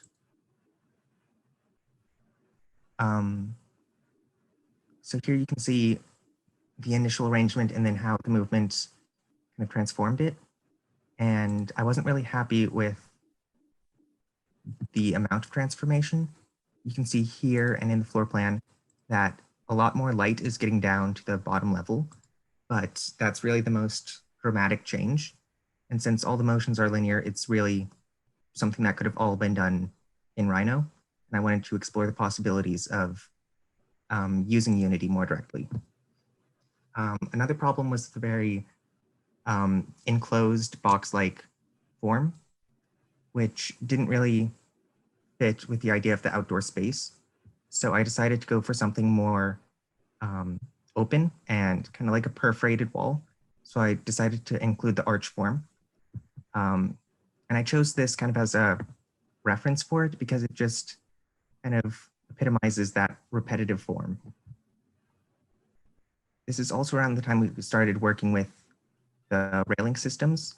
And my idea was to combine these two, one with the linear movement, then the curved rails that enable rotation.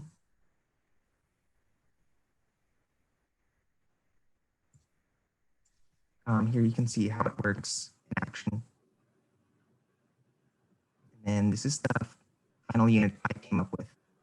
The idea is that the movement of this wall linearly is translated through a series of hinge joints here and here into a rotation of this element, which kind of consumes this interior space and converts it into a balcony.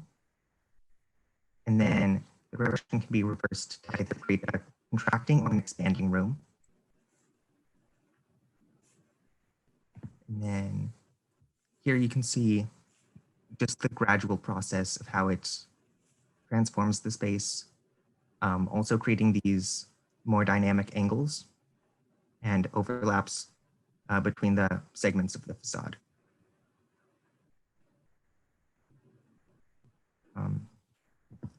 It's kind of the same on the interior.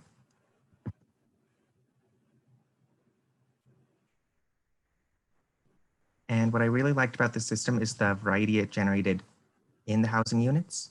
You can see here there's different sizes, different shapes, angles, amounts of indoor and outdoor space. Yeah, some of them even form like little closets or secondary rooms, though it's obviously not like fully developed enough to be like a final interior. So here you can see just how it works in a larger arrangement.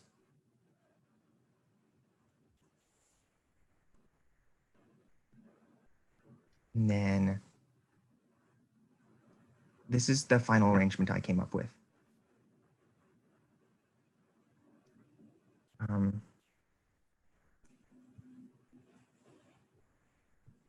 I think maybe around here is when I stopped it for my more developed one. And then you can see as it goes on, the walls just kind of continue in one direction and they just kind of tear apart the unit. You can see like they're no longer really connected to the floor slabs.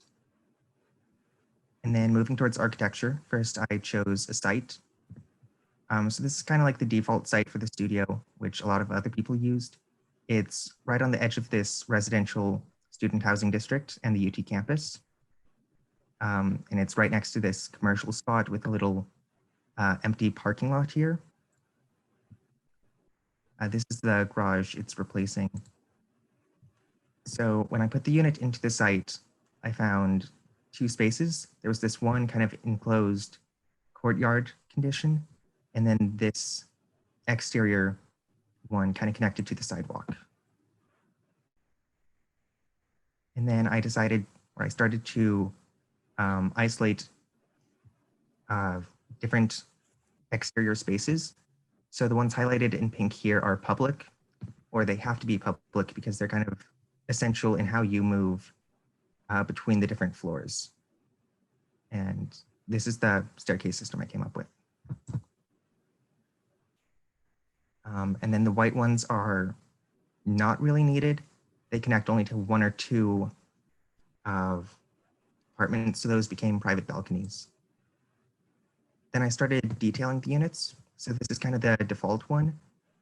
I went with very simple railings, and then when there's enough space, they're offset between 1 and 2 meters to form a planting box. I filled in the arches with this window system with these two openable panels. And then when it opens onto a balcony, I added these doors so they can be opened for ventilation or just to transform the interior into kind of a semi-exterior space. And then I made the railings the same material as the arch to highlight the relationship between them. For the public spaces, I went with this design. It has more of a unified color scheme to create like a more serious and strong sense of place, and brighter colors to attract attention. And then this is for the public gardens. I'll get more into these later, but it's basically supposed to be a merger of the private balcony and the plaza.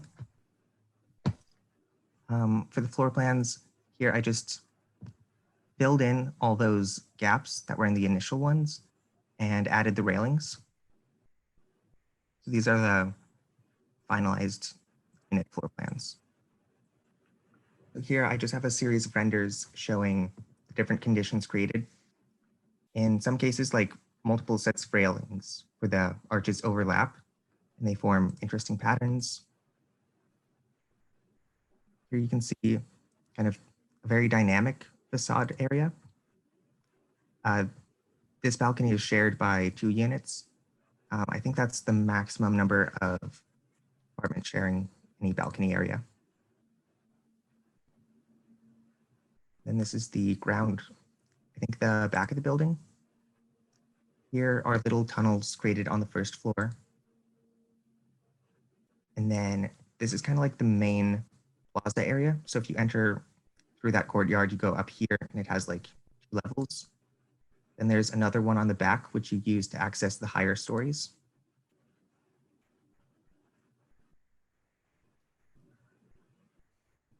And then this is the public garden area. It's on the top 2 stories where it's more open to the air than to the building.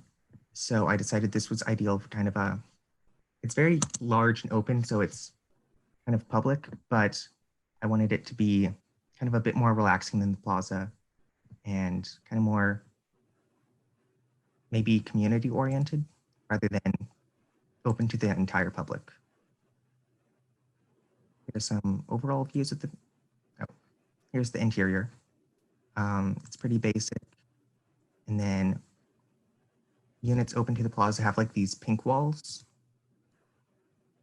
And then this is the overall view.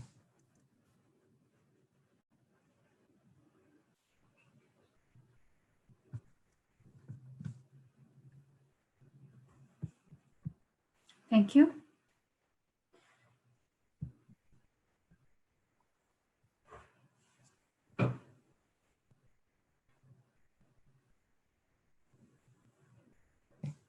Any comments? Mm-hmm. So maybe I can start, no? Yeah, okay. Thank you for your presentation. I think what the strongest part of your project is the idea that you articulate as a relationship between indoor and outdoor, and this idea, you know, that you took at looking at the kind of arches as this kind of volume of perforation in a way. So I think it's really interesting that you found that element. I wished, however, that you would really maybe push that to more extreme, you know, to more rigorous understanding of this component of the arcade. And I think that once you start to sort of insert the glazing, you know, it sort of loses its initial power, because the project that you looked at, you know, it lives from the repetition and the skin being sort of, with the skin being, either filled or avoided. And even inserting the glazing, you know, I think if you look carefully, it has this offset from the facade, right? So it has it like the depth. And so what you did in your proposal, like by inserting it in the front, it sort of negates the initial intention. However, I think that the idea to do that move was very important for your project and really successful. So you have this kind of sensitive way of understanding, you know, the rooms through indoor and outdoor relationships. And I think that's the most successful part of your project, in my opinion. Yeah, I'll kind of I'll agree with those comments. Definitely, it's an impressive kind of exploration, and I appreciate you kind of walking us through the process and kind of revealing that moment when you introduced the kind of the colonnade into it. And then also, I think an important move was, I think when you started to bring that piece in, also let the kind of form and geometry of the arcade start to relate to the operation of that kind of pivoting radial move. So I think then as your overall composition starts to rotate and unfold, there's a relation through the kind of articulation of the facade, and then also the kind of starts to show up in the patterning on the ground plane, but there is also just a general kind of like similar radial movement throughout it. I'll definitely agree with the comment. I think that an important part of that precedent project is that recessed arcade and the creation of kind of an interstitial space between the true kind of interior behind the glazing and then what's actually out and fully exposed in the sun. So I think, you know, that could be a pretty interesting thing for you to also start to question what relation of public versus private that space would be as you start to kind of potentially recess the glazing further in. And then I think, you know, this is maybe outside of the scope of what you all were, you know, able to master in Unity, but I think as you started to realize at some point the pivoting creates a spot where you have kind of floating columns and like you said, the unit starts to fall apart a little bit. I think that could be an interesting opportunity. One, it's kind of a quirky artifact, the idea of having like a column that's floating, that in itself is kind of interesting, but it could be interesting if a rule then started to be that as those columns start to fold outside of the floor plate, those columns then kind of drop all the way down to the ground, and you start to have a little bit of the like slab horizontal, like it does feel like you've got kind of horizontal layers and the movement is just radially and kind of shifting along that, but there's not much vertical transformation. So it seems like the columns reacting to that lack of plate beneath them could be an interesting opportunity. But overall, I applaud kind of the, the idea of really focusing on the exterior balconies as kind of a larger connected network of public realm. And yeah, I think there's an opportunity to kind of keep pushing that. And then the secondary kind of study of the interior apartments is kind of a different track that you maybe didn't focus on as much. But yeah. So I did respond to like the putting arches in a few cases where it was extreme. You can see two of them here. I basically just like inserted another arcade below them, but yeah, it definitely could have been considered more. Yeah, I mean, I think when those arcades start to float, it could be interesting if just that one leg went all the way down to the ground, as opposed to introducing a second arcade below it. Yeah. Then you would just kind of start to break away a little bit of the horizontal reinforcement of your slabs. And I think as the structure started to span multiple vertical levels, that could have been an interesting opportunity. Okay. Yeah, I think what was nice, I think, or what I found the most interesting were the first explorations where you had the shifts and you have the two modules that play with the walls together. These first animations. And I think maybe there would have been the opportunity to kind of transfer this more into maybe the build or the final product. Yeah, where the two modules play together. Yeah, I really like the way how the columns are kind of in this rails. I think, especially in the lower part, I think that's a cool opportunity. But then also, I guess the blue now wall element, that is seeming like the reference, that would be actually maybe your window plane, right? So maybe then you could have played with the window plane coming back and forth to your facade, and kind of creating this maybe differentiation of like somewhat kind of a colonnade or like a facade, right, where the window plane is on the facade. And then I also agree with the other jurors that maybe it's a bit too horizontal, everything. I mean, I do think what you did, what was an interesting step that not a lot of other projects did, that we saw, is that you actually kind of split up after you kind of aggregate your elements, you split it up and you see where you actually need to put in a stair, and you add kind of a different level of resolution to the whole thing, looking at it as a whole. But I feel like in the final product, it's maybe a bit too rigid, the way that you assemble these modules. And it seems a bit not kind of, I don't know, maybe articulate enough the way how these modules shift, because they somehow just rotate without any, I don't know, any goal maybe, or yeah. Yeah, if I can jump in on that. Well, thank you very much for the presentation. And also, I think this is maybe a more general remark. I just arrived, but in general, congratulations to all the students who managed to present on Zoom and deal with the stress of, being online, etc. So, but yeah, I don't want to add to everything that has already been said, because I do profoundly agree with all the remarks on depth and the relationship to the glazing and the horizontality of it all.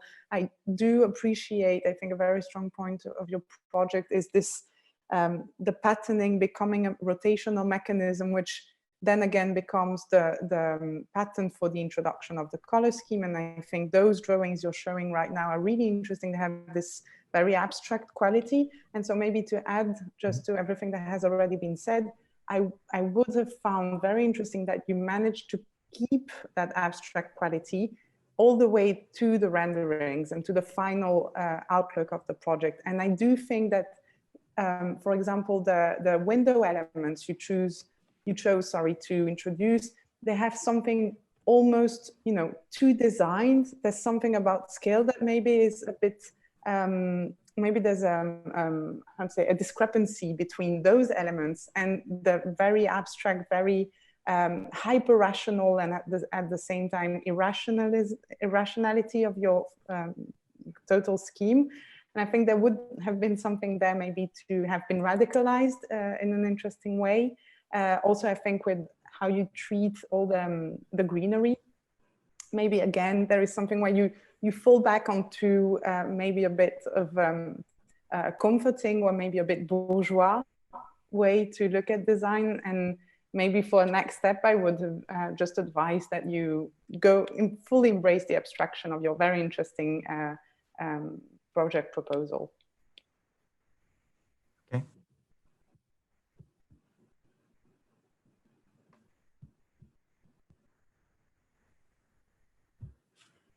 Yeah, I think it's like these different scales that are a bit difficult maybe to assess for us in the last scale, because right, it's again like showing us these like hyper realistic like kind of unity images with like actual daylight, and everything has like an actual material to it. But then on the other hand, like there's like different levels of details, right? So like on the one hand, you have the windows, which are like could be built more or less, and you know what material they are and how they would work, but then everything else is very abstract. And since I believe the strongest part in your project is not the windows, but it's kind of the way how like the columns and the tectonics maybe work together, I would kind of try to articulate that more, because now when we look at the final, or when I look at the final image, all I see is the windows, which I'm not really fond of, to be honest.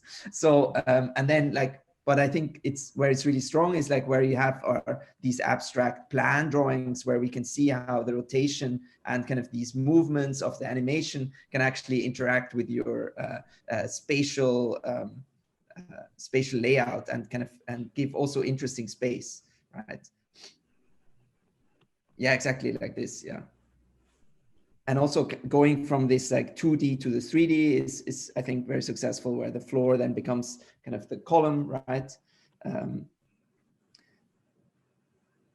Yeah. Yeah, I'll echo that too. I mean, I definitely, and you know, obviously I'm an instructor, and we were in the same studio, so I know kind of the skill level and your guys' proficiency in software coming into it. So I definitely also appreciate the kind of large amount of mastery of a new platform. So that's, you know, that's impressive. And I think with the kind of game engine rendering stuff, there is sometimes maybe too easily being able to apply literal material. And I would recommend, like, I think the graphics you have right up on the screen, like it would be interesting to take some of your perspectives and just go and toggle off some of the material, still allow kind of tones to express some of the patterning. But I do think that like a little bit of the misalignment of levels of detail end up being the thing that you don't want us to focus on anyways. So I think for even your portfolio, you know, obviously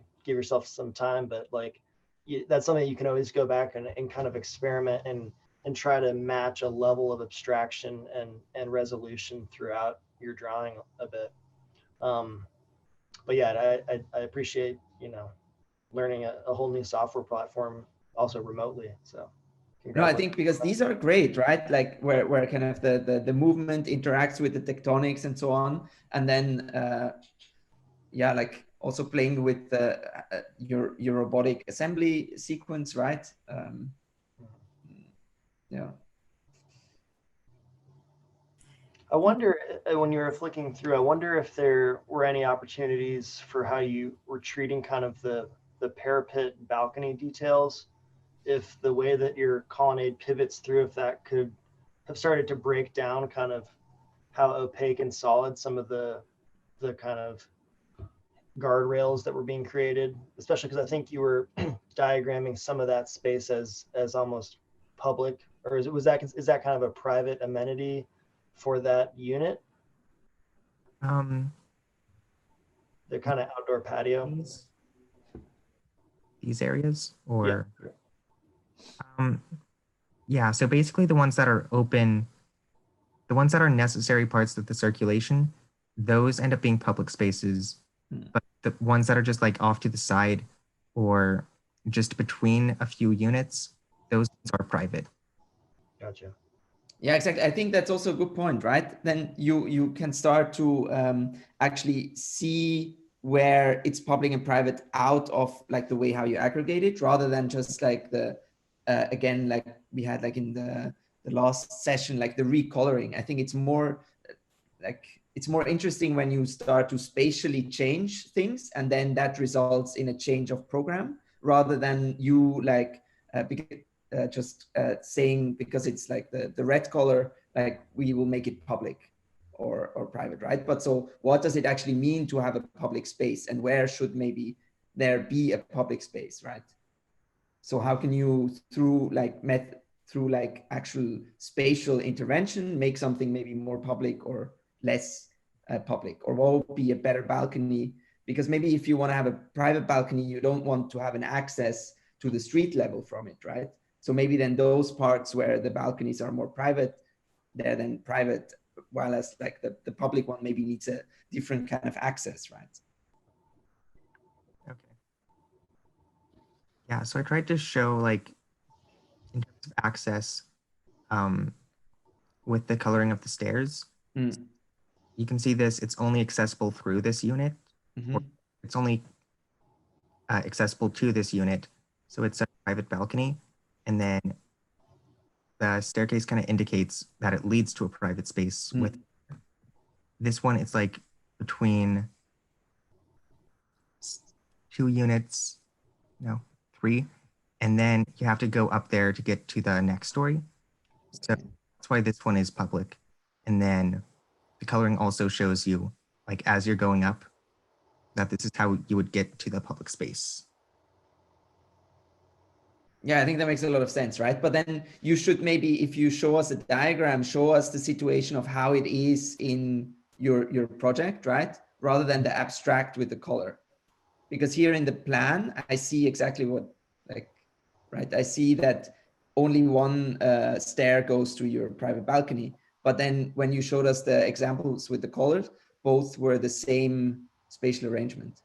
You know what I mean? Okay. If you go back to your colors definition, like that you have right here, it's 2 times, it's the same, like it's the same geometry, right? But then actually in your project, you did the differentiation that like it's actually a different space, right? But when you show us these 2 examples, it looks like you didn't change anything in the geometry, but you actually did, right? Yeah. So these are just like samples to display. Yeah, exactly. But then I would show the They're not like samples that you have in your actual project, right? Yeah. Okay. I think it's a good example of the more private one. I think part of my confusion a little bit was, just imagining that when you said that was also a public space, and using this as an example, it was hard for me to imagine just the kind of scale of it and the openness as a public space. But I agree, now seeing your plan, I'm really interested in what that larger public terrace feels like. Yeah. So, and I think you have views of it. So it's maybe more of just a slight shift in the way that you describe the space and what drawing you use to describe it. Yeah, exactly. So this is the public amenity, right? Yeah, I was just trying to show like those details on their own with that slide, not like as a specific example. Gotcha.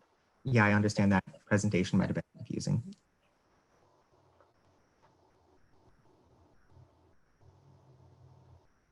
And Mason, thank you for all comments, like amazing progress, amazing work to change these aesthetical issues. I really appreciate that. I know that the common elements, let's say, filled sometimes your parts, and partly it's experimental from exploring, at least with colors, and of course learning representation through all the speculated different directions. I think the arch in itself, as the other as well comments were mentioning, I really like that layer of ventilation as well, and having this gap in depth. You can think about which your presidents give. So I think you kind of have so many diverse layers in your project.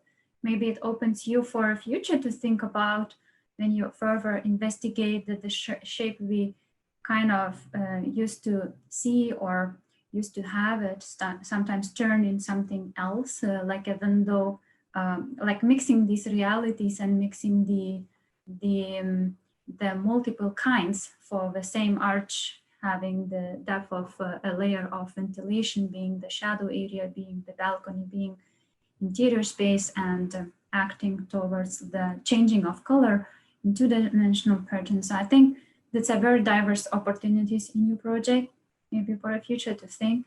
I really enjoyed all the comments saying that this kind of project and laboratory gives us different ways of aesthetics to explore. So I hope that our design studio gave you multiple ideas, and maybe for the future. Of course, we have in the future very multiple clients, and sometimes their taste would be not the way we want. But you could, I think, sometimes embrace these effects and the founded effects of dynamic and bring the realism back. And I think partly it's extremely interesting what you do. Thank you so much.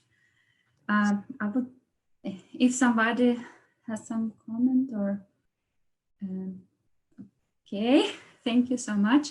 I would like to introduce a second student, actually the first one, the Caroline. I think we managed to have a combination of having good voice through the phone. Caroline, could you share the screen? Rasa, can you hear me? Yes, we can hear you very, very well. Okay, awesome. I will go ahead and share the screen. Perfect. Thank you, Caroline. Okay, so my project, here, I'll put it in full screen, is called Habitat Speculation, and it is my research on a utopian housing complex in an urban area. And so we first started out the studio with looking at reference drawings, and we're asked to draft a certain part of the building. So here's my reference by Sana, the Akurama apartments. And what I took from this was the idea of these parts coming together in different levels. As you can see, this is my interpretation of an exploded axonometric. And I liked how there was separate parts, but those parts together created a form, but also those parts contain different programs and how those can be switched or taken away to create courtyard spaces and such. And then we started looking at these paintings, and this painting is by Joseph Albers. And on this one, I liked the quality of how it almost looks like it's moving. And for this first model, I wanted to create a model that felt tectonic, but also you felt a sense of movement and shifting in between the plates. And the second one is a painting by Zaha Hadid, and my model again emphasized the movement, and I was thinking of between the rooms. And for this model, the mass is more built up, but I liked how the exchange could shift in between the parts, and instead of it just being a plate, it be an actual physical room itself. And this last painting is by Kathleen Guthrie. And what I liked about this quality of this painting was that it almost felt endless because the blocks of color felt ambiguous and somewhat abstract. And so in my model, I wanted to bring that in, and thinking once again about the layering aspect of the Okurama apartments and creating porosity and also open spaces for gardens, or kind of allowing the system to be abstract at this moment. And this is my first animation. Again, thinking about porosity, what I like to think about this one was, what if each wing was itself an apartment, and how would they be aggregated together, and how could everyone in the space have like their own garden or habitat area? Oh, for some reason it's not. Going to the next one.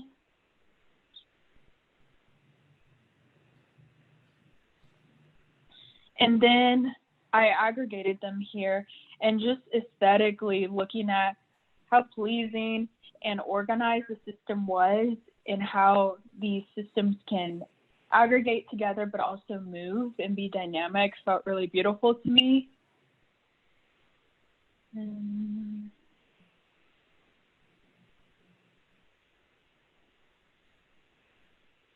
And so going on, this was the system I started to develop, where I had a connector and then a wing, because the earlier experiment that I made in Unity was almost kind of just like one wing hanging onto one point.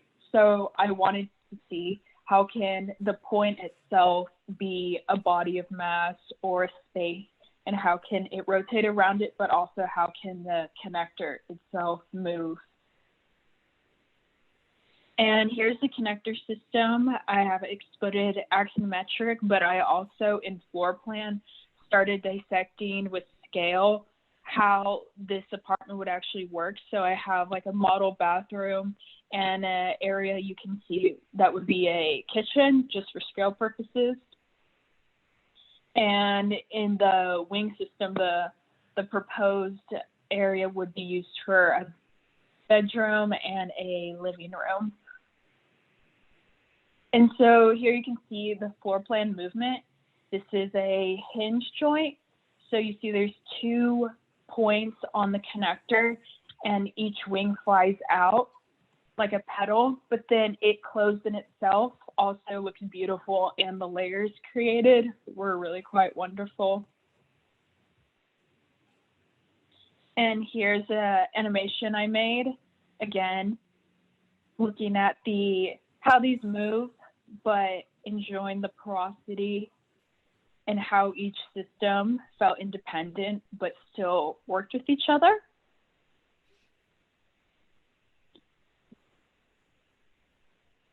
And here's a outer bird's eye view of it. And I could almost see this as being like a high-rise building, but instead of having glass cover it, having these open spaces for people to have gardens or public spaces.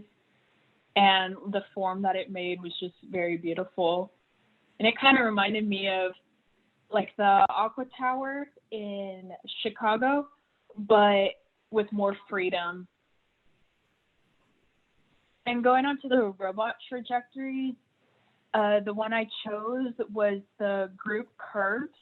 And I thought this was most applicable to my project because since my system is curvilinear, I like the idea of not only the wing holding and spinning on the connector, but the connector and the wing possibly moving tandem to each other. And here we started making large scale models. This is the connector model out of 1 to 24 scale. And we made this with the CNC mill. And here's the wing model.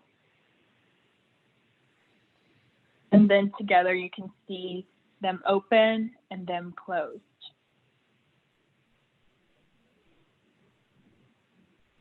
Moving on from there, once I got the system and the movement I want figured out, I started massing the system and once again looking at how I wanted to achieve that porosity, such as in the animation, but also speculate about what the structural system would be and what would be the core grounding structure of the system.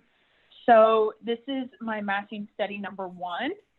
And I think it was successful in its attention to form, but there was little movement and little porosity, which at mid-review, I got a lot of attention as a strong point of my project, and I wanted to build off of.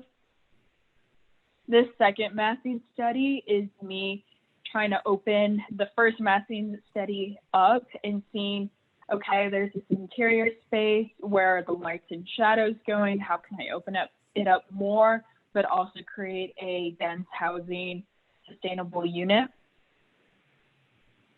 So this is my core plus massing studies number 1.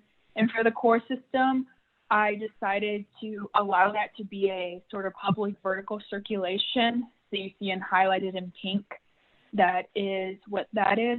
But this model as Rasa and I discussed over the period of our studio, still felt it felt too.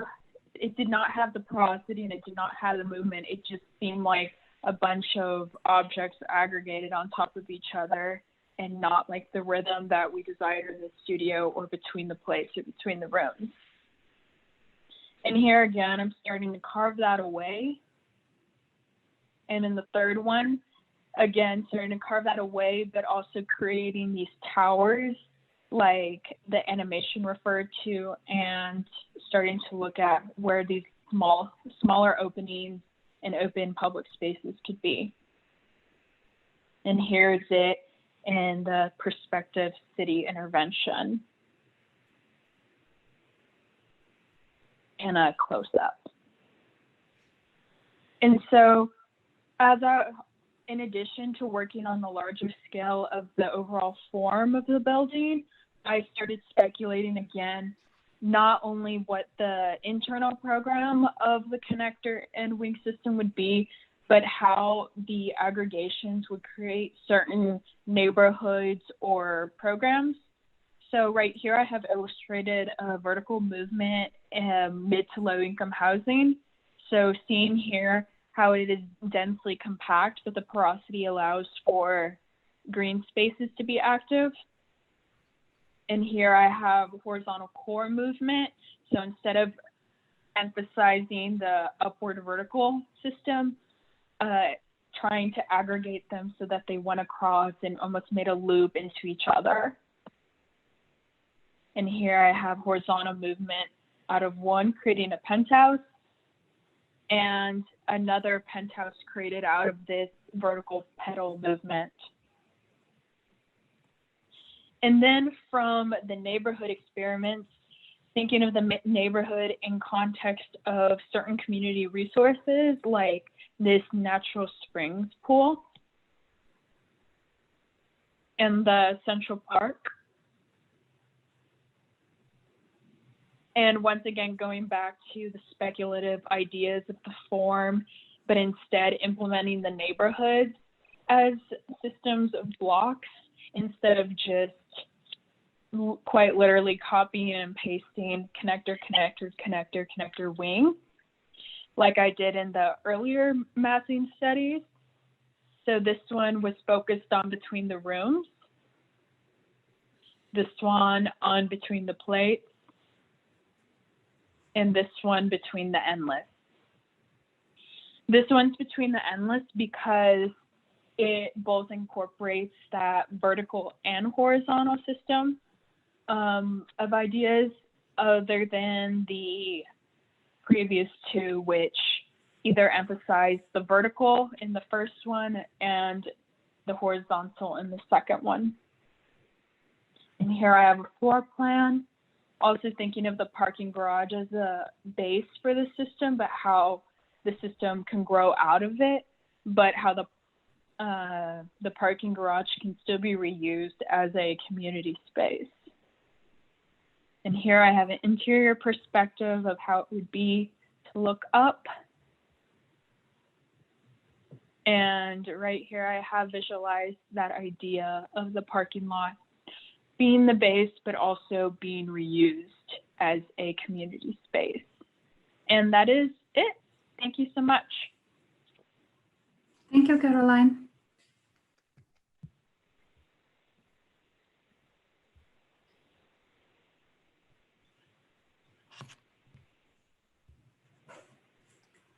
Yeah, I love your drawings. It's it has a very nice aesthetic to it, and it's very thought through. And the way how you present is, yeah, it's really impressive. Thank you. I think going back to the module a bit, I would be curious, like now they're all kind of rotating outside. Did you also explore when, like what kind of floor plans would happen if two modules overlapped? Yeah, that was thinking of in the earlier experiments with the floor plans. Here, I'll go back to the drawing.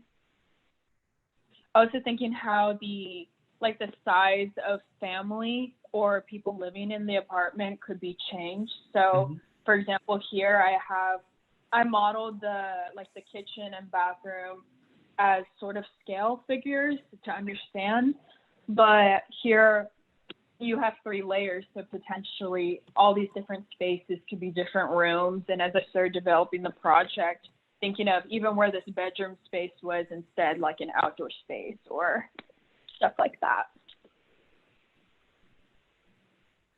Yeah, I think, no, I was just thinking like if now when you see like the bedroom and the living room behind it, like if those were also modules that could shift, so you could have some apartments which have maybe a larger bedroom and some which have like a smaller bedroom. And I think maybe, if I understand correctly, in your case, the whole modules either swing or they don't, right? But the module itself is like a static, it doesn't change throughout the building, right? Correct. Yeah, so maybe I think, I don't know, like if you would start to kind of also shift those, I think it would be even more articulate and you would get some different, like vastly different spaces throughout the whole building, right?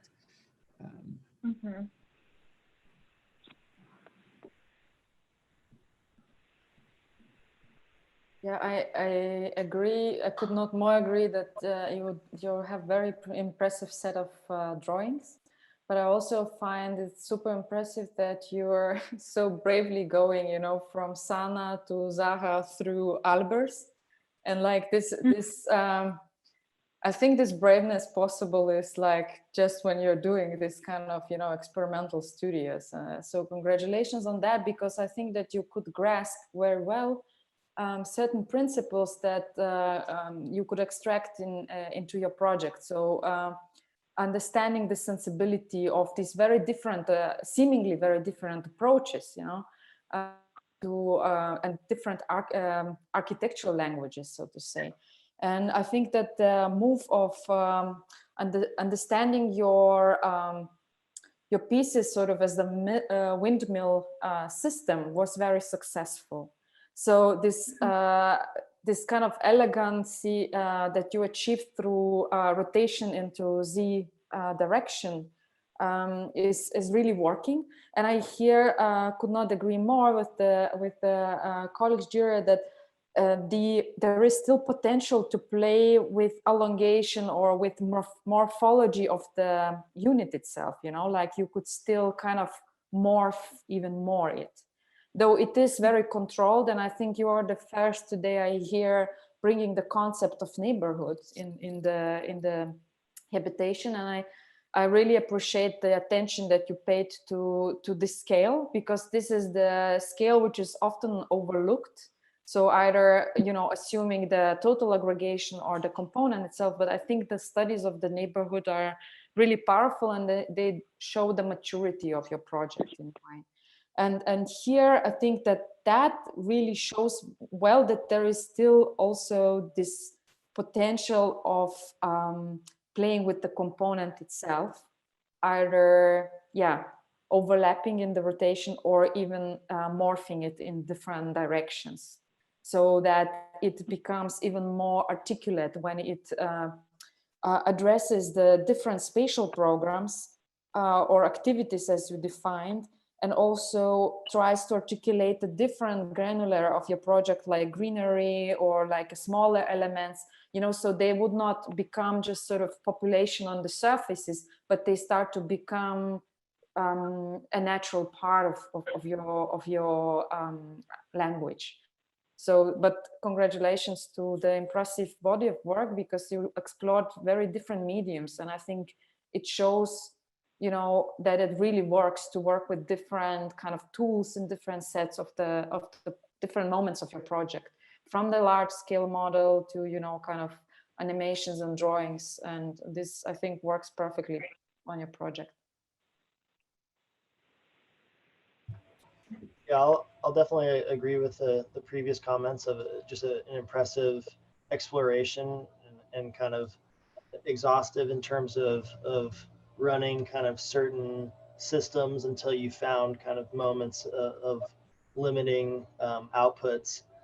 And I think there was like a really crucial point I think when you started to transition to the drawings that had all of the color, I feel like there was an important move where you left kind of a single rotation off of axes, which I think was really limiting your overall form into being essentially a field of axial pivot points.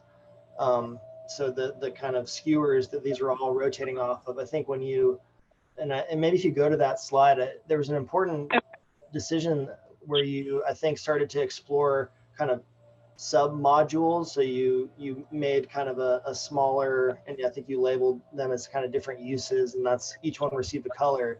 So was the process that once you started to define these different typologies, then those were reaggregated as kind of frozen components? Or, I'm just wondering, yeah, the transition. This is the more kind of, to me, kind of more fruitful exploration once you started to leave the true kind of columns. Yeah, that was the intention, because like you said, it was a limiting factor of like, okay, I have the operation, but there needs to be a point where it kind of starts to shift into actual architecture and like, what would my proposal be? And especially since this is a speculative studio, like you could have multiple proposals. So me going in and starting to dissect and label each of them was extremely important, and I think helped me create a very good output. Yeah, I think, and maybe I'm trying to figure, because it seems like when they were kind of singular units, there was a lack of lateral growth, that then there was a transition, and whatever variable or kind of operation or rule that you adjusted to allow for that more lateral expansion, I think that started to get to the porosity that you were kind of even self-critiquing. And so I wonder if that kind of inability initially to get kind of lateral growth relates to the fact that your operation is skewered on a single rotational axis. And if your module had two rotation points so that it could unfold and then kind of, more laterally grow and then fold back in on itself, I think having a single pivot point maybe is the source of some of that initial lack of ability to really carve out and keep it porous. So I would just be curious if it, instead of 3 units rotating from a single axis, if it was 3 connected units that were rotating kind of on a number of axes. But whatever the transition was, I think where you ended up is a super kind of successful iteration of it, and it kind of gets the porosity that I think is what's beautiful about the proposal.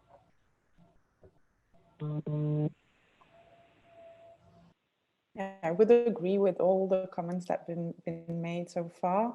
Indeed, as Indre pointed out, I think you really captured some of the qualities of all the drawings you've been working from, and you managed to somehow convey and conserve those qualities throughout the entire process.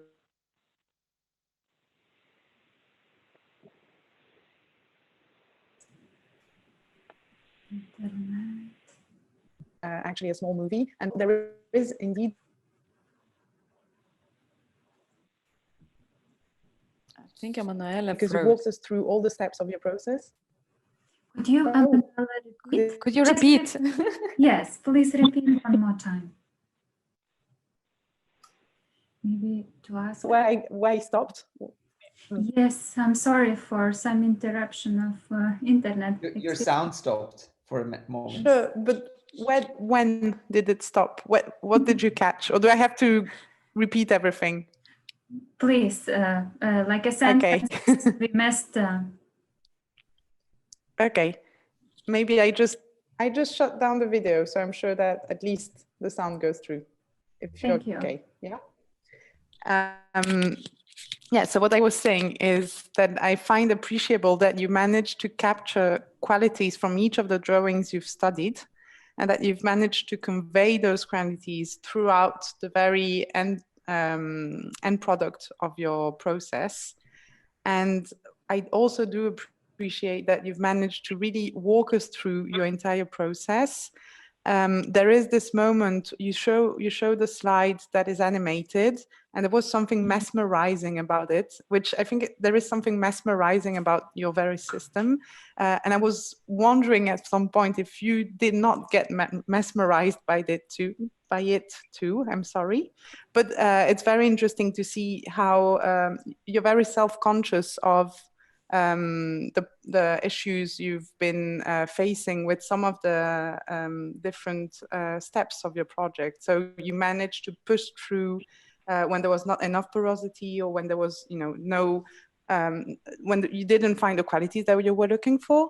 And I'm interested in this vertical element that pops up at some point, which is this vertical circulation, which is somehow under-designed with regard to the rest of the process, which is so resolved. There's like a hyper-resolution architecture that you produce there, with also the color scheme playing in it, and with the different, let's say, dimensions, the neighborhoods, and which I think grants it with an almost landscape-like quality. And I find it almost ironic that you have a natural spring pool, which I would love to go to, but it adds to this. Yes. But I like that it adds to this very completely in-your-face, artificial quality of the project. No, I just wanted to maybe to finish to just really underline that it really does pay a homage to the entire studio brief, because you really demonstrate how repetitive structures can produce diversity, which I think works really well in this case. Yeah.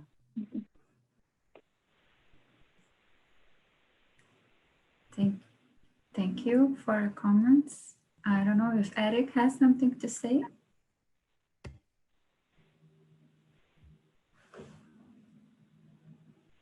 Oh, okay.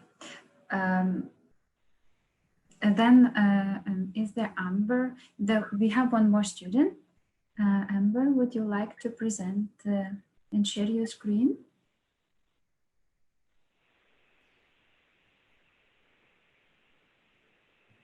Hello? Oh, sorry, I was muted. Yes, Hi, please. Can you guys hear me? Very well. Okay, Very well. Share my screen. Can you see me? It seems like you can't see me, but I think that's okay.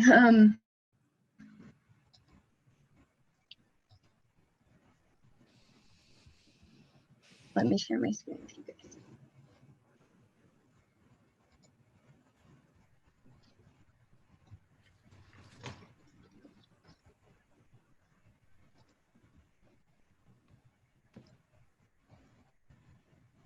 Can you guys see all right? It takes one moment, I think, and yes, we see that. Okay. I don't know where my camera's not working, but that's okay. One moment, could you just minimize that screen from the Zoom, this kind of tab, the black one, that you have some little minus, you can change. Is that better? Because it's covered, yeah, perfect, perfect. Amber. Okay. Yes. So this is my project, and I'm calling it Open Air Pockets. So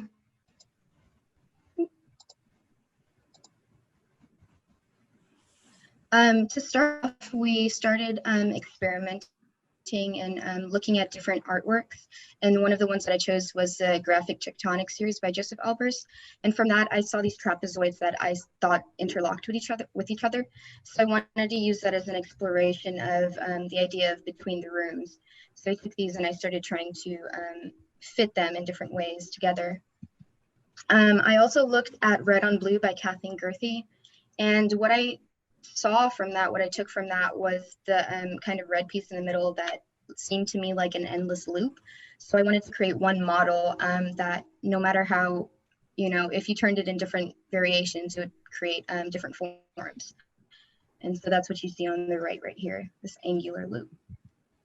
Then after that, we started looking at precedents and how that could relate to our work. So the precedent that I chose was Vault House by Johnston Markley. And what I really enjoyed about this was that even though the floor plans were very kind of like modular and very regular, they created very beautiful sections through this layering of arches, as you can see here. So I wanted to combine these kinds of things, thinking about the idea of circulation. So I combined the kind of angular geometry of the model I was working on with the interior arches. And although I liked this module, when they stacked in section, I thought it looked really nice, but it was hard to actually manipulate that when it came to animations. So I started trying to kind of simplify that idea by reducing them to plates that could move along one another, but still keep that kind of interior loop motion. And so that's what you have on the right here, is that just kind of sliding of plates back and forth. And then on the right, I took that entire loop and I continued it throughout the form. And I wanted to make pockets of space in between. So from there, I came up with this animation. And even though I liked how they slid along with one another, when I kind of animated as a whole, it looked too jumbled and too messy. So I simplified that to a unit that could have an interior space. And that's kind of what you're seeing here. So there's two forms of this, a contracted and expanded unit. And essentially all of the pieces of this move in one direction. So the deck, the top and the bottom, they just move out, the shell moves back, and the pod on the interior moves along the stairs, which stays stable, and it acts as a rail for the pod inside. So with these simple movements, as you can see here, I kind of created a cluster. And what I really wanted to explore, since I kind of already had that interior area, was these clusters could form and create more circulation throughout the entire neighborhood models. So this in was for robot trajectories was the curve group. And although I didn't kind of explore the idea of curves, what I liked about it was that this form attached to the model that we made by sticking into the track and following that idea. So I wanted to see if I could overlap these and have them move together and kind of sit on top of one another and overlap. So that's what you're seeing here, where the blue decks are kind of hitting each other and creating more circulation. And then that's just another image of this. The idea I liked about this was that the pod moves back and forth and creates either less or more space within that interior shell. And then this is an up close of that process. And so here's a plan view of the condensed module cluster before any movement happens. What I'm looking at with this was how the decks can see the brown parts. Although they're touching, they don't create one continuous form throughout the plan. And there's that kind of courtyard or kind of like M base in the middle. But, when you move them, they begin to create like overlapping that allows someone to walk from one end of this to the other. And just the overall movement of that.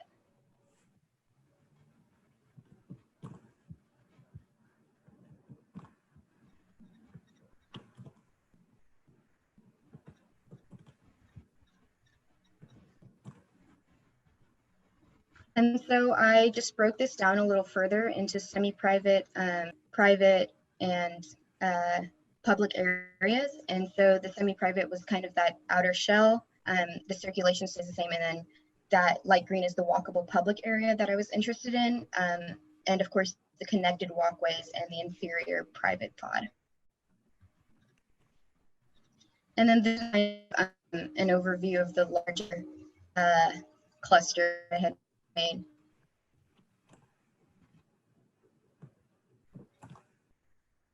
And so thinking about the site is placed it's in Austin, and it's a state parking garage E, and the buildings around it are relatively low, as you can see on the right corner.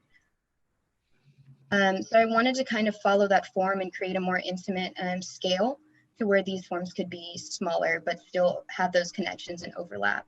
I thought of it less as living spaces and more of like, not offices per se, but like interior pods where you can, you know, come and relax or just walk along this deck or use it as exterior space. And then another render of that, how it would look inside. And then here is another image that I made that shows how these overlap and how when the pods pull out of each other, you can begin to use the roofs of those as private or personal green spaces. And that's an image. Yeah, and that's it. Thank you. Thank you.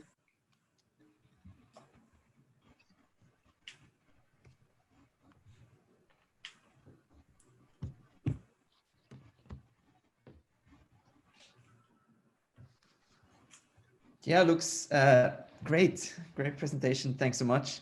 I think it's really interesting looking at this compared to the other projects, where now instead of having this very rigid module that you aggregate, you start to use the architectural elements themselves as the modules that you aggregate. And I think it's really successful and also gives a lot of different variety to the whole design.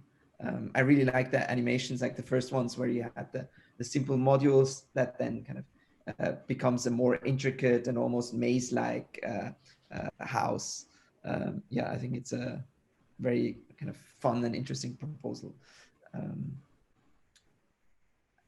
Did you ever consider like expanding these elements, or how, maybe could you talk a bit more how you arrived at like this particular set of architectural elements, like the floor? Yeah, so kind of what I was saying before was the idea for the interior pod came from what I liked about Vault House, was that kind of loop that they had going on throughout the architecture, and that the kind of curve that created. And from there, I knew I wanted to keep that form.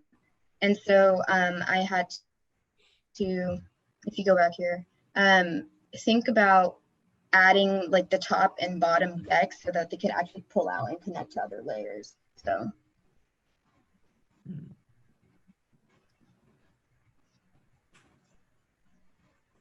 Yeah, I think maybe what would have been also interesting to kind of add more is now if the architectural elements would also become something different. Like, well, what if your because now it seems like your pod is always a pod, right? But like, what if actually the deck would also maybe make a room, or I don't know, the stair kind of is not only a stair but also is like a roof or something, you know, to yeah, I don't know, or maybe kind of play with scales of it all. I don't know. Yeah, that makes sense.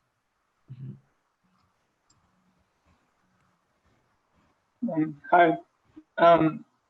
Piggybacking off of what Ramon said, I think it's very interesting, this idea of the sort of, I almost look at it as like a telescope, right? Where these telescoping modules sometimes seem to extend past planes and into courtyards, or they begin to interrelate. And I'm wondering, in terms of, if you began to sort of maybe expand on it in terms of structure, or in terms of what is possible with this telescoping, and then what functions can that then add to the project?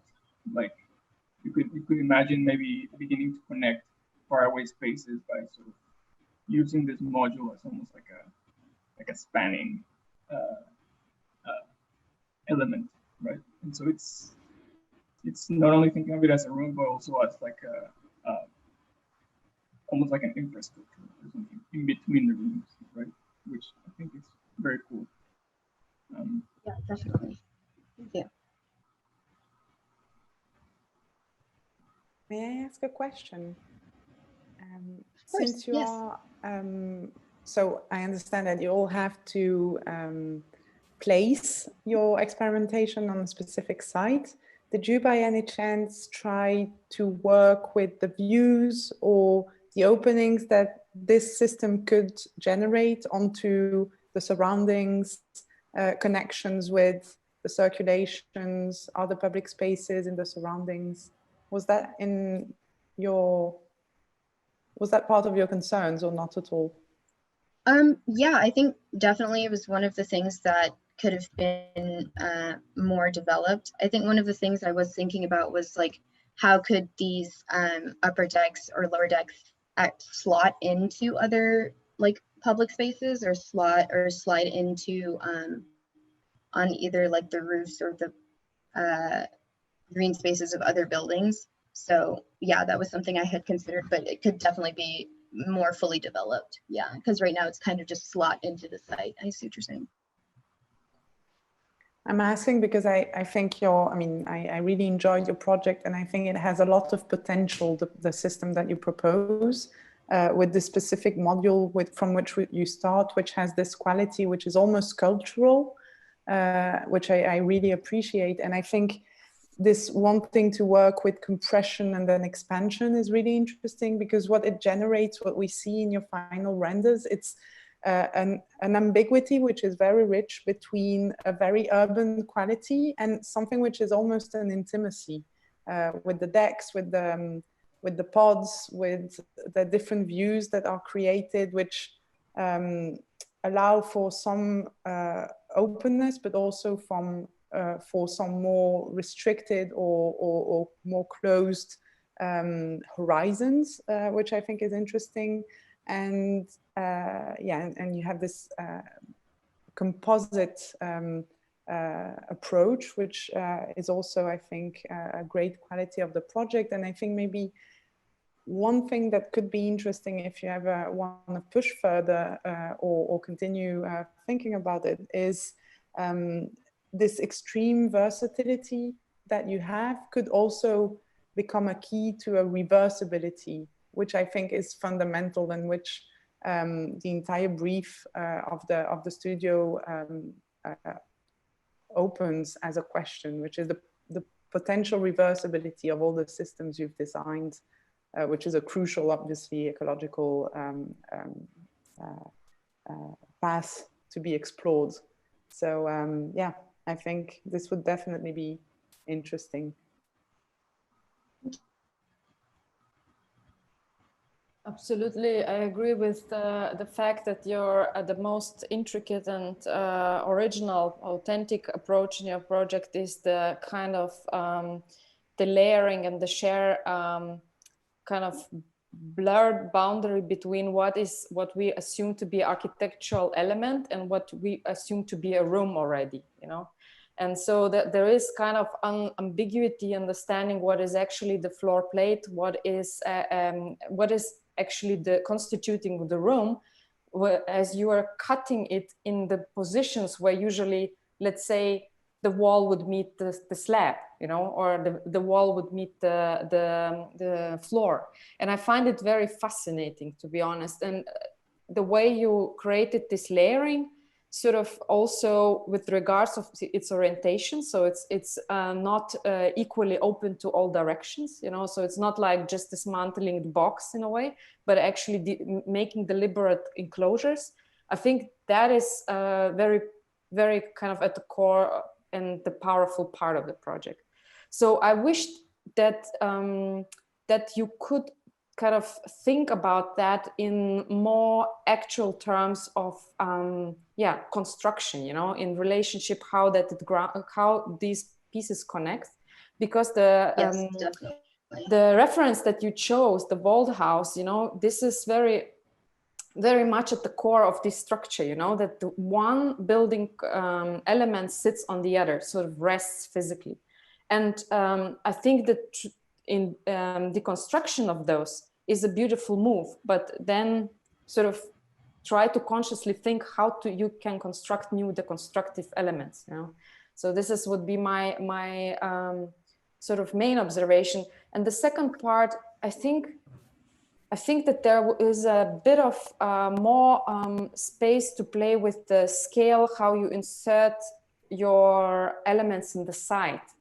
I feel that the scale you showed in the abstract models is of different kind than the one that you are showing now in the site. And I'm asking myself, you know, if there should be a variety in the scale, or in general, like my feeling would be that here the components are a bit upscaled, you know, like they're a bit sort of losing their sort of playfulness that you showed in the previous model. So that would be my sort of observation of the end result. But in general, I think it's very successful that you work with this kind of layering of the architectural elements. I think it's very interesting and authentic proposal. Thank you. Yeah, I'll definitely agree. I really appreciate the proposal, and I'm really fascinated with the kind of operation of the sliding planes. I think this was a... Sorry, Amber, could you go back a bit to the commented moments? Yes, thank you, Kevin, for the sliding planes to show those animations back. I'm sorry to interrupt. Oh, no, yeah, please. The animations? Yeah, Yes. so the earlier ones, just the kind of sliding planes within a singular module, I think towards the beginning. But yeah, I think what's really interesting about the proposal is, I think this more so than some of the others we've seen, I have a hard time even picking out the unit once the operation starts to unfold. There is such a blur between it, and especially in this render style, the kind of blue planes, they really start to kind of meld into each other, and it's a pretty interesting breakdown of that module as they're all moving together.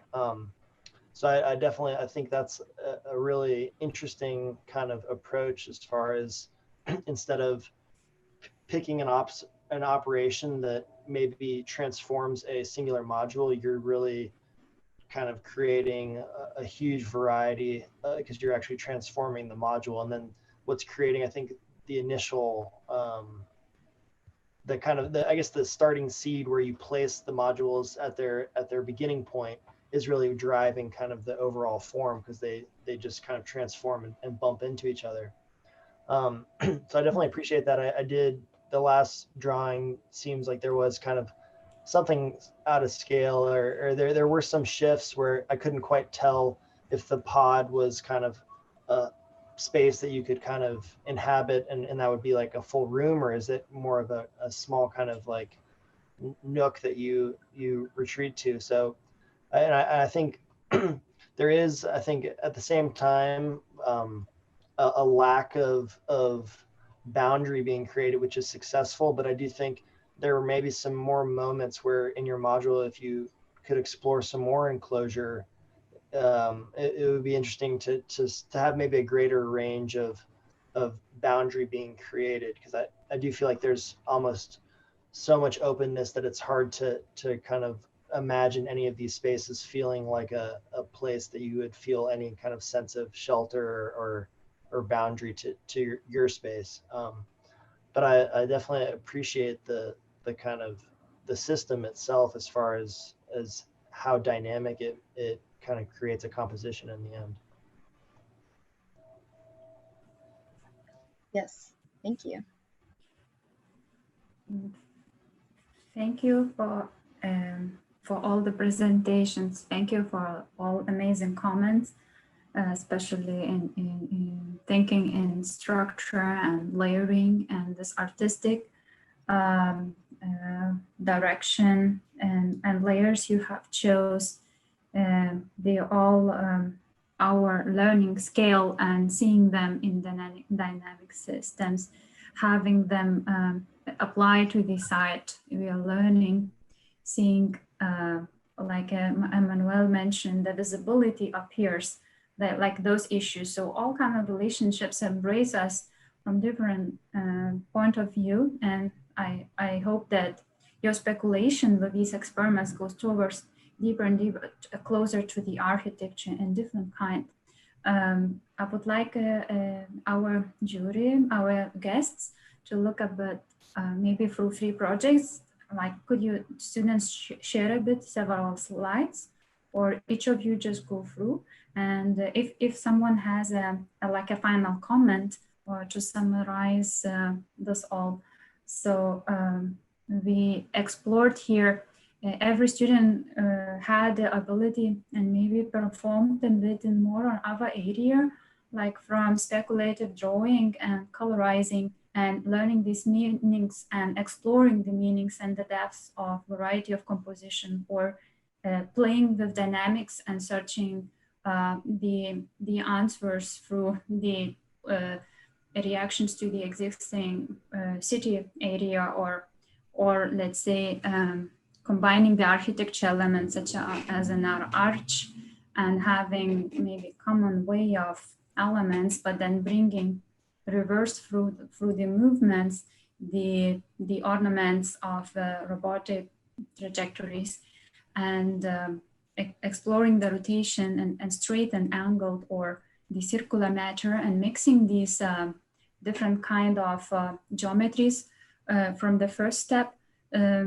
This all laboratory, I hope, explained and gave a freedom to students to explore one on the other part more or less. And I hope that seeing each of us work for a final presentation, we can learn with this enormous help of our guests to rethink it and to open for a future our thoughts, and to open for further design steps in our studios, where perhaps the sometimes in reality we don't have so much time, as was mentioned, and we need to bring the decisions very fast.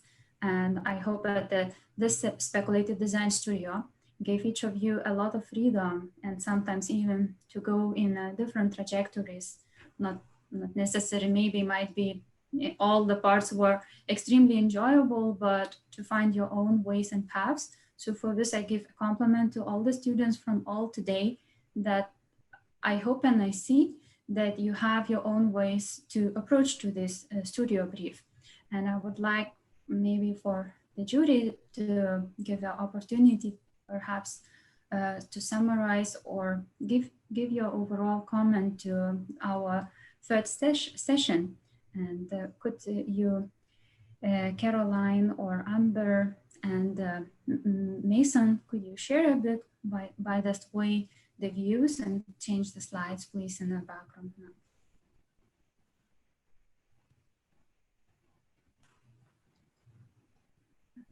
Rasa, so do I share my screen, or whose screen do you want to share? Please start. Okay. Yes, you share, and we will talk about each of your output.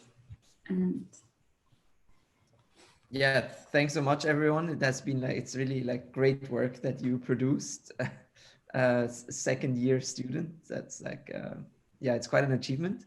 And it's also very interesting to see how you can start to use these new tools that we now have through like these animation software to actually kind of explore space, and also like use them as like a, I don't know, a design tool to go further to explore things which, I don't know, otherwise would be in very laborious model making processes. But like, how can you actually now use these digital frameworks and use them to like explore and create like new modes of drawings or space? And I think the projects like showed that like kind of you really took advantage of that, and it's really yeah, great to see all the different outputs. Yeah. And I would also kind of encourage you to look for new ways of representation of how can you use maybe the tools that are readily available and kind of customize them and kind of make your own language and start to develop your own language also like aesthetically out of these maybe more generic tool sets, and see what can you use from this kind of gaming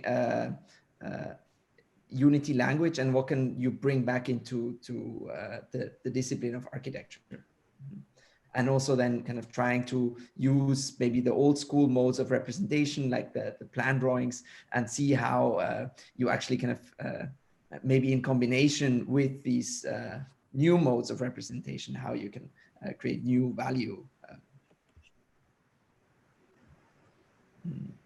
I'll definitely echo a congratulations to the studio. I mean, this is a really impressive exploration that each of you did, and like I mentioned earlier, like a pretty ambitious exercise as far as learning some new tools, and you know, excited for y'all to be able to take those tools into more speculative projects, or to start to implement ideas even from these into less speculative studios and into your careers. Like, there's lessons learned about kind of the dynamic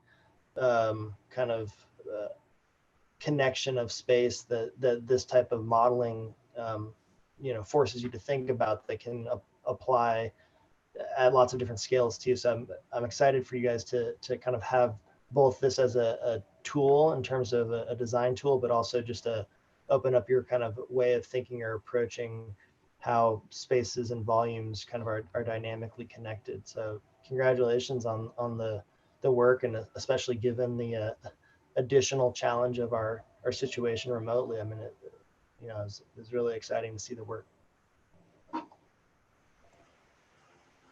I wanted to just thank Rasa and all you guys for you know, incorporating the robotics aspect into this, the fabrication aspect into this, which is something that I was not really expecting at first, but turned out to be a very wonderful learning experience.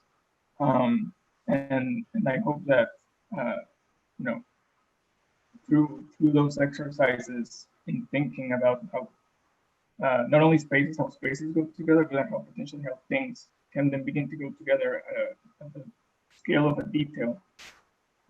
You begin to maybe think about more how those small assemblies could then begin to lead to bigger things, right?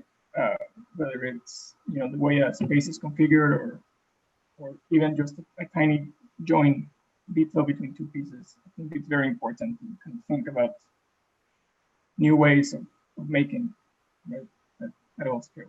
So I just wanted to say that. Thank you.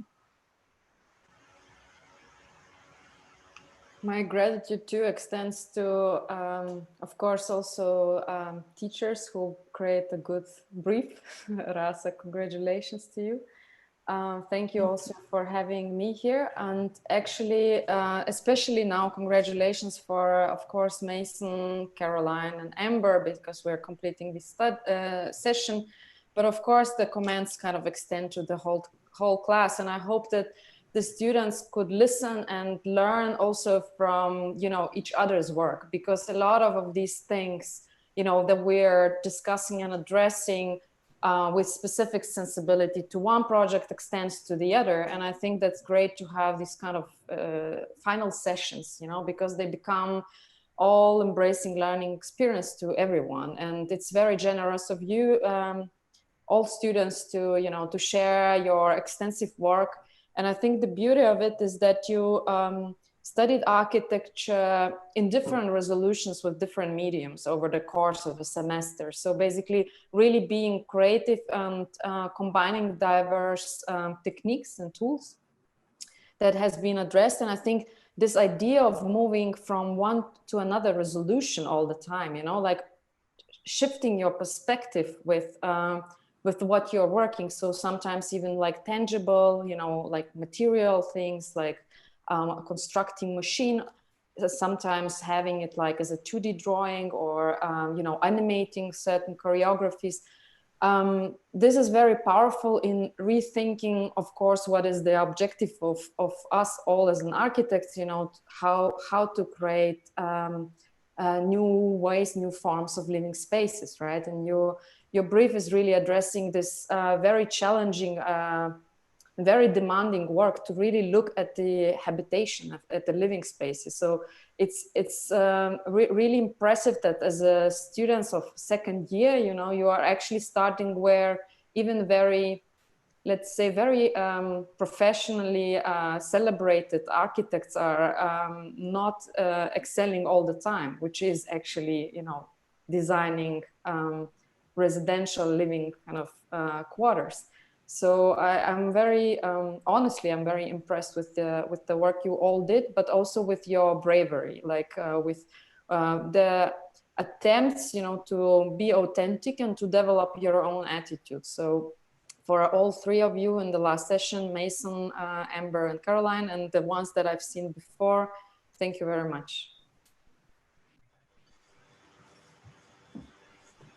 Yeah, I'm very sorry because I couldn't attend the previous session. So, but given what we've seen in this one last session, I think it really speaks for the quality and the also demands that you have been embracing over the course of the semester. And yes, I really echo the other comments on.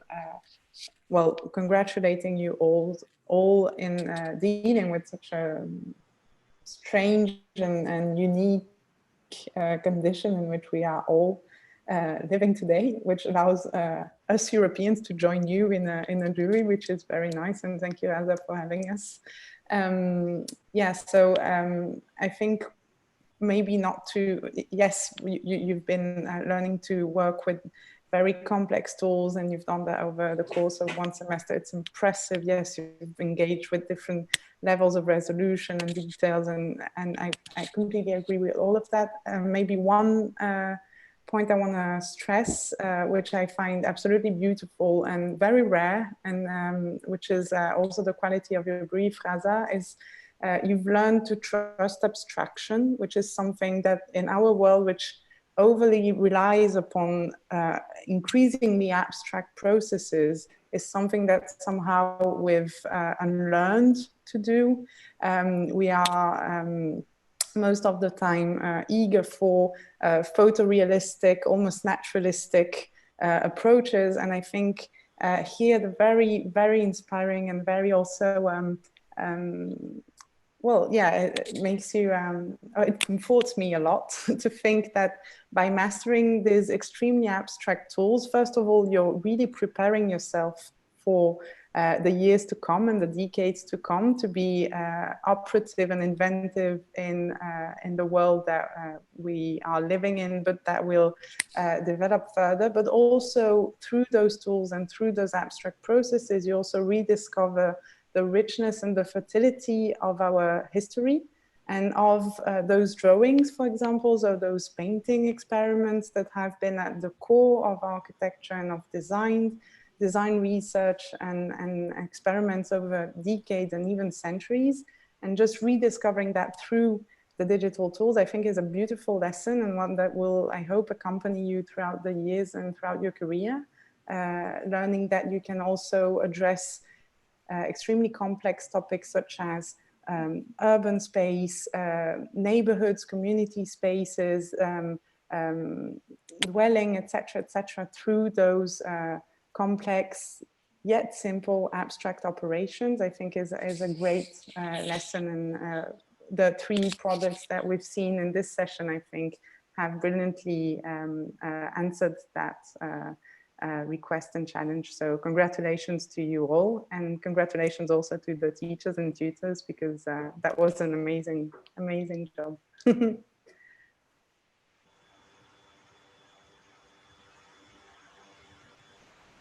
So thank you a lot for being so long with us. Thank you, students, as well, for your participation. And I think we are completing our first session.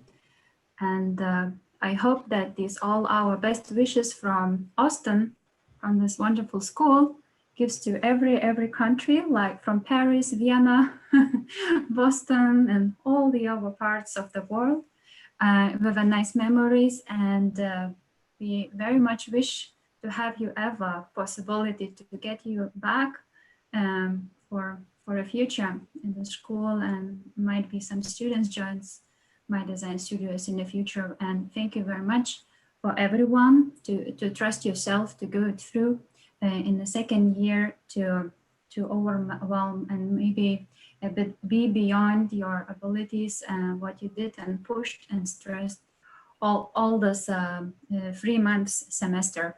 And very much thank you also for Eric. It was a pleasure to meet you and to have your intelligence within robotics and to give me the opportunity to embed this in the school. We very much with Eric thought a lot, how can we continue that project? So there might be something comes up soon. Just as a little message that we wanted very much in the social distancing to make it possible. So several issues was coming up, and maybe in positive or with little struggles, but in positive ways, gave us opportunity to learn also to present in digital format, where we midterm stage everything we plan to produce large prints and a little bit different methods of presentation before. So I think thank you so much for being this long time and for coming from so far away to Austin time. I wish you very lovely, nice evening, and all the best wishes from the whole school to every one of you. Thank you. Thank you. Thank you very much. Have a lovely evening. Yes. Thank you. Bye. Thank you. Thank you to everyone. Thank you. Bye. Thank you, Kevin. Thank you, Roman. Thank you. And, Manuela and Eric.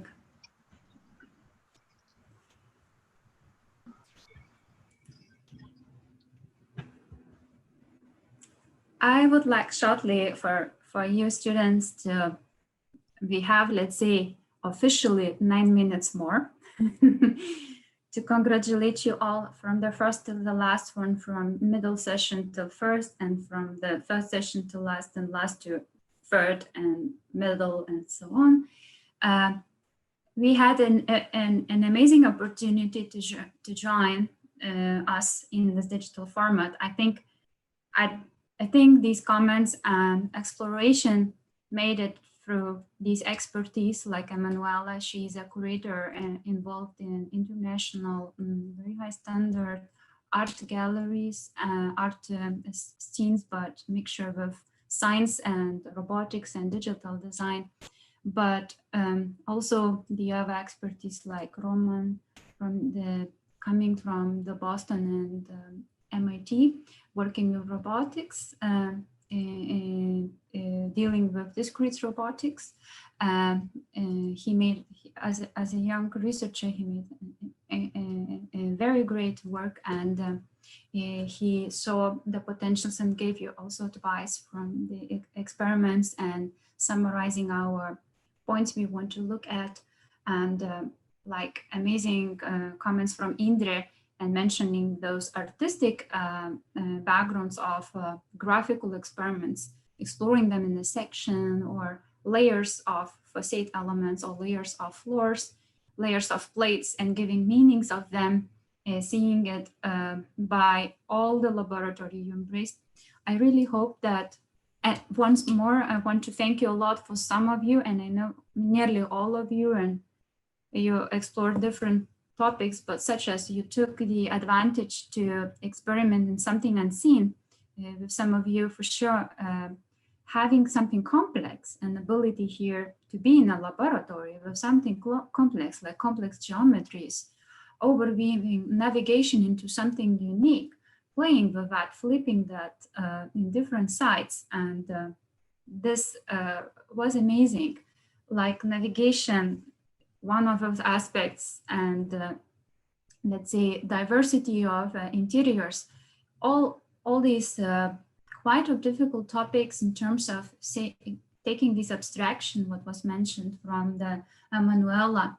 That is amazing to see that you trust yourself and you went a bit beyond, and you didn't stop with experiments. And even I totally understand that having the let's say the angular or other shape, or constructing your own joints, which were not in the tutorials, it took you longer as for somebody else just repeating something. So I totally understand that evaluation of your work, it is impossible to say who is worse and who is better. That's why I gave you this feeling that for sure for me, all of you which were coming to my studio, all of you passed, and I want to grade you in the highest marks, grades and so on, everyone. And we will thank you. I will try to do. I try to do it in a format of a university grading system. But beyond that, you didn't step away. You changed this format to digital, and you really managed in an amazing way. I really thank you for your patience. I know that I'm sure, and I know this, that you went through a lot of struggles, like changing location and maybe having troubles to concentrate. I totally understand and appreciate your staying very strong until the last minute, and even colorizing these moments which you found gives us. It was a little bit a comment. Even we are speculative and we made so much. We were still asked a bit or promoted for each of you to be more unique. I think it's for the future, to take some parts which we discussed. So that is about, we showed in a realistic view of point, we showed in the abstract view of point, and in the geometrical and architectural. That is for me like how you search, and your uniqueness for me, this laboratory with geometries from my side. But in the future perspectives, I think you can influence each other with those outputs, that sometimes the issues we want to talk about, we can colorize. Where maybe hundreds of questions I got, what should I do with this colorization? But I hope that several aspects is coming back, yes, to us, like the discussing or questions asking of the information, what the color could mean, like us painting, not only in an aspect of laborative geometry, but more of explanation. What do we make? So I really compliment that you managed this colorized moments. And I'm sure that for some of you, some was uncommon or even opened up to see your work in different way. And that is about, while so many different steps we did, we couldn't come back and redo it from the beginning. That's why the founded moments is the most important for me. It gives me the most value instead of combining of them all perfectly. So if your project engage some discussion as a comment, that is a good point. It doesn't have to be solved in your project. I want to say that having the project which doesn't evolves any question or any comment, that would be the sad part. So yes, we have also, like, within this amazing opportunity, stepping in, the Michelle, she also gave you a compliment of maybe seeing one project, but it embraced everyone. We did not knew in which part it will happen. So thank you for all of you staying so good prepared, what the jury mentioned. So it's not just the one person Michelle saw, but everybody saw you and complimented. The presentations were amazing. And I know that maybe one or second part didn't work out, but I'm really very happy that you took efforts. I know that we, let's say, the exploration of having large prints or maybe focusing on one big drawing or one initial drawing or several kinds would be our aim before the Zoom. But now I hope that this digital format gave you much more multiple ways to embrace your presentation instead of having 2 or 3 drawings as main. And let's say it would have been very nice, and maybe it would be more original to have this output as a one specific or aim or goal. But what you made, you present the whole laboratory. And I think it's kind of for you open up that digital format. I know from the negative points, we became like next slide, next idea. So I really appreciate that from your side. You made it so well. It was a huge pleasure for me. And I have one question to you, in case you're still alive and you can imagine, but one proposal. I thought that because, okay, the Eric disappeared, I think he had to leave maybe for his own presentation, back, I don't know. I would like to invite you who wants, this is not mandatory, maybe for one more Zoom meeting. This is not a mandatory, it should be in a relaxed time. Maybe to invite a Michelle as well and Alan, who gave us actually opportunity to experiment with robots, and we got small amount of budget to pay our first models. So I thought it would be very nice to invite them in a calm moment, and who would sacrifice maybe shortly.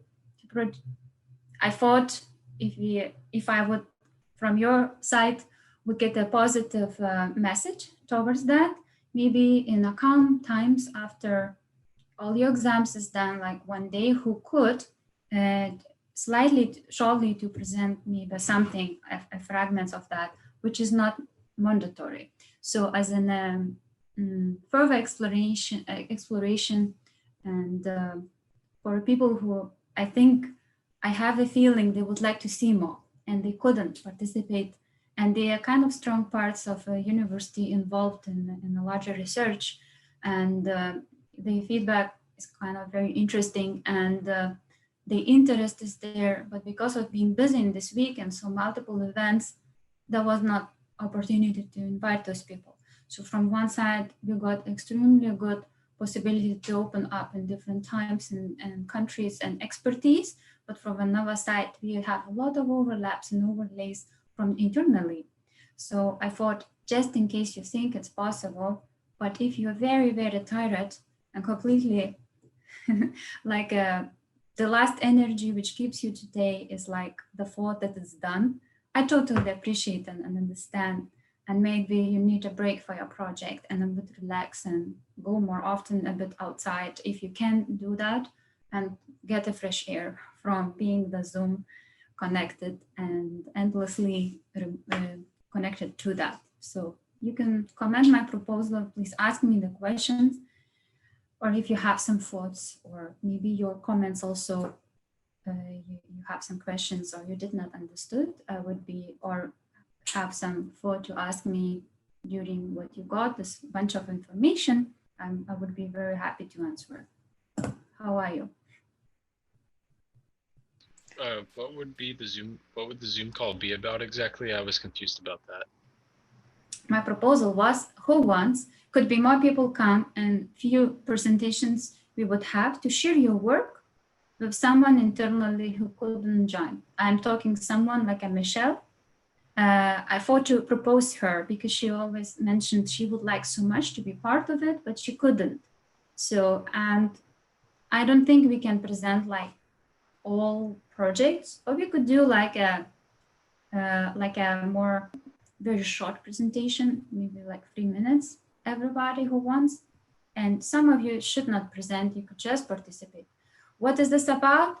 It's about that I would have been invite her to join us if we have a final review, and or we would have a little exhibition. There was some kind of thought to have a summer exhibition. A lot of speakings about, we didn't make it because of, yes, we cannot have a social gathering in a school, so for security and so on. So our work, I thought, like, as I said, I want to thank to Alan, inviting him.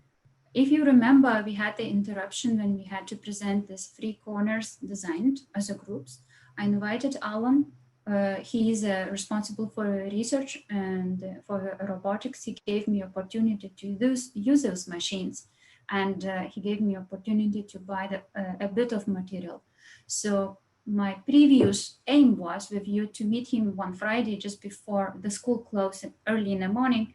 So we lost the chance to, he was interested and curious a bit, yes? So I'm saying there are people like Michelle and Alan, if you know him, or he leads the research lab, he leads the research, and he gave me opportunity to use something which we interrupt, of course. But I felt like, in case you feel you're interested, it is not mandatory to meet them and shortly to show them their work. I can make a summarize and show as well, like the whole data which I have of a workshop, to show them here, it was the output from our midterm stage. This is the possibilities. Let's say Alan, he's interested in robotic part. some of you has beautiful, nearly all scenarios, how this happened in architecture, what kind of architecture scenarios you applied this robotic trajectory after this midterm, after this closing school situation. So it's kind of, I'm feeling I missed some parts of relationship, giving those people opportunity to participate in our presentation, but there is no need and no must. This doesn't affect anything from your side of participating here. And maybe you have other aims and other goals and other some ideas or work or something. I totally understand. So you could think about it, and I will write you the email. Maybe I will make some kind of extra document who could sign, who would be interested. And I will try. I thought it would be nice. And I also was planning, I'm living in Charles Moore Foundation in a very, very nice place in Austin. It's an artist residence. So I could also shortly to make you or organize you a digital, how can I say, a digital excursion about this place, which is really amazing. The Charles Moore Foundation, it's a very, very nice building. There are several artist apartments. So I could combine it as a nice event. My idea was to invite all of you at my home where I live now. It's temporary, it belongs to university, and to make some kind of nice event after. Well, I can't make that because of social distancing. So I thought you could embrace nicely a kind of some fun part of Zoom instead of being always like in the pressure and always prepared to present, to show something new, and feeling this pressure that I didn't make something, or it's something missing, or it doesn't work, anything. It's more relaxed way.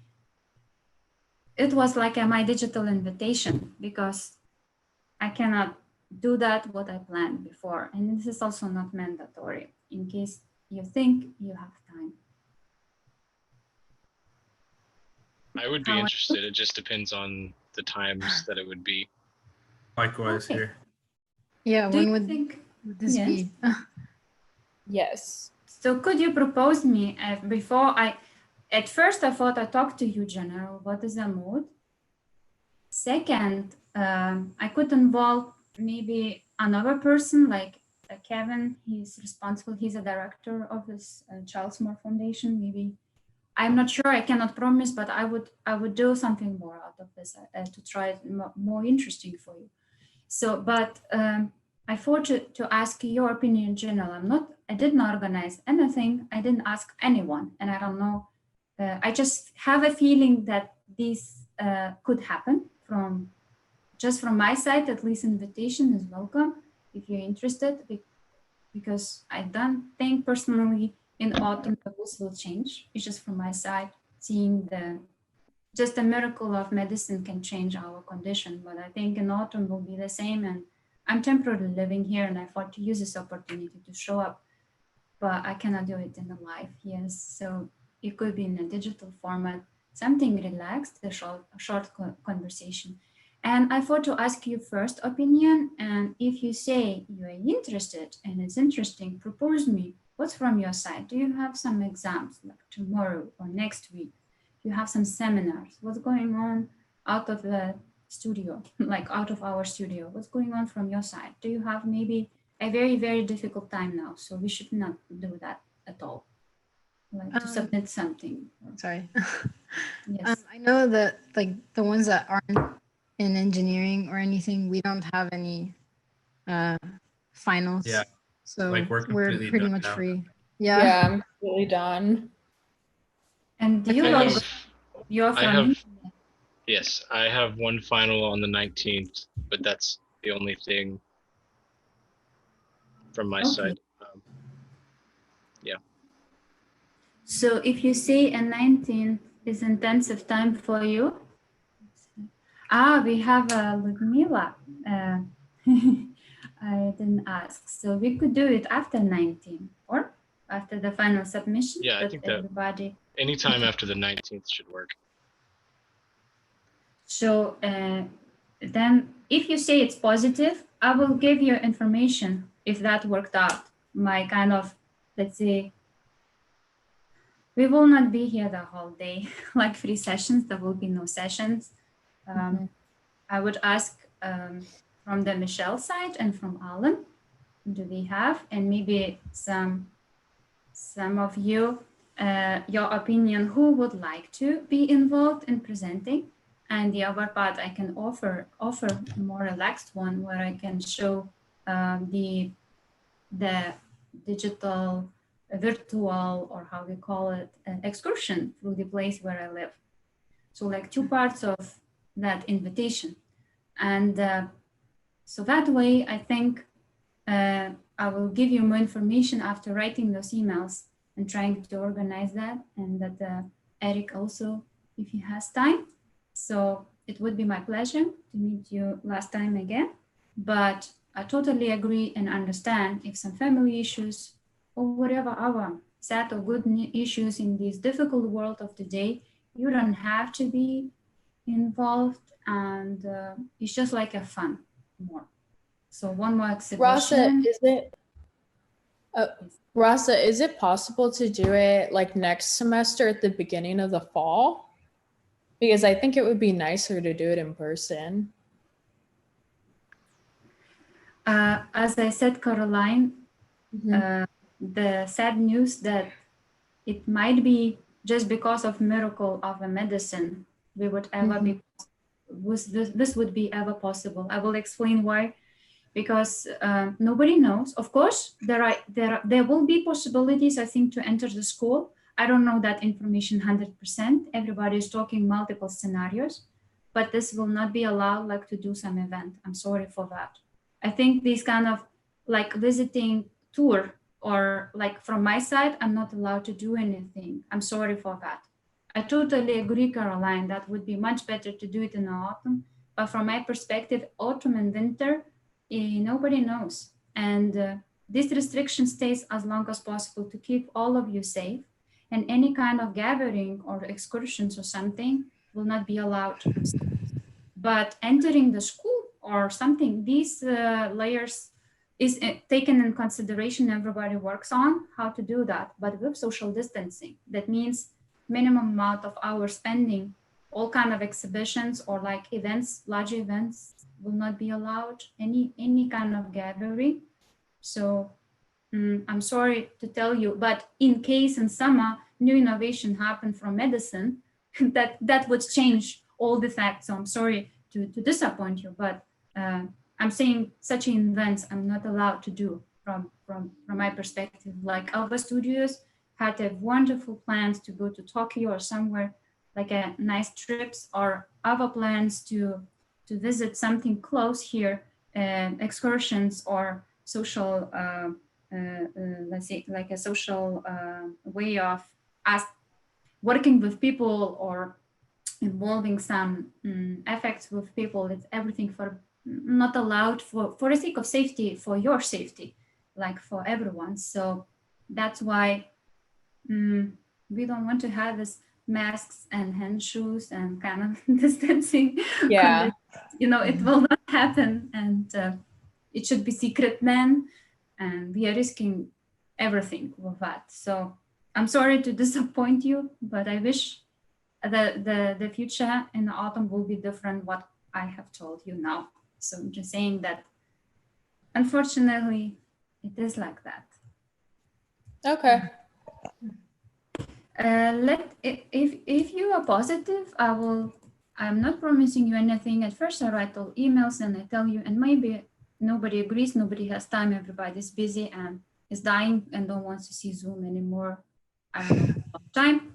So, or very tired, busy and so on. But other things, maybe with preparation of social distancing for the autumn, nobody has time, like those people, especially because they make a lot of very important decisions at the moment, and researching and talking to the scientists and everything. It's a lot of layers going in the background, responsibilities from Michelle and all, like Alan as well, involved with research, keeping those labs active and how they're all thinking about. So they are very busy with those issues. And I will let you know, but minimum, this kind of relaxed virtual visit of Charles Moore, you're welcome. And this is nothing, how can I say, nothing mandatory. Yes? yes, so I will keep in touch with you and write you email as soon as I know more about the date. So which format we will pick up, and after you relaxed, if you still can see your project, maybe a few slides to share with, if that is happening, who wants, who can. You were an amazing group, and I enjoy a lot seeing you, and I hope that that these difficult times or some complex things didn't make you that tired from the semester. Yes, that you were very strong as a second semester, and sometimes I think I didn't expect it to go so far away. And I don't want to say, but like sometimes even advanced design studios, I don't see that openness for experiment. How you as a second year student went through your open hearts, through your own wishes and wills and ambitions by yourself. So I'm saying maybe when you get fourth year or fifth year, you don't want to do anything, such things anymore. You just say, that's enough. Like, I don't know, you have other aims maybe. So I was happy to have you in the stage of experiment. And I wish you then for the next semester to have like a lot of inspiration, a lot of professional skills, being able to do so many things, just choosing and enjoying that laboratory, explore it for our project or other activities you do. Could be artistic, could be like a technical issues or some portfolio work for something you would like to reach. I think it's amazing, and you know by yourself what would be your aims. I know that it's a bit difficult times, but a positive side that you are still young. And I think when you will be in advanced studio, I hope the social distancing will not be anymore. So there will be more open doors for different things, like going to galleries, seeing different countries, or visiting Paris. I don't know. I'm just talking around. I hope there will be other opportunities, yes, to travel, to have an excursion with a future in the future. Yes, like while now the next semester I will be teaching advanced design studio, and that excursion I think will not be allowed yet. Yes, so for those students, there will be maybe something will be missing. Yes. Rasa, can I just say that this was the best studio I've taken so far in architecture, and I had a lot of fun. And I just wanted to thank you for putting this all together for us. It was really awesome. Pleasure to hear. Thank you. I hope Yeah, so. I completely agree. The attention to detail, and I especially am thankful for like all the reviewers you bring in, because like I've been in other studios where I don't know, the reviews aren't as good because you don't get that external feedback, which is amazing. Yeah, and another thing, I just want to say thank you for all the attention that you put into every single one of us. I know that staying till like, I don't know, 7 sometimes was probably not the best, but thank you for all those hours that you put in. I think this is single-handedly my favorite studio, the one that I had the most fun in, and I feel like I grew the most here. Yeah, same. Definitely. Thank you for being so strong until the end. Amazing. And one more issue. After very good work, there is some perhaps boring work for you, but very, very important for me. Like all the evaluation I think you have received. This is a very important part for me, because this is how if there is no evaluation, is bad to me.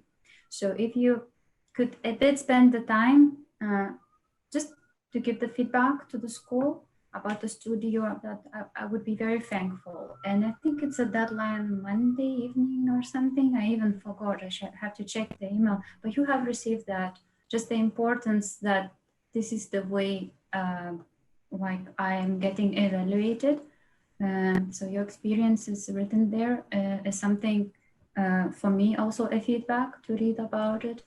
And that is not perhaps the most interesting part for any of us, but like this is like something which I forgot maybe to mention through the email. If you could do that until Monday, I would be thankful a lot. And everything else, as I said, sad to finish our sessions, but I'm very happy to release you from seeing always you. I hope in that exploding your mind, what do you mean? You know, like do more, what should I do more for you? Or you mean, what is this question about? What is this colorizing? What kind of geometries? Here's everything too difficult. That is not possible. You made it everything possible. I mean, I know that, I hope that, I know that I'm speaking a lot and I'm slowly in explaining. Maybe it's my part to go so deep in every detail for you. I know that you're second year, but sometimes it's a struggle to go through scale, through this inclination of stairs, which I said, not important at all, such issues, but you still put a lot of efforts to make them possible, yes, in all the complexities you have. So that's amazing. Future, when you get the skills, you know, with all things, it's not anymore bothering your mind, or even the computer is doing for you. That's a point. Where we went to the highest level of laboratory, that computer was not doing the stairs, it was doing something else for you. So in the future, you can combine those. You don't need to be so stacked to remembering, or like hand models and sketching and drawing. I like a lot your intention from your side to give me this beautiful sketches. You gave me some beautiful sketches at the beginning. I really, really appreciate that handwork you do sometimes for thinking. So where we did everything in Unity now, but actually your ideas by sketching and thinking and maybe doing small models, don't forget that. I enjoy that part. It doesn't have to be realistic and perfect and straight. It's more about thinking laboratory. That was the most amazing moment. And I thought, okay, students don't know how to use laser cutter. How should we do now robotics or something like that? It's immediately after one day, I get this all laboratory of beautiful models and amazing. This was like an exhibition for me at the beginning.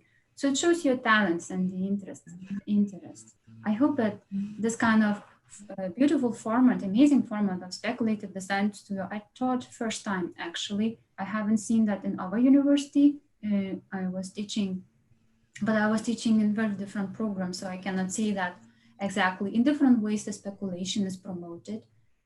Maybe some studios even go just to hand drawing, or like a Bartlett School, UCL, a very famous university. They keep the sculpture. Such young students like you are drawing like 5 meters by 5 meters, huge monsters, hand drawings. 3 months, one drawing, maybe 2, to make a masterpieces which you can put, I don't know, in a gallery. Maybe this is the way of culture of drawing is still kept. But I think you can produce thousands of drawings now from your presentations. So something is, I think, could be very unique and specific, but not to lose the idea of sketching and exploring. But from Zaha Hadid, who was my professor in Vienna, and Gavante, she have mentioned a different opinion, that you need to draw, but you need as young as possible to learn all these digital tools, explore it, become as early as possible that you grow with. So you don't have any problems with that. With renderings, modelings, nothing. Not any problems you have. So amazing. It was a big pleasure. Maybe I leave you already to 20 minutes, even more. You should not stay till 7. Yes, nobody wants. Have a really relaxed evening and enjoy your progress in your minds and with inspiration. And I hope to see you sometimes in future. Maybe you visit the other studios I teach. You're always welcome to come and to explore. But it's kind of this knowledge which I gather to you. This is my research about. So you know me at all. And I'm very, very happy each of you to have. And I will miss you all for everyone. And I wish you also to have a very, very nice summer. Something different, of course, than the last summer, like my plans are damaged at all. I will be self-quarantined in the 3 months. So nothing is possible what I planned. So I can imagine for you, for your families, for everyone is the same. And maybe somebody knows the secret how to survive a summer in Austin without being able to go to swim. Somewhere, I don't know, like sitting inside the ventilated areas, getting this way to use, but maybe this early mornings, as I heard, or evenings could be fantastic moments, and sleeping in the midday, I hope so. So I wish you relaxed, nice summer. I don't know where your path is going. So all the best to you. And please take care about your health, social distancing. And you know, that's all this, like this intelligence of social distance maybe gives you some advantages, like using Zoom. And I hope you will have some invitations to work over digital format. That could happen. I don't know if it's this year or next year. You will have interviews, and you're very good prepared, I think, with nice digital portfolios already, with good presentation, with animations and everything. So I hope you will need this experience soon. I wish you for that. Thank you. Thank you so much. Thank you again, Rasa. Thank you so much. This semester was great. Thank you, Amber, a lot for finishing, for being strong till the end. Thank you. Goodbye. For everything. Bye. I hope you have a nice summer too. Bye, Rasa. Yes. Bye. Maybe we see each other. Yes. Goodbye. Bye-bye.